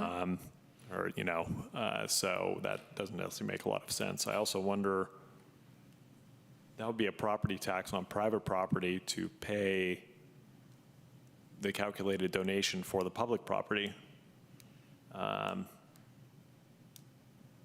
which it's not entirely rational in my head, but in my head, it sort of seems like the general fund really needs to take the hit for the public property in the spirit of reparations, rather than having the private properties owners pay that. And either the private property is taxed to pay the donation for the private property, which essentially is would be doing what government does, which is force people who don't want to pay. I mean, that's the power of government and taxation, so that all the land in the city is covered, not just the city's land. But I do agree. I think there's a lot more discussion needs to happen around that. And I'm not inclined to a property transfer tax, because that basically says those who are here now don't have to pay, and it's only the new people who have to pay. Well, it's everybody's inheritance of this situation, so why should it only be the people who are trying to buy into Albany that are responsible for making these, building this relationship? Well, I agree with the comments that have been made about the impracticality of a tax. You know, of putting this out for a vote. It would cost more to do that than it would it wouldn't make sense. The only way I could see that making sense is if we tried to do a much larger package. We need to extend. I'll make a motion to extend the meeting till 11 o'clock. Seconded. It's been moved and seconded to extend 11 o'clock, and with thanks to Councilmember McQuaid for pointing out that we were at our usual ending time. Witching hour. Councilmember McQuay? Yes. Councilmember Nason? Yes. Vice Mayor Tiedemann? Yes. Councilmember Gary? Yes. Mayor Jordan? Yes. Okay, so the only way I would see a tax making sense is if we decided, you know, that we wanted to do a lot more, whether for the Albany or for, we wanted to do some kind of reparations, we wanted to do something reparatory towards other minorities that have been very directly impacted by the existence of Albany as a city. You know, we had Japanese were excluded. I know they received compensation for the internment, but they have never received reparations for their exclusion from Albany in the first place, nor the terrible treatment of Chinese here, starting with the powder industry and some horrific things that happened.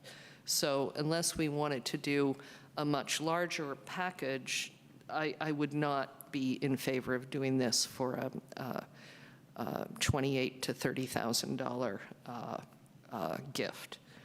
I do think it's important that it be recognized this is not a tax. This is a gift. This is a donation.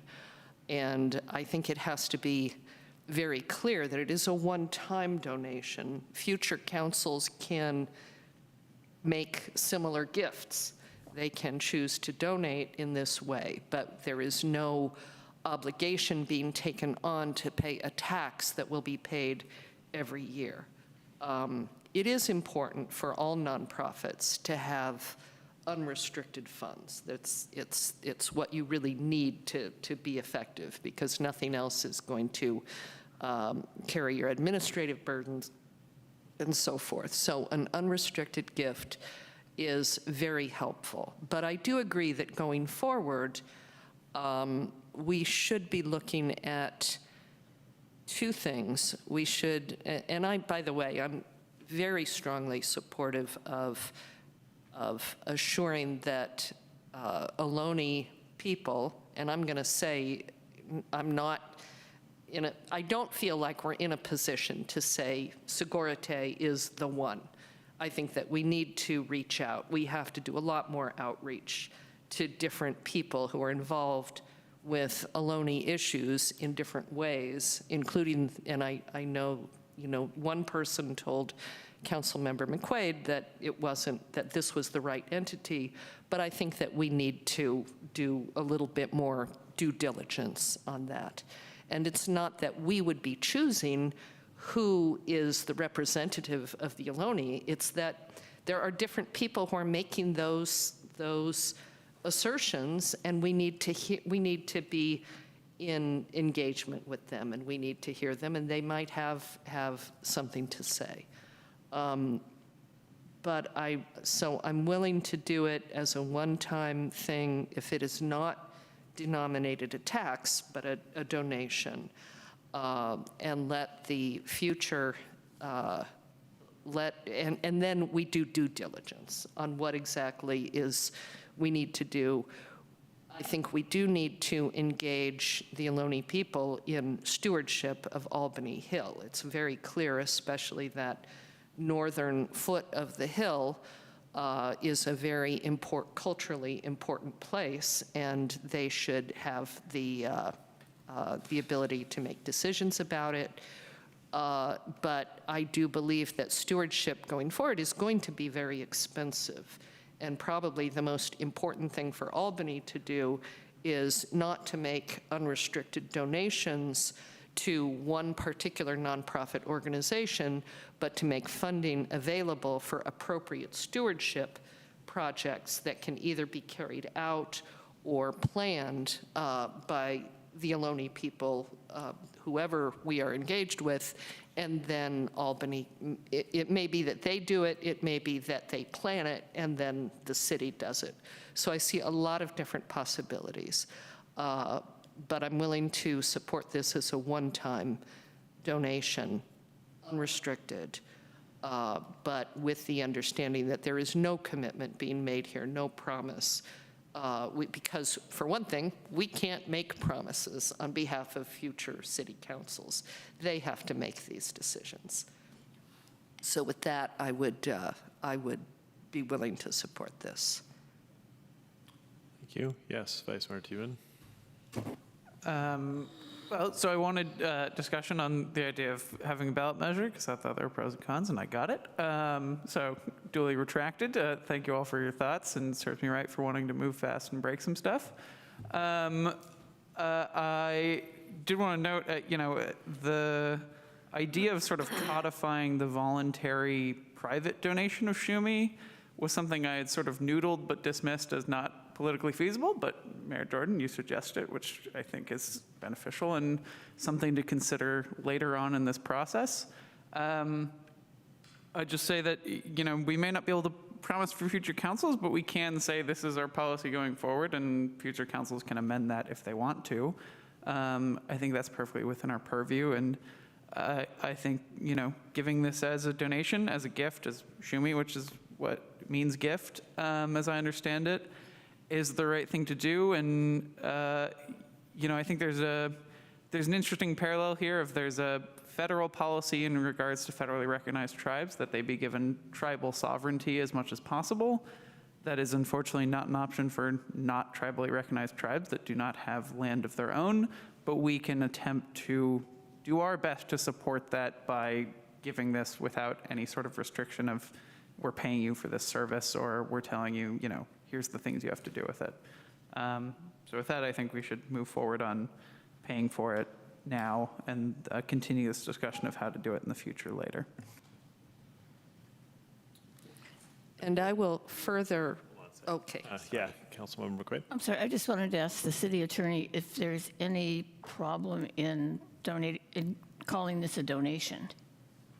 I did look into this issue the first time you discussed it, and Albany being a charter city, the gift of public funds issue is not there. Okay. But I think even if we wanted to make arguments, there are arguments to be made that you've made tonight about why you would like to make this a donation to this group. Okay. Yes, Councilmember Nason. Now I'm, Sorry about that. whatever it was, no, I shouldn't have been jumping in anyway.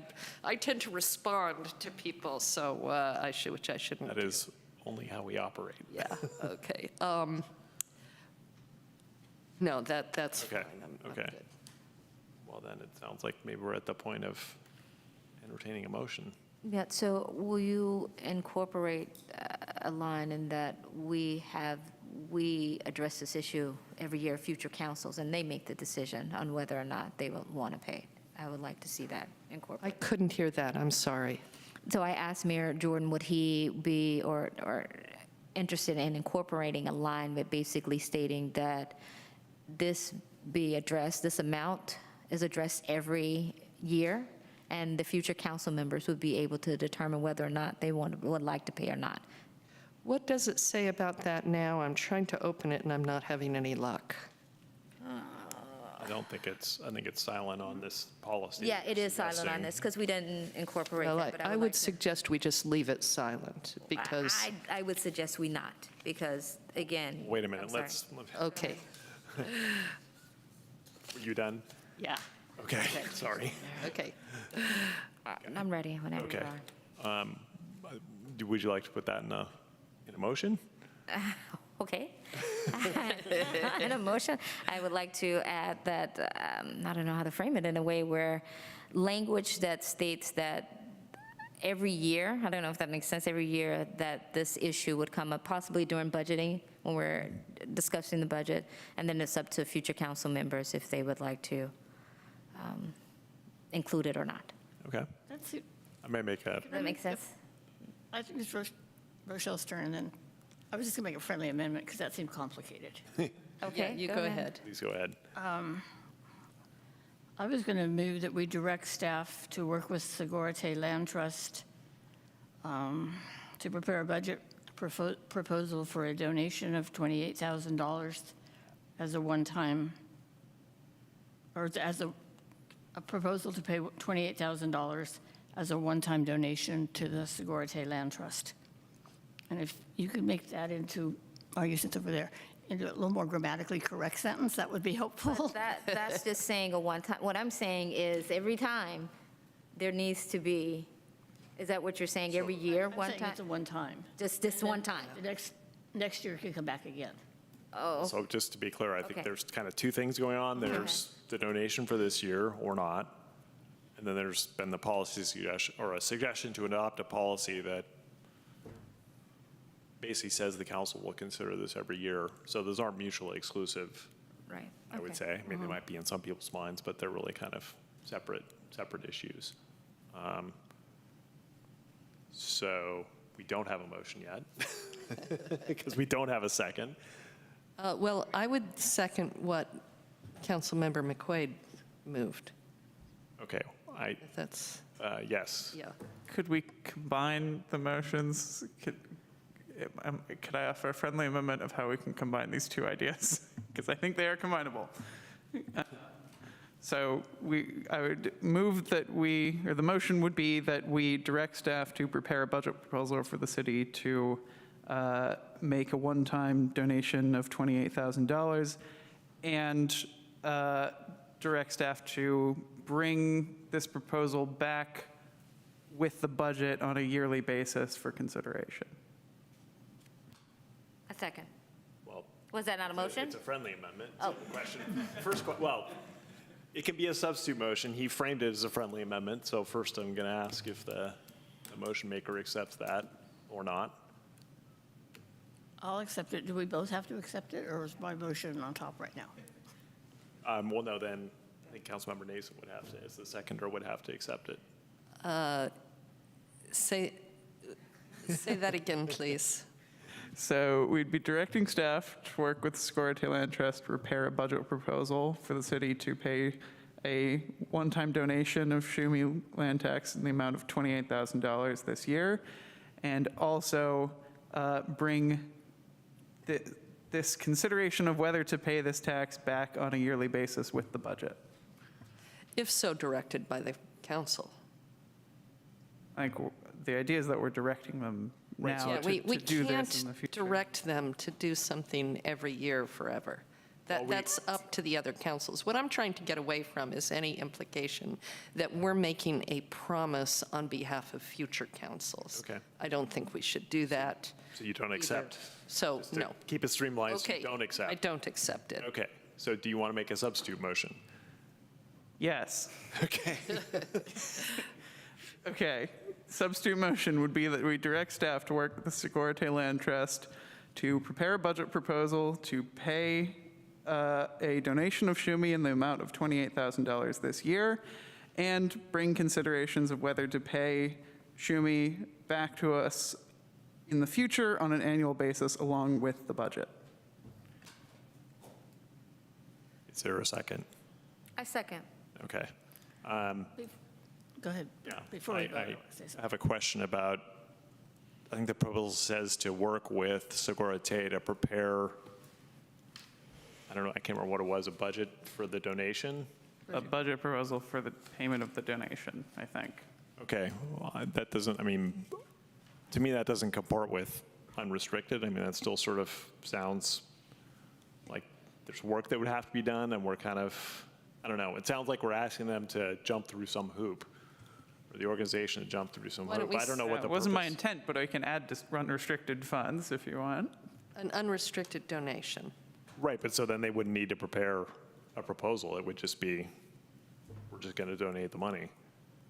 Well, as I understand it, we'd still need staff to prepare a budget proposal for us to pass. Oh, budget proposal for us. Okay, all right, I was thinking that Segura Tay had to prepare a proposal. No, this is My directing apologies. staff to prepare the Okay. budget proposal. Thank you for the clarification. Can I ask a question? Is it the intention of the motion to make a promise? Is it the intention of the motion to lead this particular organization to believe that it now is going to receive, it can now count on this money year after year indefinitely? The intention is to say that the council will consider this on a yearly basis along with its budget, whether it wants to pay this or not. It is not saying they have to pay this, but it is saying for the moment, this council would like to see us consider this as part of our budget proceedings on a yearly basis. Okay, I'm okay with that. It's not a promise. Do we need to have staff prepare a budget proposal, or are we clear enough that we want to do this? I'm not quite sure how that piece works. As expressed in the memo, the subcommittee's memo, you have a couple of potential funding sources there. Basically, it needs to come out of reserve funds at this point because it's not a budgeted item. So yes, I think the most straightforward approach is that we provide you a resolution directing the allocation of that amount of reserve funds. How do people feel about it coming out of the sugar-sweetened beverage tax? No. I'm I don't not too see keen the on that. nexus. I mean, I prefer that it come out of the sugar-sweetened beverage tax is part of the general fund, but I don't. But specifying a relationship between the two does not make sense. It's not close enough. Not to me. I mean, it seems like an Yeah. issue that's far beyond, I agree. that particular tax. Okay. We're actually at the point of a vote. I think maybe we've reached that point. Are you ready for a vote? I think we are. All right. All right, City Clerk. So the substitute motion is made by Vice Mayor Tiedemann and seconded by Councilmember Gary. That's correct. Councilmember Nason, Yes. Vice Mayor Tiedemann, Yes. Councilmember Gary, Yes. Mayor Jordan, Yes. Councilmember McQuay. Yes. The motion passes. Very. Hey. Okay. So we are at 10 minutes to 11. We do have two more items. I could see that the next item might take a little while. It's a set of, I think it was 4 recommendations, if I remember the count, from the Social and Economic Justice Commission regarding aging in place recommendations. If it is 4 recommendations, I'm sort of skeptical we can do justice to that in 10 minutes, but I'm here to serve the council. What is the preference at this point in the evening? Should we forge on? Is there a time limit to doing this? And the other question is, what's coming if we keep pushing stuff back? Yeah, we have the work plan for Parks, Rec, and Open Space Commission that's been pushed back. Right. So you are right in that I regard. am becoming too tired to continue myself. Which is Just as soon. understandable. Yeah. I'm more of a night person, so I'm not a good metric for Me. what should happen. Mayor Well- Jordan, if I may, the presenter for, if you're talking about the SEJC item, is Commissioner Grossman. Uh-huh. And tonight will be his last of last. Oh, I see. Oh, yes. Okay. Yeah, that's Right, well, right. yeah, then- This is his last day on the committee. Yeah, then- Okay. Oh, okay. So All let's right. hear it. Thank you very much. So So that would recommend Pushing that might- moving ahead. All right, so Okay. maybe we move ahead on that item. In that case, do we need a motion to extend? Probably best to do it now rather than interrupt partway through. Then can I move that we extend until 11:30, hoping that we won't actually take up all that time? Let's shoot for 11:15. Can I clarify which items? I noticed at the bottom of the agenda, we're supposed to list which items that we're going to hear. Is it the rest of the agenda? Well, I think at this point, we're just extending the meeting. And the next item up is, I have it, which may be wrong, is the item from the Social and Economic Justice Commission, which is 11-1. I was just, if you look at the bottom of the agenda, it says per the resolution, we can't continue past 10:30 unless there's a motion to extend, and that motion shall include a list of specific agenda items to be Thank you. covered. Didn't know that. Okay. We haven't done that before. I just noticed it tonight. I appreciate that. Somebody who actually reads. I just figured we always did. I think that'll depend. For 11:2, Mayor Jordan, that's your item. A, how quickly do you think we could do it? And B, do you want to do it tonight? I mean, my guess is that one's probably 5 minutes, but easier for me to say. I would agree. So I would move that we extend to 11:30 and that we will cover both 11:1 and 11:2. Okay, if we can. If we can. Yeah, okay.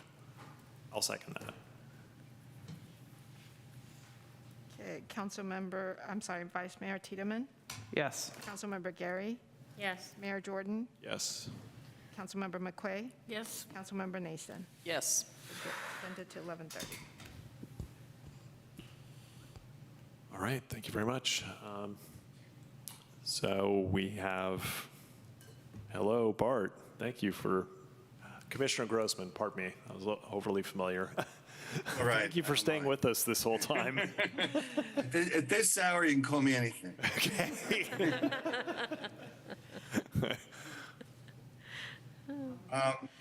Shall I go ahead?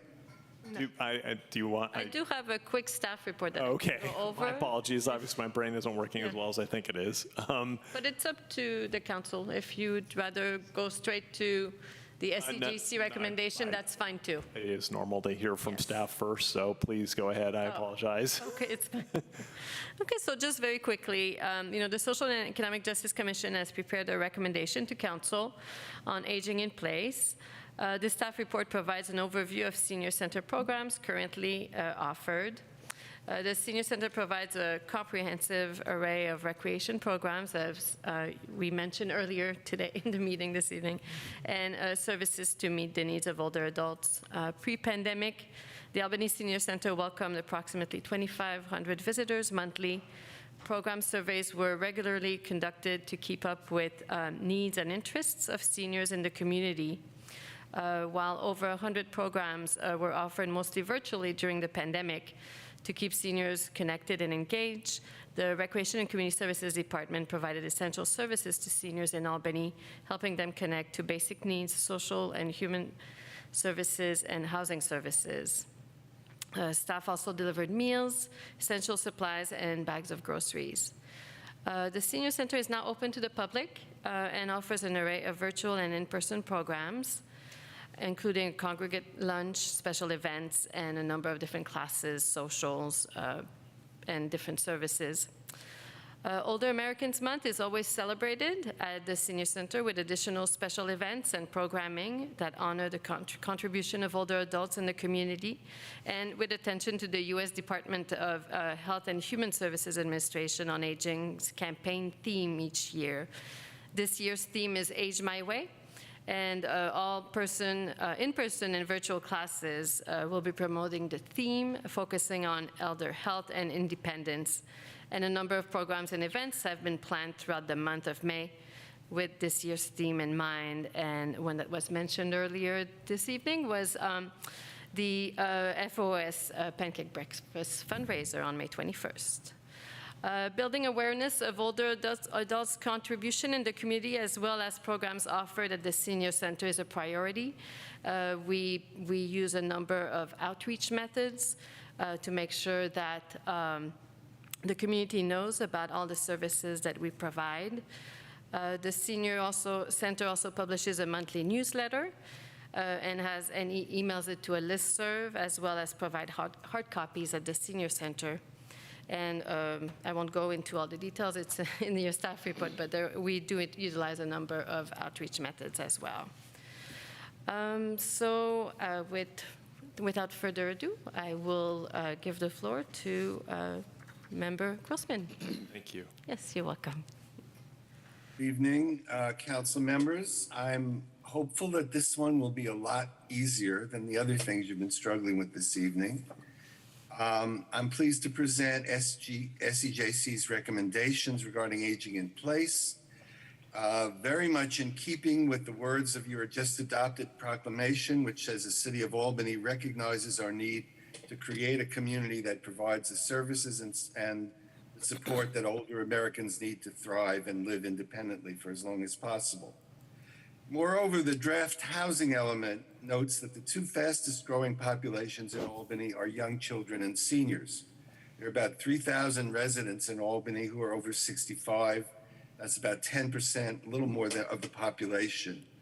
We are fortunate to have the Senior Center, which offers a range of programs. The lion's share of the work on these recommendations was done by the preceding SEJC, and Margie Marks did most of the work on that. And so I have asked Margie, and she's generously agreed to participate in presenting our report. Let me just summarize the recommendations for you and then turn it over to Margie. One, that the council join the AARP network of age-friendly states and communities, which provides a rich resource for information on how to improve age-friendliness of cities. And you have a copy of a brochure that describes this AARP program, which, by the way, is cost-free. The second is that Albany take account of the effect on the seniors of changes in infrastructure and policies related to access to outdoor spaces, buildings, transportation, housing, social participation, etc. Albany, as part of the East Bay, is about to undergo some very significant changes, particularly concerning transportation, housing, and outdoor spaces. Some of these will create challenges too, as well as opportunities for improvements in age friendliness. Three, that the council establish a senior advisory committee to work with staff on a livability assessment and to advise staff and council members on issues related to senior-friendly infrastructure and services. Such an advisory committee is part of the AARP effort on aging in place. And fourth, that the city conduct a campaign during Older Americans Month to acquaint people with the Senior Center. Now let me turn it over to Margie. Okay, thank you, Bart. I just have a few words to say, don't worry. According to the 2020 census, the Albany population of people 60 and older is 3,277, or about 16% of the total population. When considering aging policies, most cities look at 50 years and older, so that would add to the numbers by about 1,500, which would be 25% of our population. First, to do anything, the city needs to do an assessment of seniors. AARP has a 16-page questionnaire. This was used by the city of Berkeley with a few revisions. The city of Albany could do the same. The last time I'm aware that the seniors were surveyed was in 2016 by Alameda County. Unfortunately, only 39 Albany seniors responded. The city would need to make a big effort to ensure that we get a large percentage of seniors to respond. The city of Embryville used a $50 gift card drawings to increase participation. The survey needs to be translated into different languages. According to the new housing element, 14% of the city's residents speak English less than very well, and 246 residents do not speak English at all. Second, Albany needs to join the World Health Organization network of age-friendly cities and communities. It costs nothing to join, and the AARP would help the city fill out the forms. The cities in our area who have already joined are Berkeley, Emeryville, San Francisco, Marin, and Santa Clara became the first county in this country to have all cities become part of the network.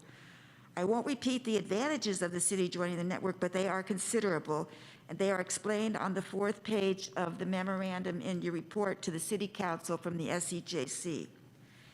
Age-friendly communities take into account the effect on seniors of changes in infrastructure. AARP and the World Health Organization have what they call 8 domains of livability. Those domains of livability include, for example, transportation, outdoor spaces, and emergency preparedness. For each of those domains, there is a list of criteria to look at. I believe that start doing this now with no cost and a little training for city bodies that deal with any changes in the city. For example, give each of the commissions a list of criteria for the 8 domains when they are considering any changes to city infrastructure.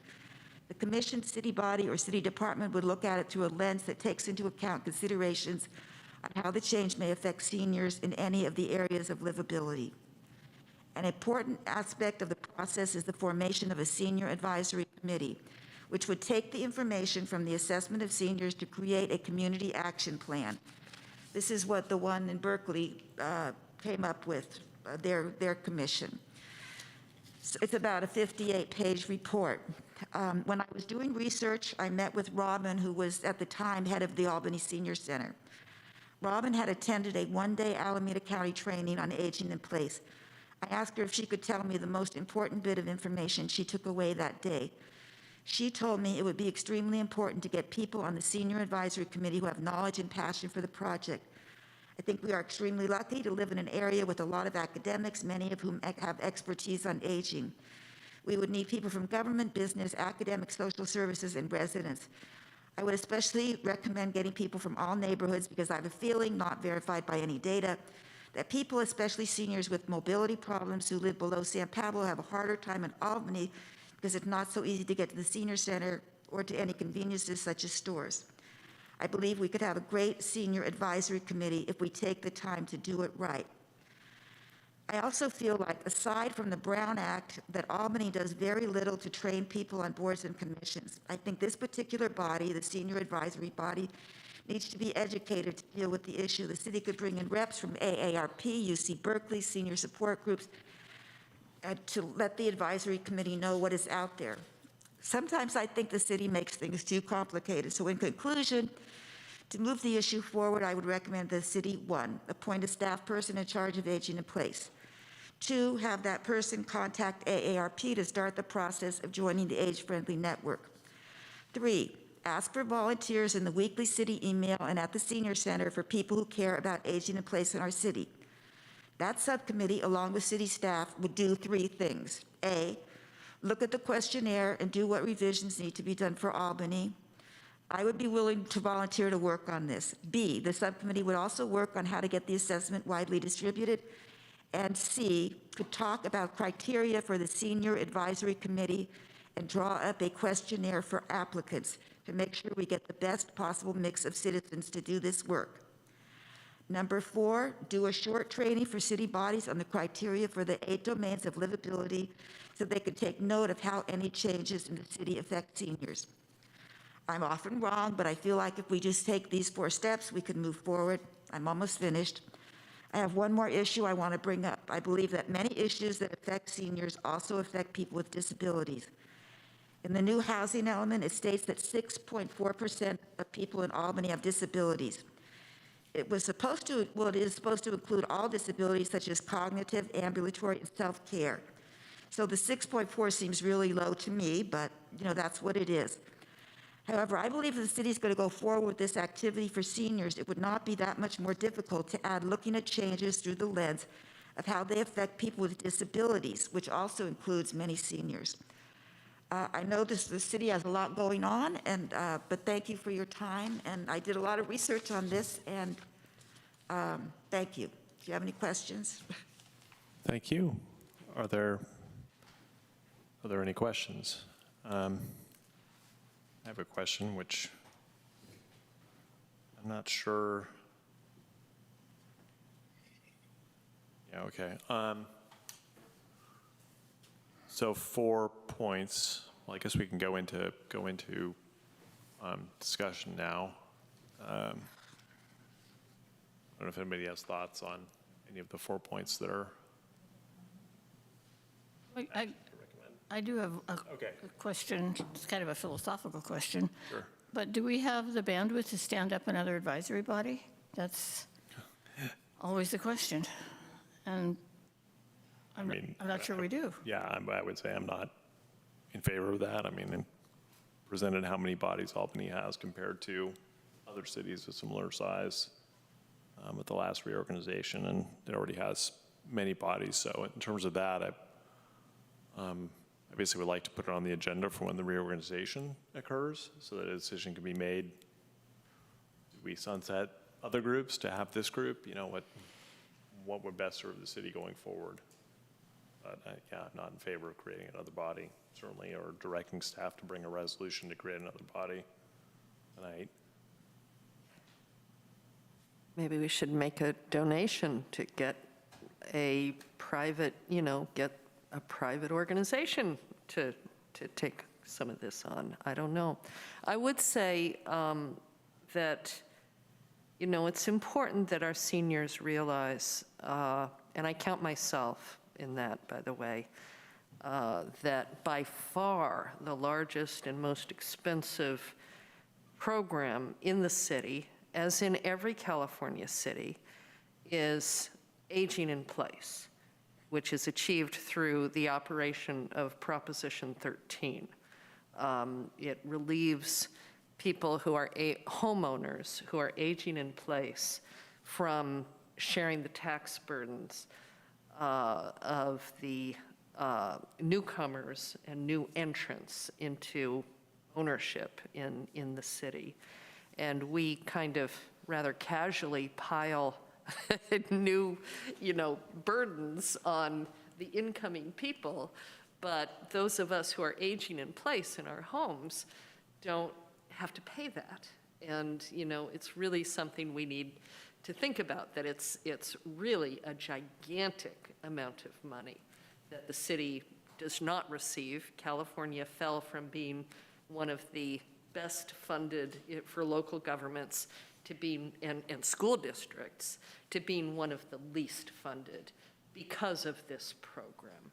So there's a lot of generosity in the structure of the state's tax system to aging in place. Now, that's not a reason not to help people out, but please realize if there's a reluctance to put a lot of hard cash into aging in place, it can be because it's already such a gigantic part of what our society is paying for. Yes, Vice Mayor Tiedemann.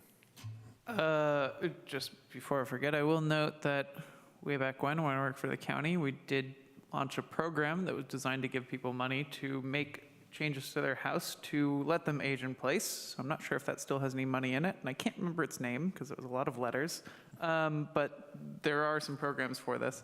I just comment that, I'm good with 1, 2, and 4 here. I also have some skepticism about setting up more committees. Like you said, we should probably address this during reorganization, but I would say that if we want to get this started now, we could always have an ad hoc committee of the council start work on it and try and engage with both the people from SEJC who started this work, as well as all the other, active groups, including the ones that we gave a proclamation to earlier in the evening. So that could be a good way to get this ball rolling if we don't want to start a task force right now. I agree with that proposal and suggest seriously that we think about trying to stimulate private initiative to do a lot more for our seniors. And if we're going to start making donations, maybe that's a good cause. Thoughts? Yeah. The one thing that, number 2, that we take effect take account of the effect on seniors and changes in infrastructure. That's the one thing I think we do really poorly. You know, and I think a speaker earlier tonight mentioned it, we don't think about people that have mobility issues or limited mobility or lack of mobility or whatever you want to call it, as we're designing, you know, places that don't need parking or that are just not really working for people with mobility issues. And I think that's something that we could look at a little more. I think we get a little cavalier about that sometimes. You know, it seems to me joining the network, the ARP network, especially since it's basically, what did I decide it was? It was just an application, a letter, and a resolution. I think, you know, we could probably easily do that. I guess I'd like to see a little bit more of a goal of, like, even Aaron, your ad hoc committee, what's the end goal? Well, as I understand it, the goal of the task force proposed was to essentially design the questionnaire and administrate the survey that I think is part of joining the network. You can correct me if I'm, yes, that sounds right.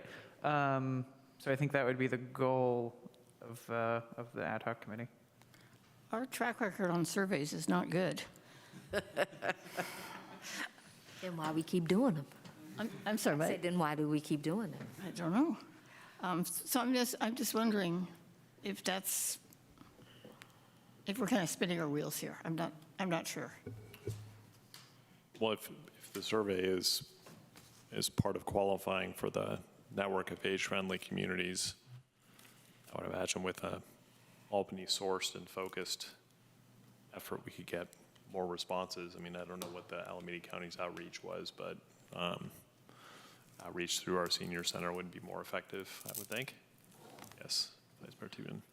I did want to point out that we haven't gone to public comment yet on this item. Oh. Is there any public left? Yeah, but they're home in their jammies. Thank you. Go ahead, Jeremiah. Thank you, Ann. Of course, I'm the only public member left, but that's okay. You know, I think that it's really important that Margie's heard with the addition of a possible senior advisory committee. And we know that second Tuesdays and fourth Tuesdays are open. So there's room. I think that's a great idea. It's a great idea. And I think we should go for that. Thank you. Thank you. I'm not in favor of founding another body right now. No. I think this should be forwarded to, again, what I've said. I mean, even an ad hoc committee, and/or this could be made a work item in a work plan of SEJC. Yes. Yeah, I just wanted to add, I mean, given the breadth of things that point 2 here touches upon, you know, that touches upon a whole bunch of different things that we do as well as our various advisory bodies do. So it may be, you know, I think as other council members note, you know, we may not think about these things enough, and we should, and part of that may be incumbent on us to try and make sure that there is some representation, as we mentioned earlier tonight, of, you know, disabled population as well as senior population on a lot more of these committees, because, you know, all of these things are important, and considering all of the people that they affect in different ways is important. Yeah, I don't want to see us create any new committees or start any new surveys until we finish the racial equity survey. You know, we just have to get things done before we take on new things. And I will say, in my years on this council, I can't remember a survey ever making a significant difference in policy making. Over and over again, we say, well, we've got survey results, but, you know, we couldn't get very many people to participate, so we're not really sure that it reflects what people really think. it's very hard to do surveys meaningfully without quite a bit of money. And I hope we do the racial equity survey in a meaningful way, but I'm just not in favor of taking on another one, at least until that one is done. So I'm going to ask a question on 4 and then maybe make a motion on 1 and 3. Does the senior center already provide tours, I would imagine, orientation tours or periodic tours or introductions for people who are new to it, like I will be in a few years? Everybody is welcome at the senior center, and when somebody comes through the door, we welcome them with open arms, and we'll give them a tour if they want to, but we definitely provide all the information that they are looking for. I guess I wonder if, in the spirit of 4, it would be useful in this month to announce some particular time for people to come around, just to put it in the e-news. Because it might, I could see it as an experiment, it would work better if there's like, hey, come on such and such a day. Maybe you get 4 or 5 new people and it's kind of a little more lively and they meet each other and interact. We plan to have some items in the e-news on a weekly basis for the month of May. Okay. Yes. You think that could be one? Oh yeah, we will, inviting people to come to all of the different programs that we have and come and see what the senior center is all about. Yes. So it sounds like that's covered. Well then, I'll move that 1 and 3 be tracked for bringing back at the time of the advisory body reorganization and formulation of advisory body work plans and formulation of the city council's next strategic plan. Second. I'm sorry, could you repeat that? Yes, certainly. So I'm forwarding items 1 and 3. Okay, that's it. I didn't hear 1, and I was like, what happened to 1? Very good. Clear enough to everybody else? All right. I don't see any further discussion. City Clerk? Councilmember Gary, Yes. Mayor Jordan, Yes. Councilmember McQuay, Yes. Councilmember Nason, Yes. Vice Mayor Tiedemann. Yes. Motion carries. Thank you. And thank you, former commissioner. Thank you, Margie. Margie. Bart has his hand up. I don't know if he's, hey. Oh, Bart's still with us. Thank you, Commissioner Grossman. I just wanted to make a plea here, whether you do it as a motion or however you do it. I think that Councilmember McQuaid was right on that issues of pedestrians, issues of older people who may be slower, who may not see as well, have not been included in thinking about various infrastructure plans. And however you do it, I think you have to find a way to hear the voices of people other than the ones who have sort of dominated that discussion about building, et cetera. And not all of these are very big, expensive items. For example, we were talking before about lighting. It's, seniors have a harder time sometimes seeing. Street signs that are visible are a problem. Some of these are not enormous, but they're not things that people who don't come from this population and live with these issues would necessarily think of. So I would urge you to find some way to make sure that issues concerning seniors and people with disabilities are included in all of your infrastructure planning. Thank you.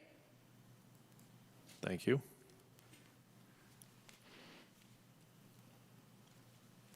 Any comment on that? No, that's absolutely crucial. All right, with that, we'll go on to 11-2. Since we have another 9 minutes, we'll see what happens. So this is an item I've generated with essentially the school board president to try to make it more inviting for a variety of people to run for office. The city, decades ago, I believe, paid the candidate's fee. It's that long ago. That did change at one time. It's maybe not a high barrier, but we do have uncontested elections. And so if we keep doing what we've done before, then we can't expect different results. I think we need more candidates in Albany. So this is one small change that we could make to see if it works, see what happens. Are there any questions? I don't have questions, I have a lot of comments. Okay. No questions? Well, let's see. Is there anybody online? No one raised their hand. Oh, there we go. Okay. Oh, Jeremiah. Mr. Aguirre-Pinguelo, I thank you for joining us. I look forward to hearing your comments. If you have 3 minutes, but if you can keep them shorter, we would probably appreciate it. Yeah, I think I just want to announce that I turned in my 501 form last week, and so I'll be running for city council.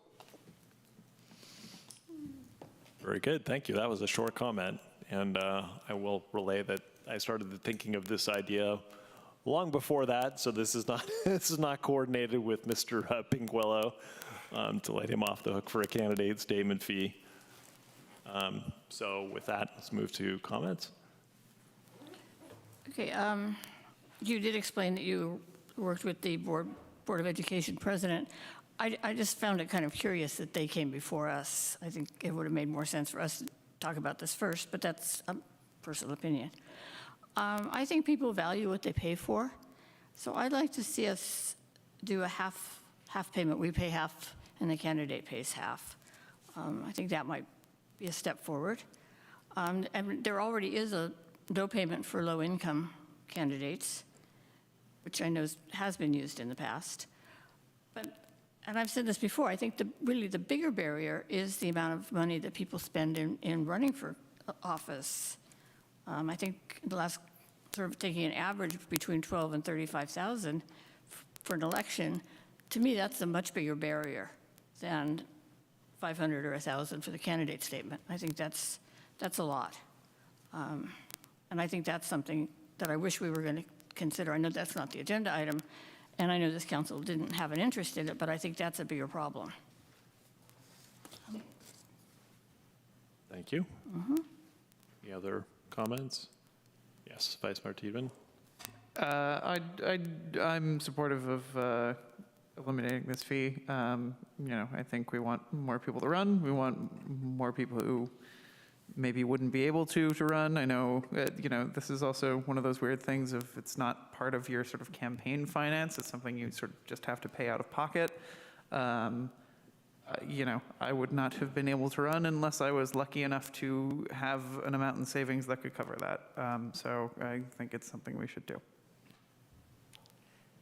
I have mixed feelings about it because in part I feel like raising some minimal amount of money is a pretty low threshold for being a candidate, and people should be willing and able to do that. And if they're not, maybe they shouldn't be a candidate.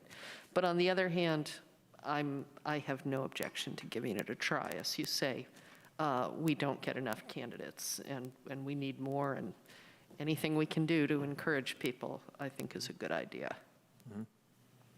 It's worth a try. Yeah, I think potential candidates or candidates would still need to raise money to have a campaign. If they have zero money and zero campaign, their chance of winning, I think, is fairly low. Yeah. But this is a fee that's under the city's control, and so I think the city wants to have something different happen in terms of number of candidates, and the city needs to take responsibility for doing something different. And the voter information guide essentially benefits everybody by providing information. Yeah. So I will, I guess I think the appropriate motion here is to ask staff to, at the time of the master fee schedule returning for its annual modification, to include waiving the candidate statement fee as a part of that annual item. Seconded. It's been moved and seconded. City Clerk. Mayor Jordan, Yes. Councilmember McQuay, Yes. Councilmember Nason, Yes. Vice Mayor Tiedemann, Yes. Councilmember Gary. Yes. Motion carries. I'll talk fast. And with that, I think I'm going to suggest we skip 12 and go to 13, which is future agenda items. Well, you know, there is this outstanding question about whether Social and Economic Justice Committee members are going to be eligible for the Policing Commission. I don't know what the timing is going to be, but I would very much like us to consider suspending the operation of the SEJC for the remainder of the year and welcoming applications for the Policing Commission from interested members of the SEJC. Okay. Got it. Thank you. Any other? Can I ask a timing question? That won't come back, it'll come back in 2 weeks. Never mind. Come Yeah, back so in it'll- 2 weeks, so there Never will be mind. time. It's So it would be late. within Sorry. the applicant. Yes, it is late. I would like to, I know last year we had an intern that provided some data on communications. I would like for us to see where we're at as far as the communications piece within the city. Hear that data and see if we can get a better understanding how we're communicating to our residents information from the city. Okay.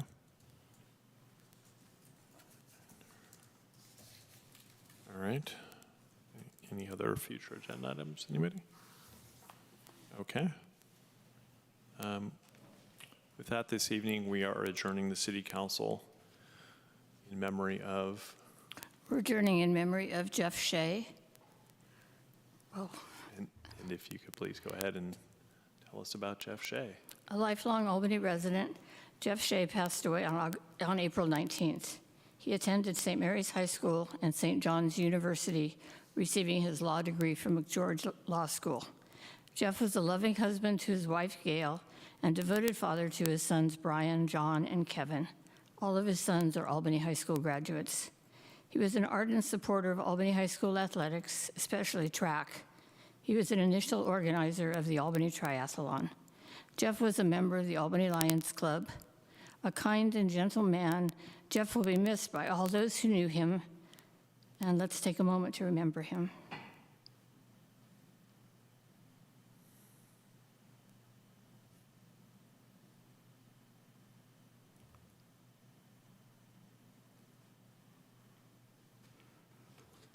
Thank you, Vice Mayor Tiedemann, Councilmember Nason, Councilmember Gary, Councilmember McQuaid, Thank you, City Mayor Attorney, George. City Manager. And I think I get to use this thing now, right? Yep. Yay!